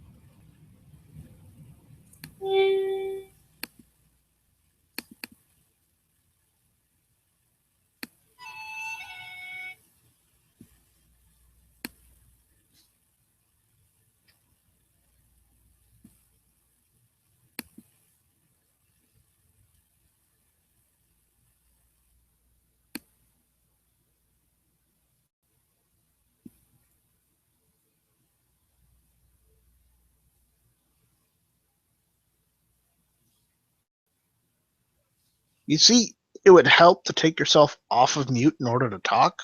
That way, people will actually talk back to you. Well, I don't know if I didn't hear anything if you were talking. That's because I had myself on mute. So there you go. What were you saying? I was asking what you were doing right now. Nothing. I was just looking on Gunbroker for some listings. So that guy's really trying to make that much of a profit. I don't understand what he's thinking. Obviously, not going to be able to flip it.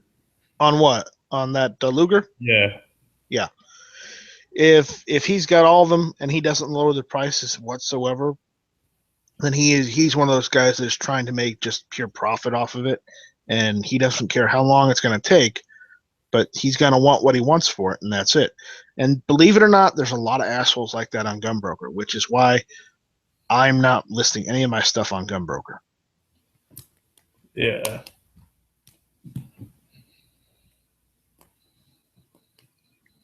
You know, back to the Nambu thing, there's actual stories. I don't know how true it is. It probably happened a handful of times where Japanese soldiers would surrender to the Americans, kind of pointing the barrel towards them and lifting up the sear as a suicide shot. It's called seppuku. Oh, you've heard that already? Oh. Yes. It's not specifically just a Japanese soldier thing. It's specifically a ritualistic suicide, because the Japanese believe if you get captured that it is a form of dishonor on your family and your country. Yeah. So suicide is preferable over capture.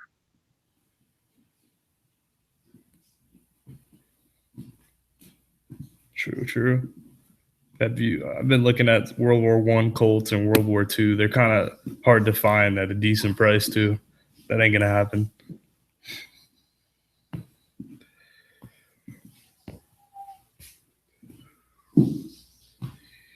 Also, the Japanese used to believe too that a sneak attack was a very, very dishonorable action, and that's how backwards they were as a people. Okay, Yeah. they're still kind of backwards, but they're not as bad now. They've embraced the 20th century at least. So then You're like, wait, the 20th century? We're in the 21st. Baby steps. So they wouldn't actually use the sear trick because that would be a sneak attack. Well, no, they don't like, it's dishonorable to, do that. So I mean, more or less what they would do is, they thought they had given, prior notice for Pearl Harbor, but they or somebody else dropped the ball and didn't account for time zone or just failed to pass the message on, and we were caught off guard for Pearl Harbor because I was about to say because there's and when the admiral found out about it, he was going went through with the attack on Pearl Harbor. He was actually going to commit suicide because the Japanese had done something very dishonorable by attacking without prior notice, and he saw it as a sneak attack instead of it being a regular just attack. And what was the specific reason that they attacked? For as far as I know, there was no reason. They just their reasoning was that we were from the earlier days, like in the early 1900s or the late 1800s, early 1900s, we'd imposed harsh trade rules on them, and the factor that we were trying to be, I guess we were. It was the what was it? We were doing one of the doctrines. I don't remember which one it was, but they didn't like us being in the Pacific, technically, where they were. And yes, I am completely generalizing it. There is more to it than that, Yeah. We did more things than just that, but honestly, it's the Japanese. What do you expect? True. But anyways, I appreciate you letting me jump that, man. I gotta go. They didn't surrender after the first bomb, did they? No. No, so we had to drop a second bomb on them to prove the fucking point. Surrender or you all die. You can understand that, right? They're like, yeah, we surrender.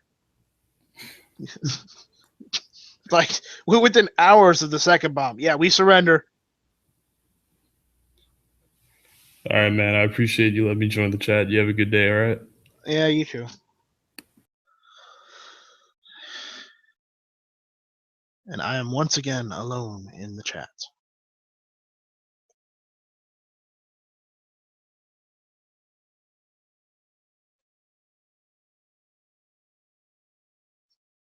No, Sean, I'm talking about that other time Japan bombed us. And we were caught off guard.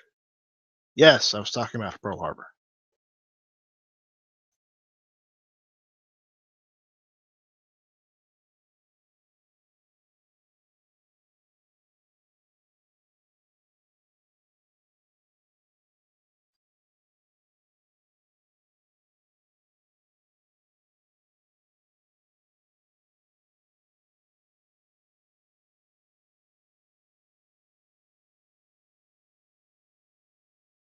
And Sean, when are you gonna jump in here?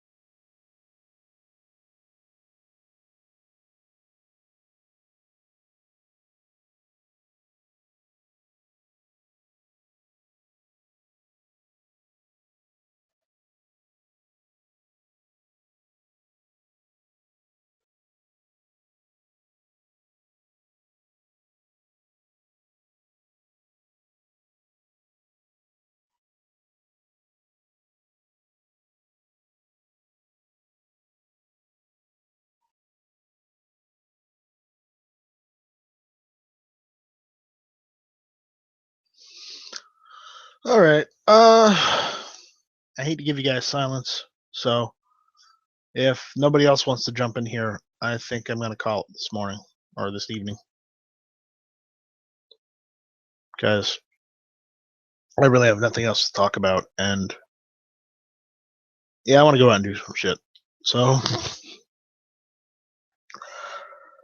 does anybody else wants to jump in? No. Where's Smeggy for the afternoon lobby?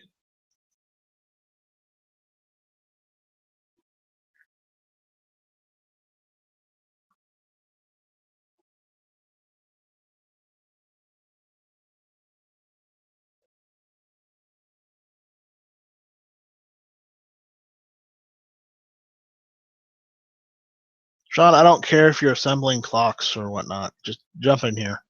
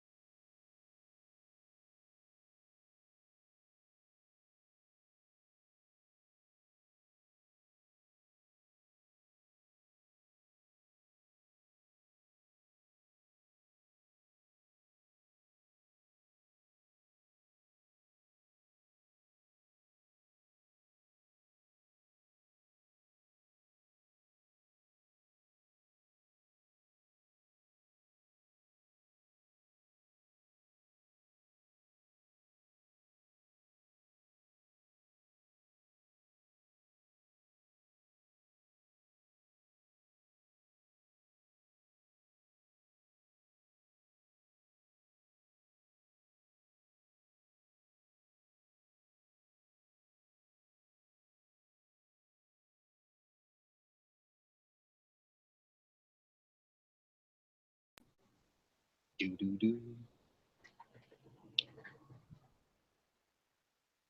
All right, it's a Sean. Hey. No, I'm not doing clocks today. I'm fixing relays today.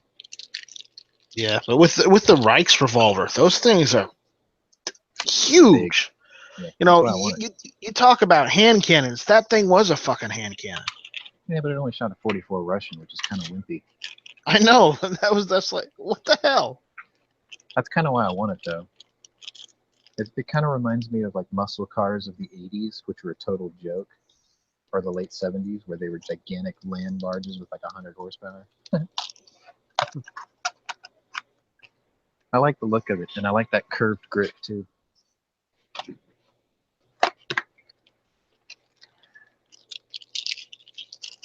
If you were wondering what's wrong with Jimmy, he caught whatever his wife had.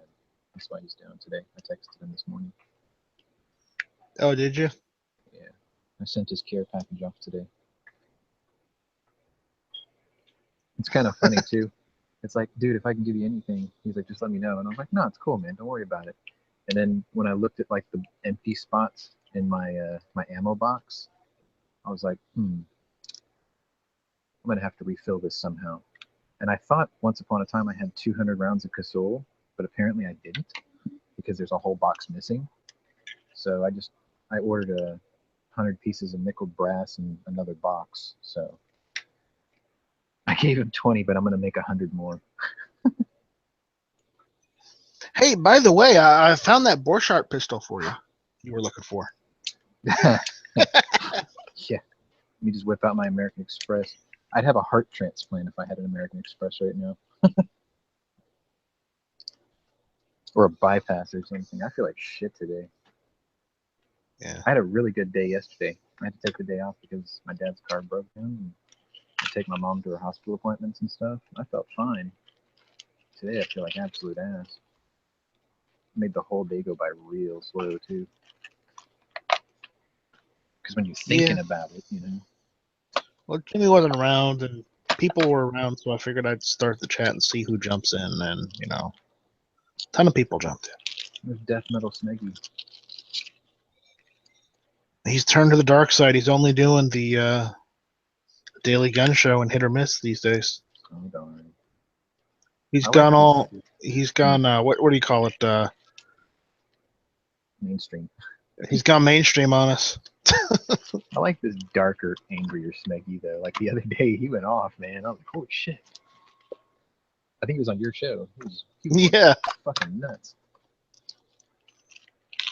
I played the part of hype man on your show Tuesday. I was like, I'm just gonna do it from in here in the chat. I noticed. I was like, yeah, boy. Flavor Flav style. Yeah. Yeah, I took my mom out to lunch after a doctor's appointment. We went to this little Middle Eastern Greek import place or whatever, and they make shawarmas. And she like fought me the whole way there. She's like, no, I don't want to go there. I don't want to go there. I was like, look, just try it and see if you like it. Because I knew I could eat it. It was just chicken and garlic sauce and tomatoes and pita bread. So I was like, oh, this is going to be fine. I can eat this. So I took her there. I washed it down with a Lebanese beer. Amit would And be what did she proud. say? Amit would be very proud. But I don't know. We don't get Israeli beer in my area, so I had to go with Lebanese. But anyway, she liked it. And like I told you, I gotta try these. You know, let's say the second I get on, my phone starts fucking. It stopped. Like I shot at a death stare and it just shut off. So that's cool. I literally told the caller to fuck off today. It was great. Yeah, I'm sure you're gonna get in trouble for that one. Nope, my boss was like, "You should have did it sooner." Wait, what? That's what he said? Yeah, you got to remember, he likes the fact that I open carry a 500 Magnum in the winter sometimes at the shop, and then he put up a sign at the front door next to the no solicitors one that says you will be met with an armed presence. Fucking solicitors still walk in.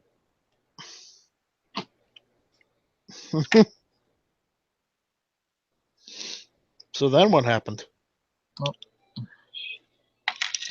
Let me get this real quick. Go for it. I'll be here.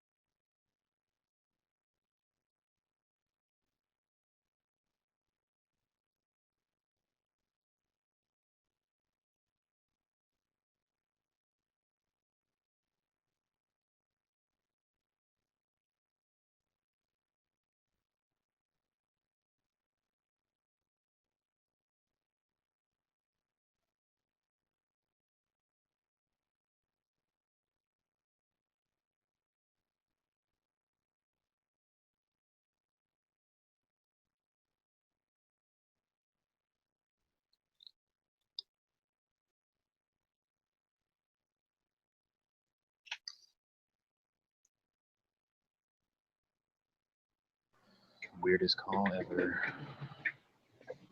I don't even think she spoke English. She was from Illinois.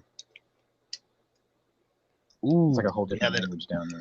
they don't speak English up there. She sounded like an 8-year-old version of Flavor Flav. Like she was like, "Yeah, boy." I was like, "What the fuck?" You just have Flavor Flav on the mind. Well, because she was a hype girl. I don't know. She's probably just ducking under her couch because of all the fucking gunfire out there. Ooh, snap. What was I Went talking there. about before the damn phone rang? Let's see. Uh, Lunch, Lebanese beer. Yeah, did your mom like it? Yeah, she liked it. She liked it. And then she was like, "Can you stop at Dillard's? I have to pay my bill." And I'm like, "Sure." She pays her bill. She writes a check for like $300. And then she turns around. She's like, "Oh, shoes are on sale." And an hour later, she bought 4 pairs of shoes. And I'm just sitting there going, "Your shoes, my guns, no more complaints." She goes, "Whatever."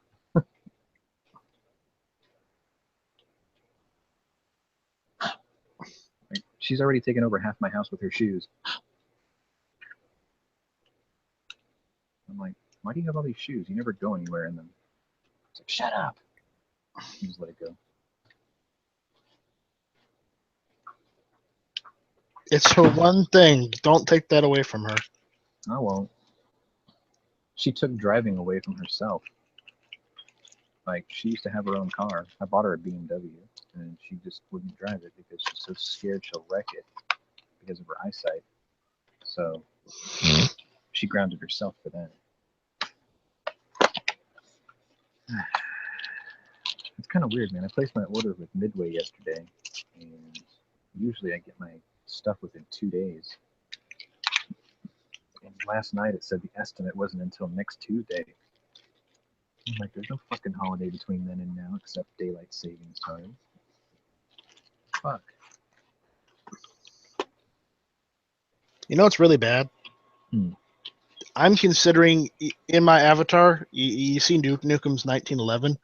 I'm considering going and making a replica and Do not a it. replica, a reproduction, making a Duke Nukem 1911. Fucking do it. You think I'm actually gonna? If you're looking for somebody to talk you out of that, you're talking to the wrong person, man. I mean, this is the guy who's gonna go buy a 629 stainless just so I can get the sledgehammer grips put on it. Oh no, no, I don't want you to talk me out of it. I'm gonna do it one of I'm these ready. days, anyways. I'm doing Sledgehammer. I'll Very either good. make it myself or I'll go and pay someone to do it. See, and the really bad thing is the Sledgehammer 629 is actually now in front of my Dirty Harry 629 that I want. It's just I got to find someone to make the grips. I could just use a standard 1911 like an ATI, not ATI or Palmetto State Armory 1911, and use that frame. Or I don't know. No, it's got a whatchamacallit, a rail, so I'd have to get a railed frame. I don't think they do the rail frames, so I'd have to get a. Actually, Rock Island does. Okay, well then I get a Rock Island frame. Yeah. Just do it to that. Then you won't be out to a whole bunch of money either, because I mean, Rock Islands are affordable. So Well, Palmetto State Armories are affordable too. if it's got the rail, That's true. You got a point there. if you want to do it on the cheap, you can probably find a T-Sauce, but I don't think they have a railed one. I don't want to. I don't want. I don't mind Middle Eastern guns. I just don't want a Middle Eastern 1911. That seems bastardized. I wouldn't mind having one of those Hell One Brigadiers, the Egyptian Beretta, basically. Those are pretty cool. Well, granted, I have a Philippine 1911, but the issue is they use them over there, so Yeah. I don't feel so bad getting one of their 1911s because they use them over there. We used them over there at one point too, so it doesn't matter. Oh, they may be using them a lot more real quick here because you see the news about the Chinese survey ship in the area? Yeah. Yep. Well, And they've got that you know that Duarte guy. their president is like trying to pander to like Russia and China. Yeah, but why would they send a survey ship to him then? That's a provocation. Yeah. I don't know. I like that guy. I think he's fucking badass. He's like just kicking down doors and murdering drug dealers. That's fuck yeah. We should do that here. You know, I would do that if I could get away with it. PBR hated my idea about fucking recalling all our troops and then amassing them all at the border and then just slashing and burning all the corruption out of Mexico. Just one long march all the way down to the coast. So what you're saying is we need a instead of we calling it Sherman, we'd call it Petraeus's March. No, I was thinking we just call it an episode of Flip This Country. We take it, we free it, we slap a little paint, throw on a couple of shrubs, and then we flip it to China for like pennies on the dollar. Yeah, that's the thing. The war on drugs back in the 80s, that was a ridiculous thing. They dropped a couple, like a squad or two down, and they expect them to take out an entire cartel of people. Which probably have like 20,000 people working for them. I got a guy that I work with here who was in that, and what they did was they airdropped him in southern Mexico, and they picked him up somewhere in like Uruguay, and they slashed and burned everything on the way down.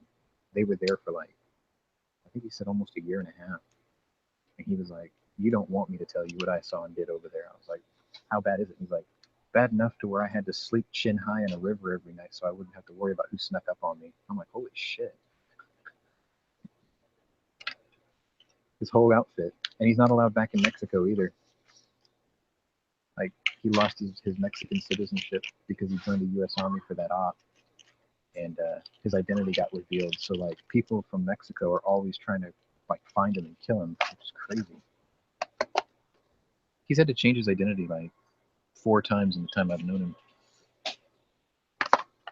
Legally, like through military channels and paperwork and reissuing of social securities and everything. It's crazy.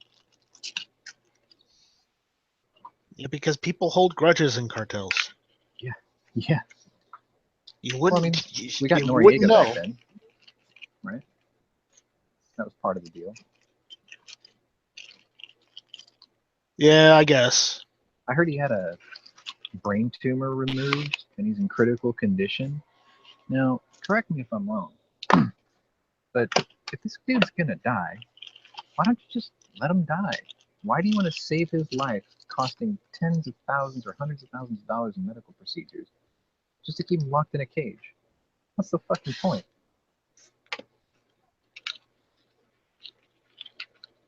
You have to sit in this cage. We're gonna save your life so you can die in it. It was more of a point of, this is what happens if you fuck with us. No, this is a. See, we're not mean. We're better than that. We'll save his life. We'll save his life, but we'll still keep him in that fucking cage. Yeah. And then when he's done there, they're gonna move him to like France or something to serve out another 30 years. It's retarded.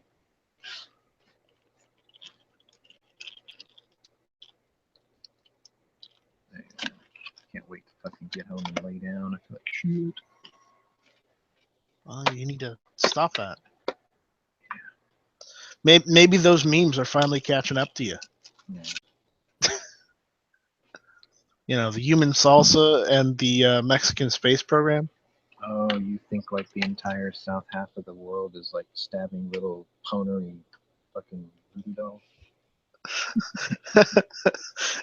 Or at least the liberal part of America. No, I'm kidding, because if they were watching our videos, we'd have much more thumbs down on our videos than we know. Our monetization would be through the roof. Yeah, it would be. I'm watching you because I hate you. Thanks for paying for my BMW. That'd be cool. Right. I could finally get that Corvette. So this is like sick week, huh? Jimmy's down, Matt's down. Yeah. I didn't get sick. I did my show this week, so fuck y'all. Buddy at Fort Campbell, he's really down, and the VA keeps fucking with him. Don't even get me started on the VA. It's all just red tape. He's got like, I don't know. He got out on a medical because they basically had to rebuild his back and his shoulder, and then he's got, you know, remnants of PTSD, and he's got anxiety. So he picked the one job after he got out that he thought he could do that would enjoy himself with, and he does pit bull rescue. I guess that's kind of cool. Very fulfilling. He wants me to come up there too. He's like, you need to come move out to Clarksville. You can come stay with me. I was like, You get me into Texas for a little while? Maybe I'll take him up on it.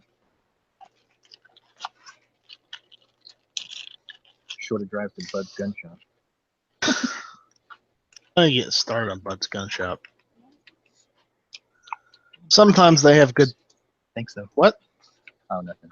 My boss's wife offered me some cookies, and I can't have them right. I have to be mindful of what I eat. Oh yeah. No carbs, no fat, no cheese. Oh shit.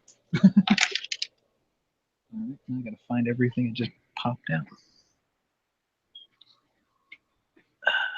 Okay. Strangely enough, I can have sugars. Like, I think what Tony was telling me is when you watch your diet like I have to, he's like, it's very easy to or make yourself a diabetic with all the sugars. And I'm like, I'll be careful with that too. Sucks, man. Fucking turning into that guy.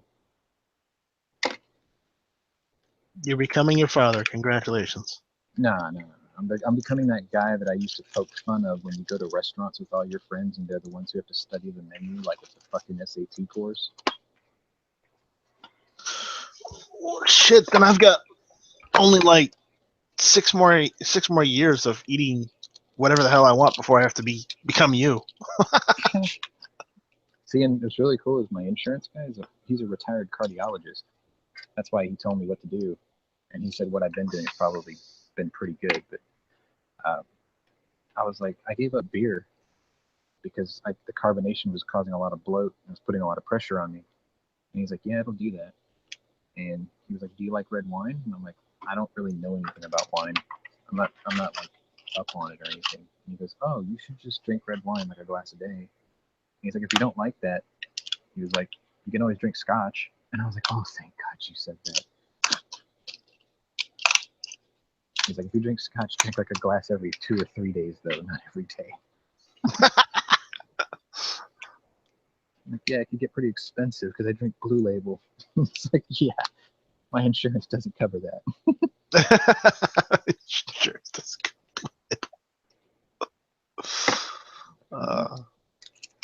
Yeah, I'm gonna have to fucking go hunting with Tony once I get over this.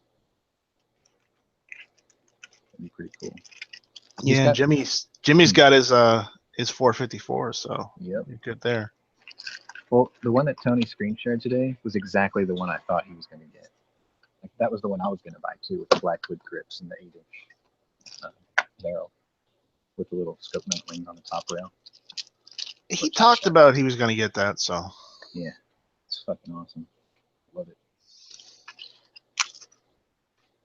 I missed out on one 4 months ago, 3 or 4 months ago. It was only like $5.99. I should have bought it. I do want a single action 44. I want to end up with like 4, maybe 5 44 Magnums when it's all said and done. Unless Smith & Wesson takes my idea and runs with it. I sent him a suggestion and measurements for a 7-shot 44 Magnum cylinder for the X-frame. So you take like a 500 Magnum size or a 460V and you just punch it out to 429 and put a 7-shot cylinder on it. I think people would buy it. Call it the, let's see, you would call it the S&W 696, I guess, something like that maybe. 686 would be the 357 6-shot.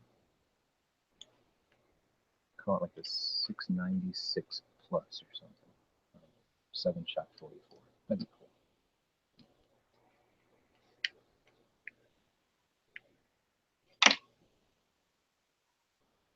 Angry says he'd struggle with the cheese. I have been, like when I go to lunch, I get I go to Subway. And it's turkey with avocado and lettuce, spinach, bell peppers, and guacamole. And the only indulgence I get is mayo. When he says cheese, I have to kind of look away when he says it. I'm like, no. You want it toasted? I'm like, no. You want it toasted when there's cheese on there, fucker.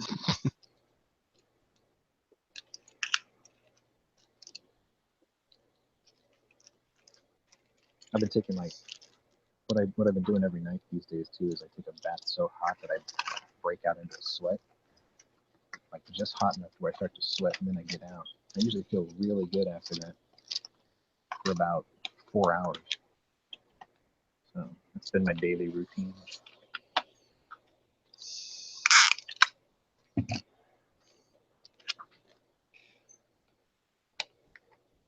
It's all right. Worship's got a new update a couple days ago. I checked it out. It's not bad. They made the Arizona a little more playable. what do you mean? I think they upped the reload time a little bit. It seems faster for shooting, and the turrets turn a little quicker now too, which was like my biggest complaint with it. I thought those turrets were turned by like Carthaginian slaves, you know, with a big wooden wheel underneath each turret. But it's quicker now. It's enjoyable to play again, which is cool. I got new destroyers, Soviet ones, destroyer leaders they call them, and they announced that we're going to get French cruisers pretty soon. Kind of stoked for that one. We thought the French battleships were coming first, but it looks like we're getting cruisers first. And then later on this year, we're getting Battleship Roma from Italy, which is going to be fucking awesome. I sent them like all the diagrams and technical specs and everything for Battleship Roma, and I was like, you fuckers need to add this. And they're like, we're going to add this. I'm like, sweet.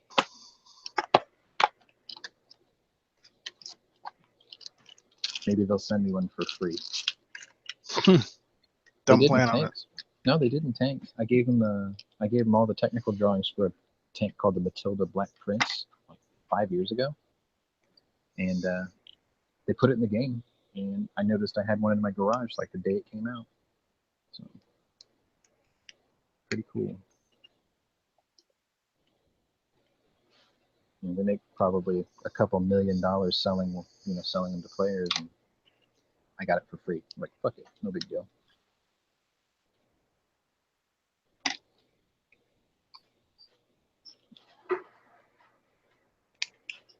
Really hoping I hope my brass shows up on Saturday. That way I can do another video for my channel. I was going to do the 44 Magnum video, but I'd rather do the 454 first.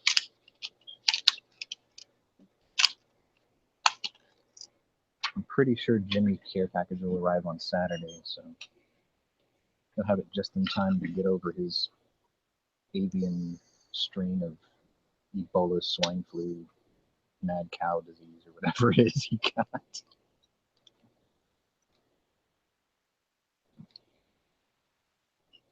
Oh, that's what it was. It was the bovine strain of the avian swine flu. That's why I got everything in there.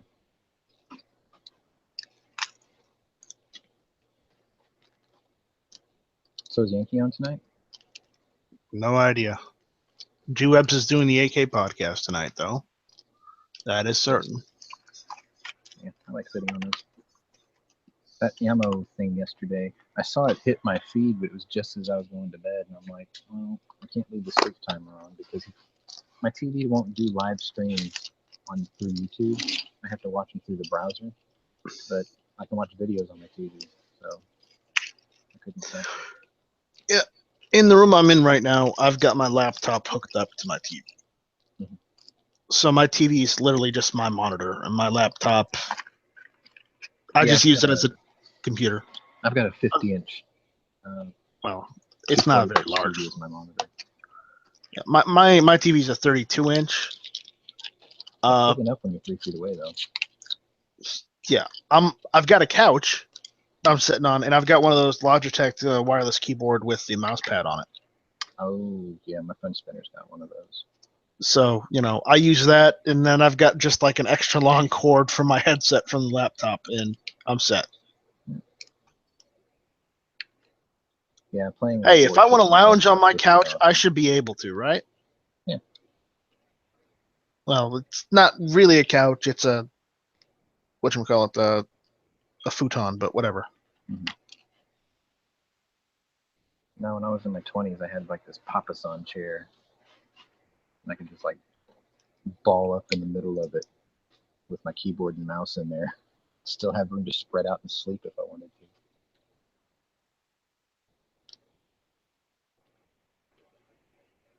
Yeah, dude, playing like warships and tanks and shit on a 50, and I sit like 4 feet away from it, so the edges of the screen are just in my peripheral vision.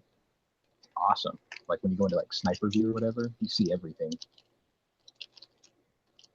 Like, I can see the piss draining out of your tank from your crew being scared of seeing me, fucker. No, you can't.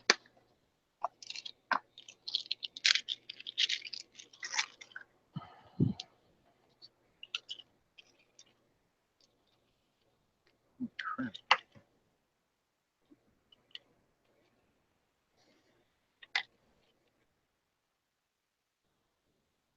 Put the link out there for others.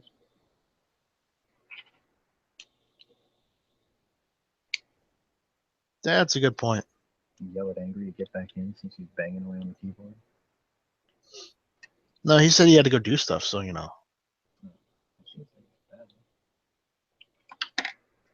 him go do stuff. Leave us in the dust.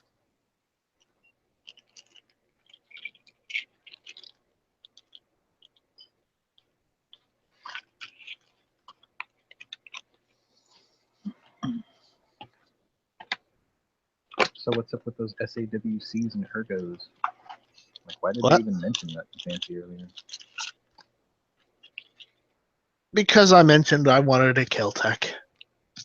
Oh, well, Matt's got one. Well, Matt has the sub 2000. I don't want the sub 2000. I want the SU16C, the foldable AR type Keltec. All right. It takes AR-15. Yeah, they are kind of pricey, and that's why I said I want one, but I also don't want to pay full price for it either. Yeah, get like a trade-in or something. No, I'd probably look for a used one, just because of the factor that I'm not giving them $500 for a folding piece of plastic. Oh, that reminds me. Mr. Guns and Gear put up a promotional deal today for a sub 2000 in olive green. And they're like $5.99 or $4.99 or something like that. I'm not interested. Me neither. I mean, I've got nothing against them. It's just I don't have a desire to own one. I still kind of want a PMR 30 though, but they're expensive too. For something that weighs less than an empty squirt gun. I don't know. I'm not into rimfires. I know that's like sacrilege on gun channels, but let me repeat, I am not into rimfires. Ha! Take that. Centerfire only for me. I really Except wish 22. somebody- I like yeah. 22. See, I don't even have 22. I would just like, if I could, maybe I'll do it.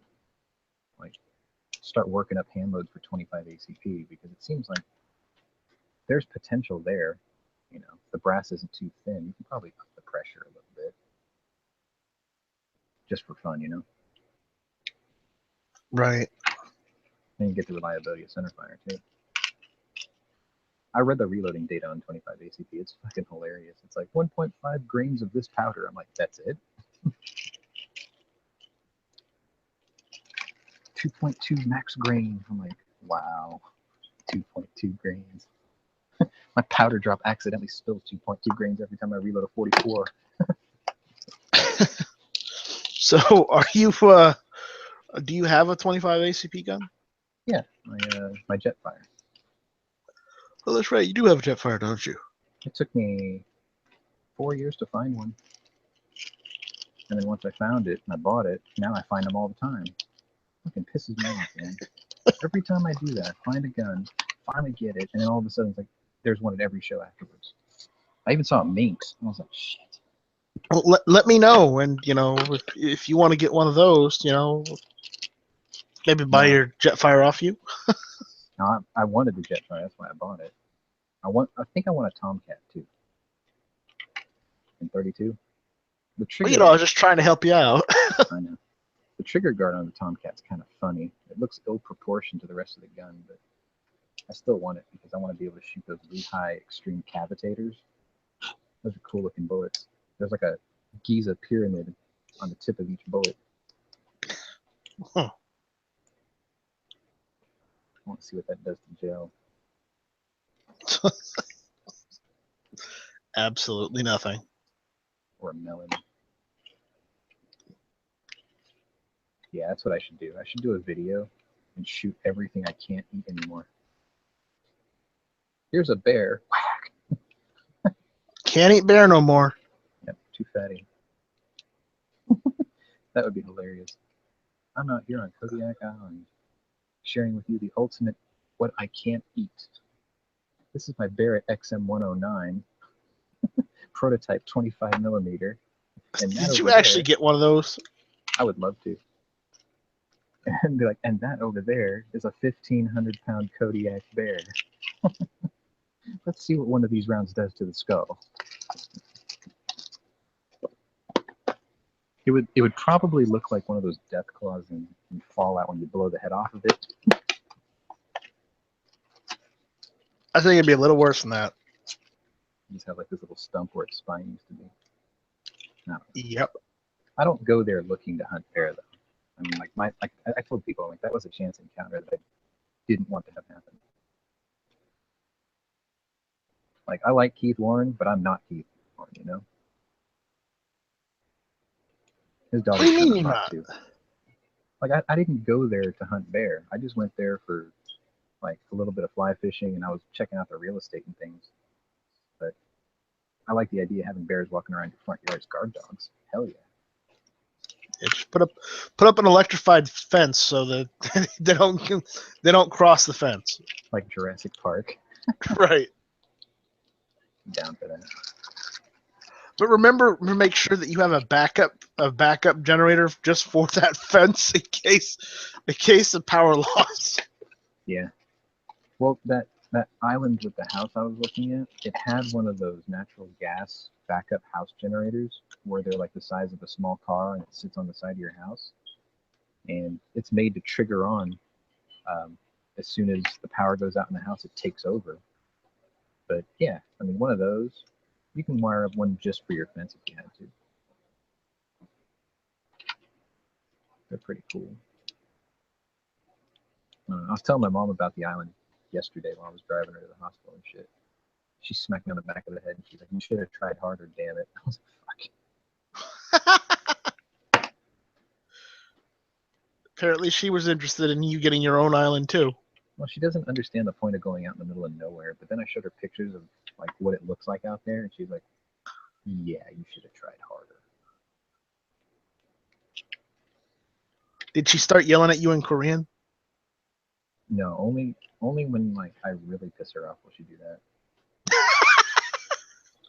Because it's the only word she can get out fast enough. And usually there's like things in the air on its way to me at the same time. It sounds like my grandmother. My grandmother was half Filipino, and she looked like she was full Filipino though. But whenever she got really, really angry, she started speaking Filipino. That's, you know, you're in trouble then.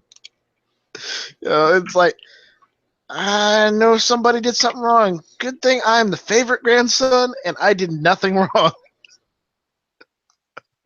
I read this story yesterday about how the Russians, I think it was, were catching German double agent spies or something like that, females.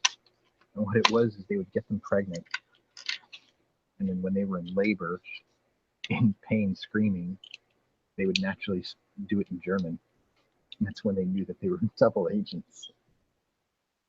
And I was like, gee, I wonder if there's any truth to that. Labor pains forcing them to speak their original language. We'll never know. Yeah, I don't think it applies there. Well, if it's a true story, that'd be kind of cool. Means at least she went out with a bang. I don't think that's what that meant. My movie of the day yesterday was a 1969 film called Thousand Plane Raid. It's either Thousand Plane or Thousand Bomber Raid. It's pretty cool. Got a lot of B-17 footage in it, which is awesome. I look at it and I'm sitting there thinking, yep, every movie that has B-17 footage has the exact same clips in it ever since this movie. Like Memphis Belle had the same clips this movie did on Takeoff. And then there was like 17. That was the Flying Fortress, right? Yeah. And then there was this one scene where a guy crashed one, and it went up in flames. And for a split second, they showed a B-29 on the ground in flames. I'm like, what the fuck is that? Continuity error. I caught it instantly. Like the canopy was a dead giveaway. I watched a documentary not a long time ago, but a little while ago, where there was a B-17 that was just abandoned in Antarctica. And they went and tried to restore it, and they got it kind of working, but one of the engines. Are you sure it was Antarctica, or was it the one in Greenland, and then it caught fire when they got the engine going?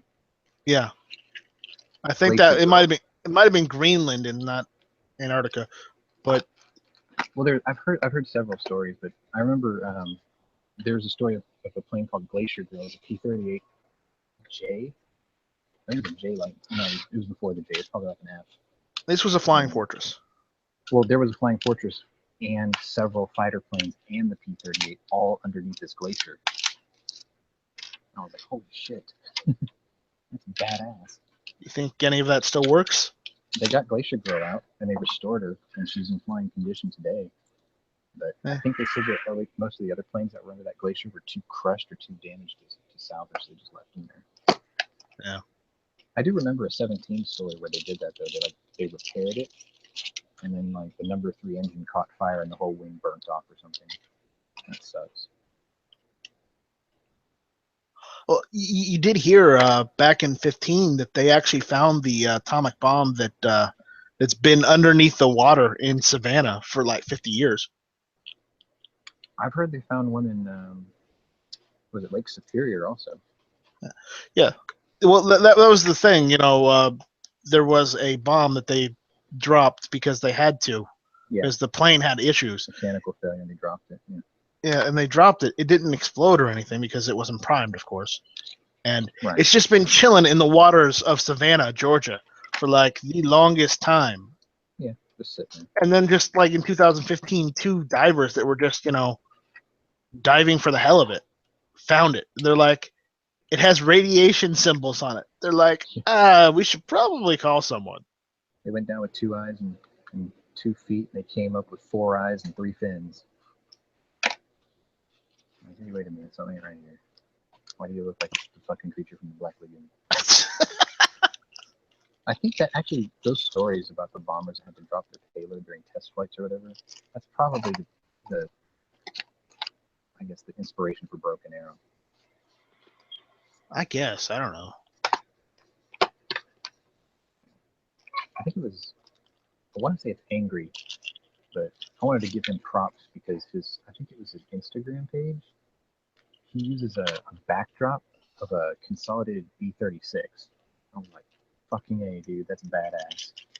It's like somebody else actually knows what that is. 6 turning, 4 burning, 3 leaking, 2 squeaking.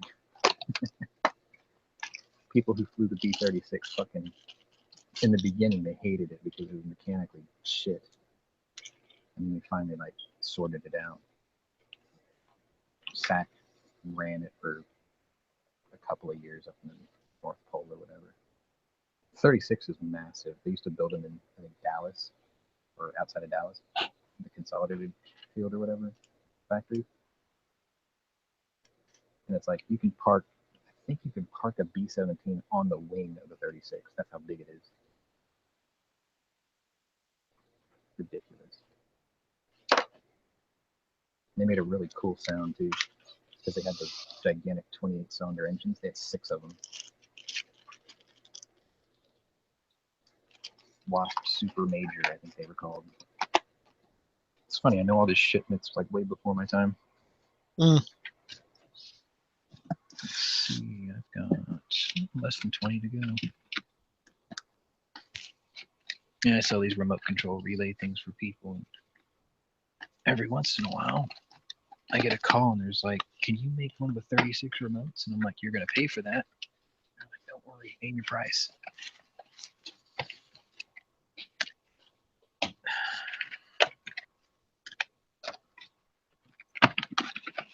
I can't reach this far.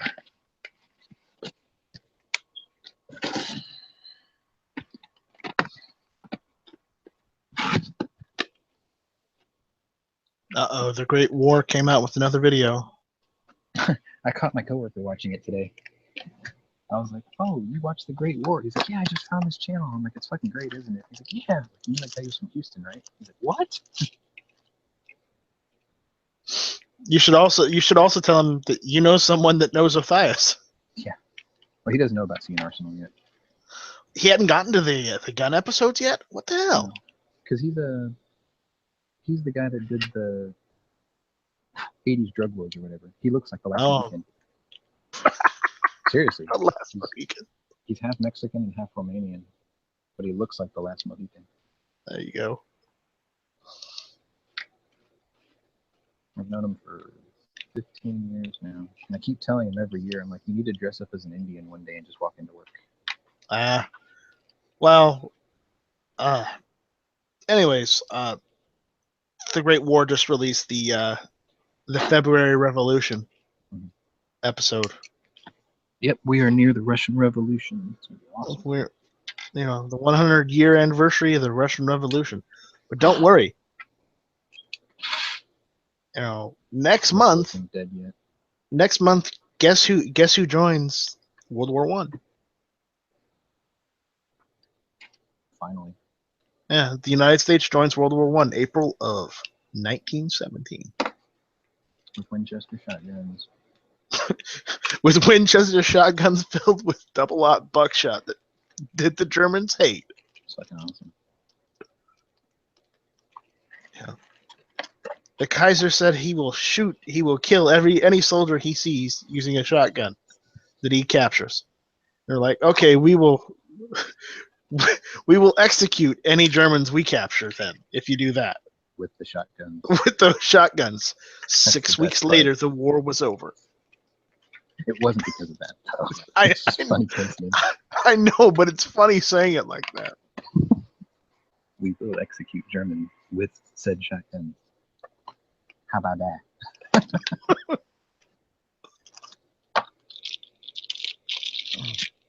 be awesome. I wonder if they're going to get into. I would have taken it one step further. I said, and we will record it and send you copies. Actually, that might be too late. In time. What? I was hoping that they would talk about the Great White Fleet. But I don't think they will. I think that was post-war. Let's see. Oh no, it was before the war. Yeah, they'll never talk about it. That's a shame. Well, depending on. It was Teddy Roosevelt's ambitious plan to show off naval superiority. He took all the American capital ships, like pre-dreadnought battleships and everything, and he painted all of them white with like gilded gold crests and red highlighted paint. And they bronzed all the barrels of the guns and everything. They were gorgeous. And they sailed them around the world, like on a PR campaign. Basically, it was a show off of naval superiority. But I mean, half the ships in the fleet were obsolete already. But they were good looking.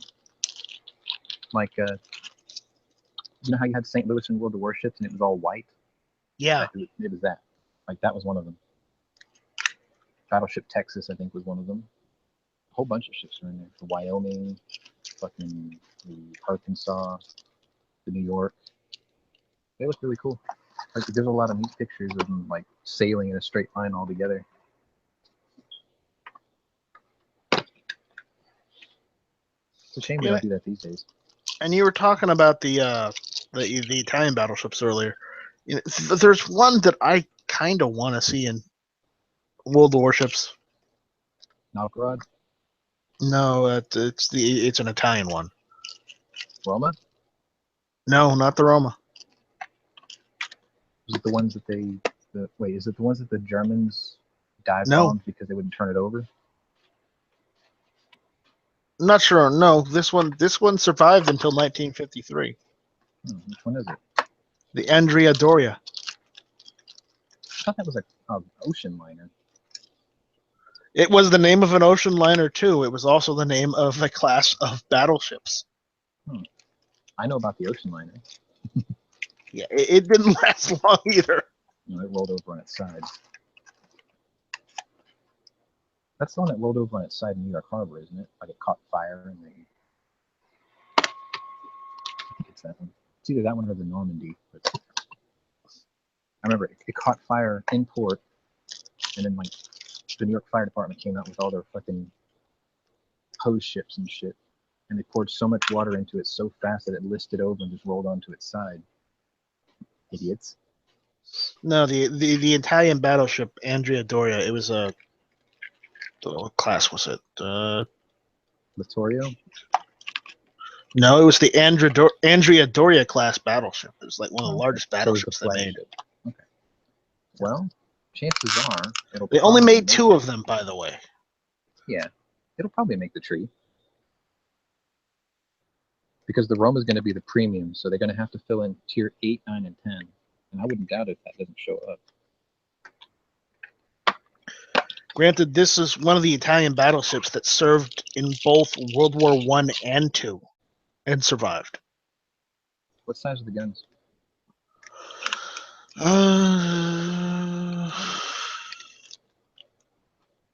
Main armament 2x3 or 4x6 or not 4x6?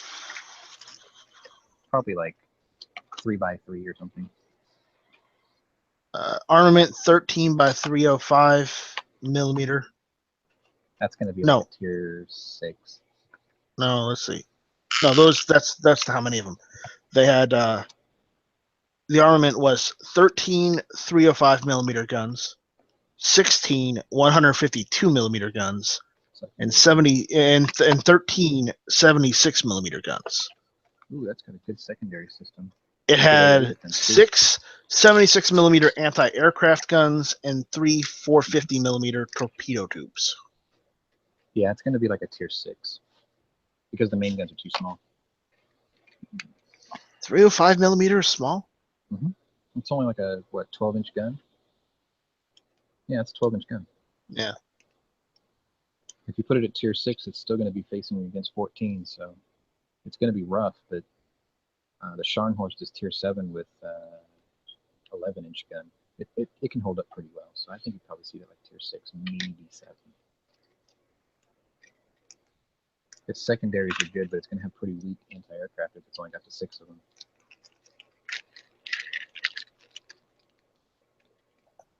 It'd be awesome if they do the torpedo tubes too.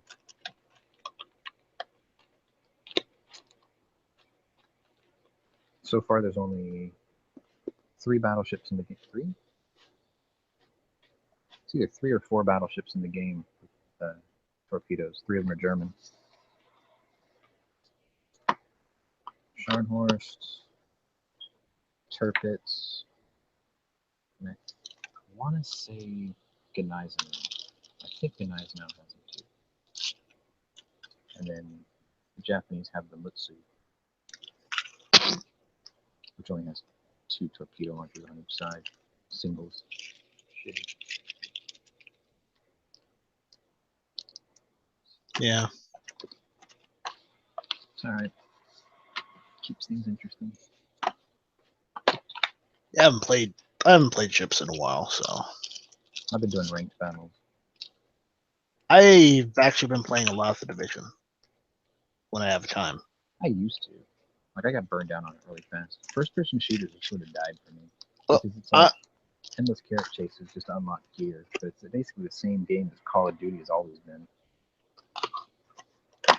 I have friends I'm playing with, so it's like we're working as a 3-man team instead of just individually.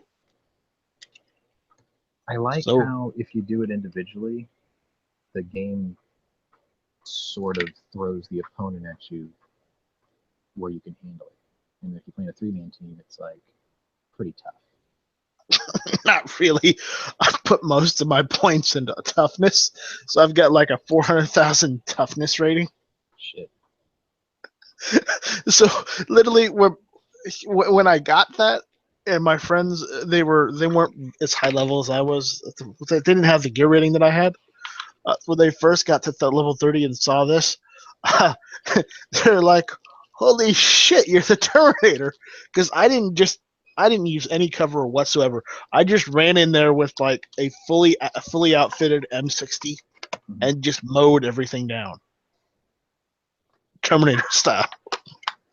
Sounds like the Juggernaut suit from Call of Duty. I thought that thing was awesome. Yeah, and then they gimped some of the equipment, so my rating went down to like 300. Oh well. Yeah, that was a weird one, man. I bought the game and I played it for like a week and then I was just burned out. I'm like, God, what a waste of $60. Well, see, the thing is, I got it when it was on sale at Walmart for $20. Well, it's not bad. I mean, I got it like pre-order before, release or whatever. That's why. I've only had it for about a year, I'd say. And then they did that DLC, and I was like, fuck that. I hate that shit in first-person shooters. That's stupid. Yeah. DLCs for like Fallout or whatever, I'm fine with that. But DLCs for fucking first-person shooters, that's retarded. Because then you miss half the battles if you play with your friends, because you don't have the DLC. It's like, that's fucking segregation. financial segregation. Yes, now I'm loading HK mags, as Dan said before.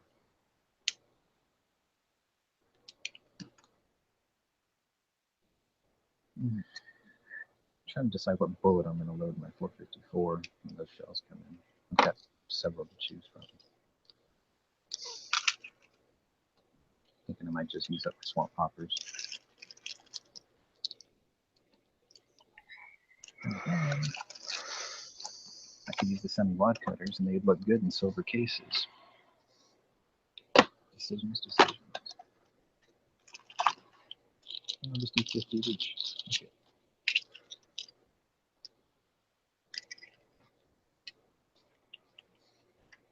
I don't think I have to solder anymore today, so I'll put that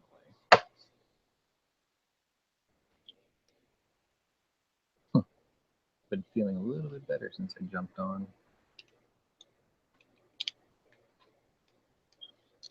Uh-oh. I just know got what? an email. When I saw proof of Tony today, I realized I was like, oh no, I've seen him before.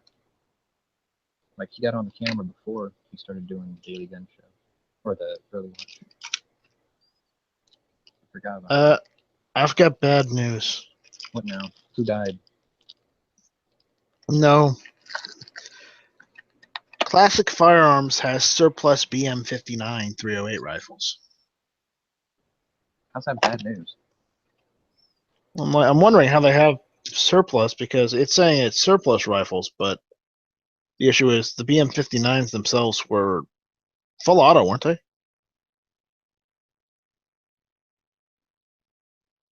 Sean?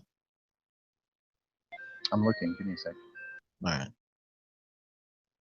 I just got an email, so. But I don't care how great condition they are. $12.99? That's a bit high, isn't it? For BM-59? Or is that the going price for now?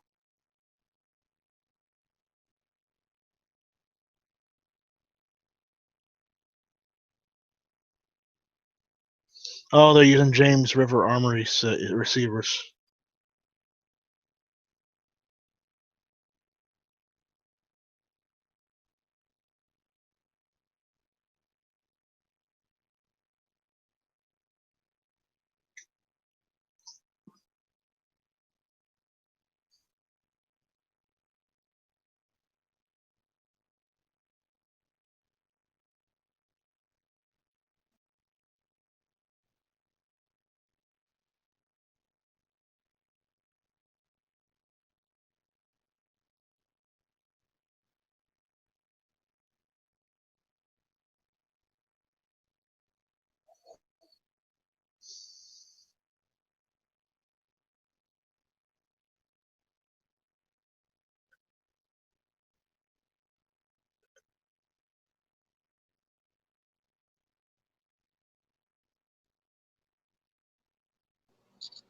Your Mark II had the full auto fire option. What? BM-59 Mark II had the full auto. Or actually, you know what? No, never mind. They're going to be semi-automatic conversions, obviously. Obviously. And they're not surplus. The receivers are new. Mhm. Everything else is surplus. So this is the magazine-fed Garand, basically. Yeah, basically they took the Garand and they rechambered it for 308 and magazine fed it. So because the Italians didn't want to buy new M14s, so they just paid Beretta to do conversions and modifications. Hence the BM-59 designation. Beretta Model 59. Same service years.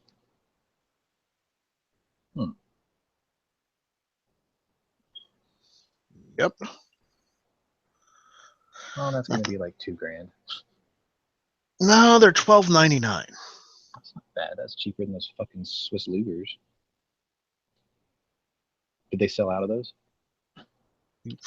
I don't know. I haven't even looked. We had a shitload of them, but the cheapest ones were $19.99. No fucking. You don't get a holster with them either. And then he had some really nice ones with like red Bakelite grips. I was like, holy shit! I think he went at like $26.99 for them or something. It's like, fuck. Yeah.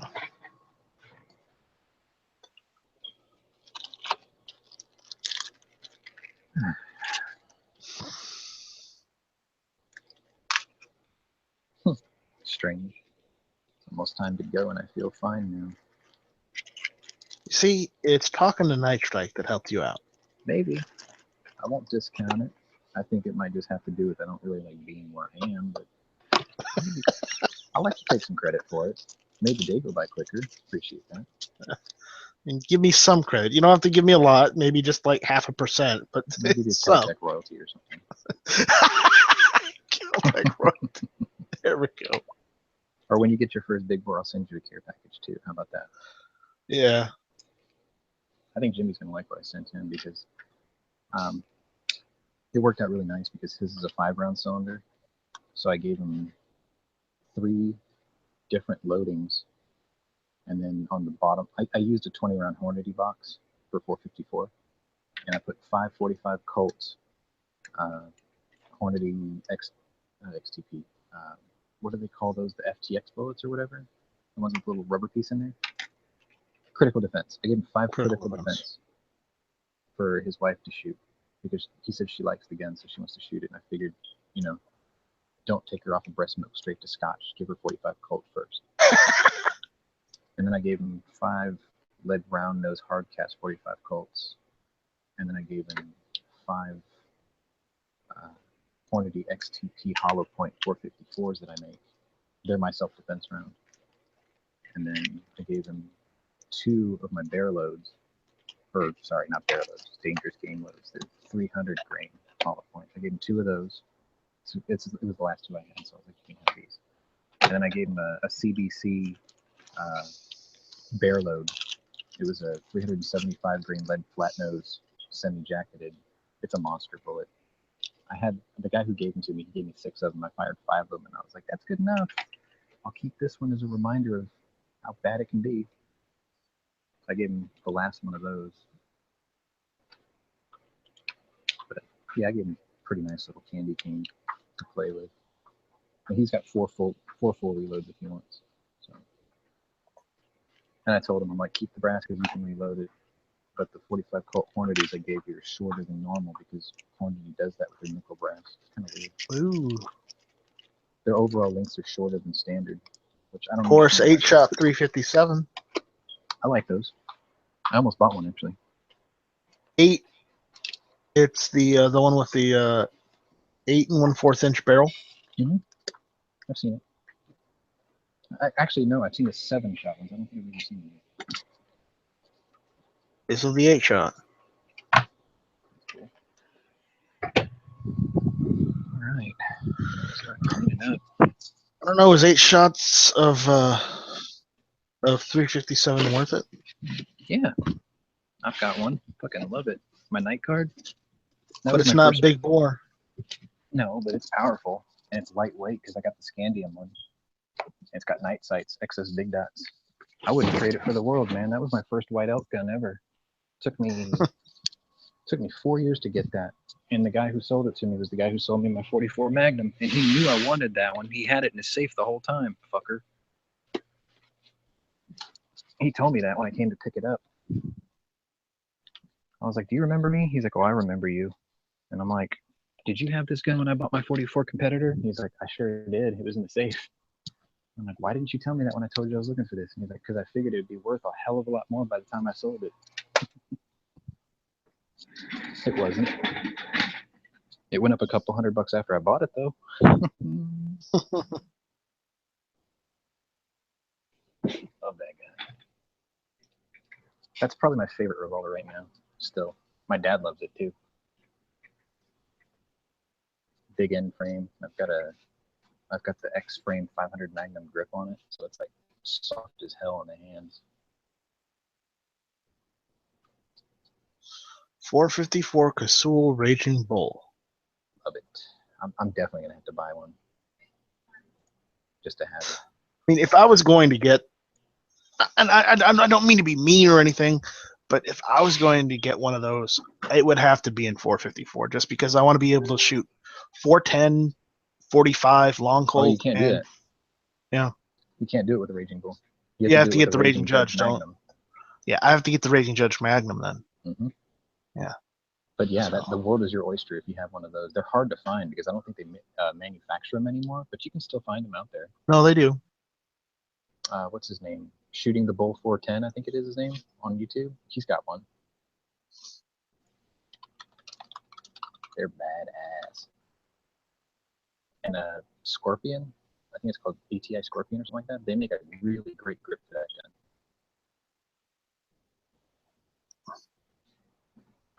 Dig it.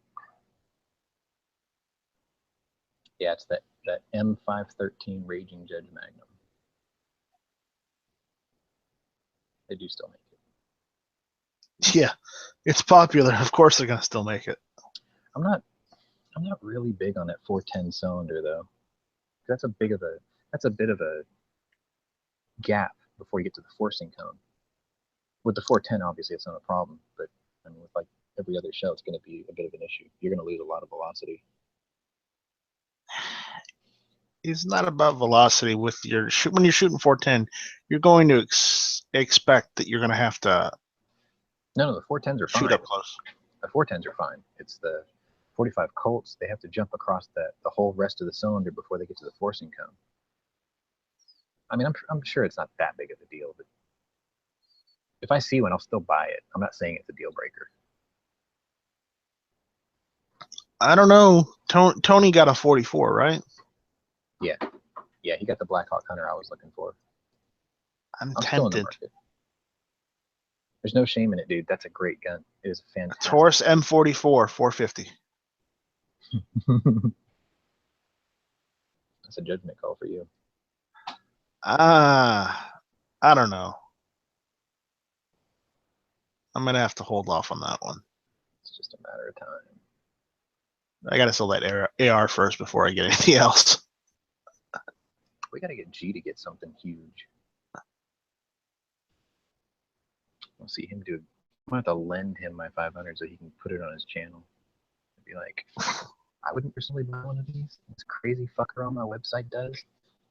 Like he sent this to me to show it off to you fuckers. Check this shit out. He's gonna hold up his thumb. He's gonna hold up one of the bullets.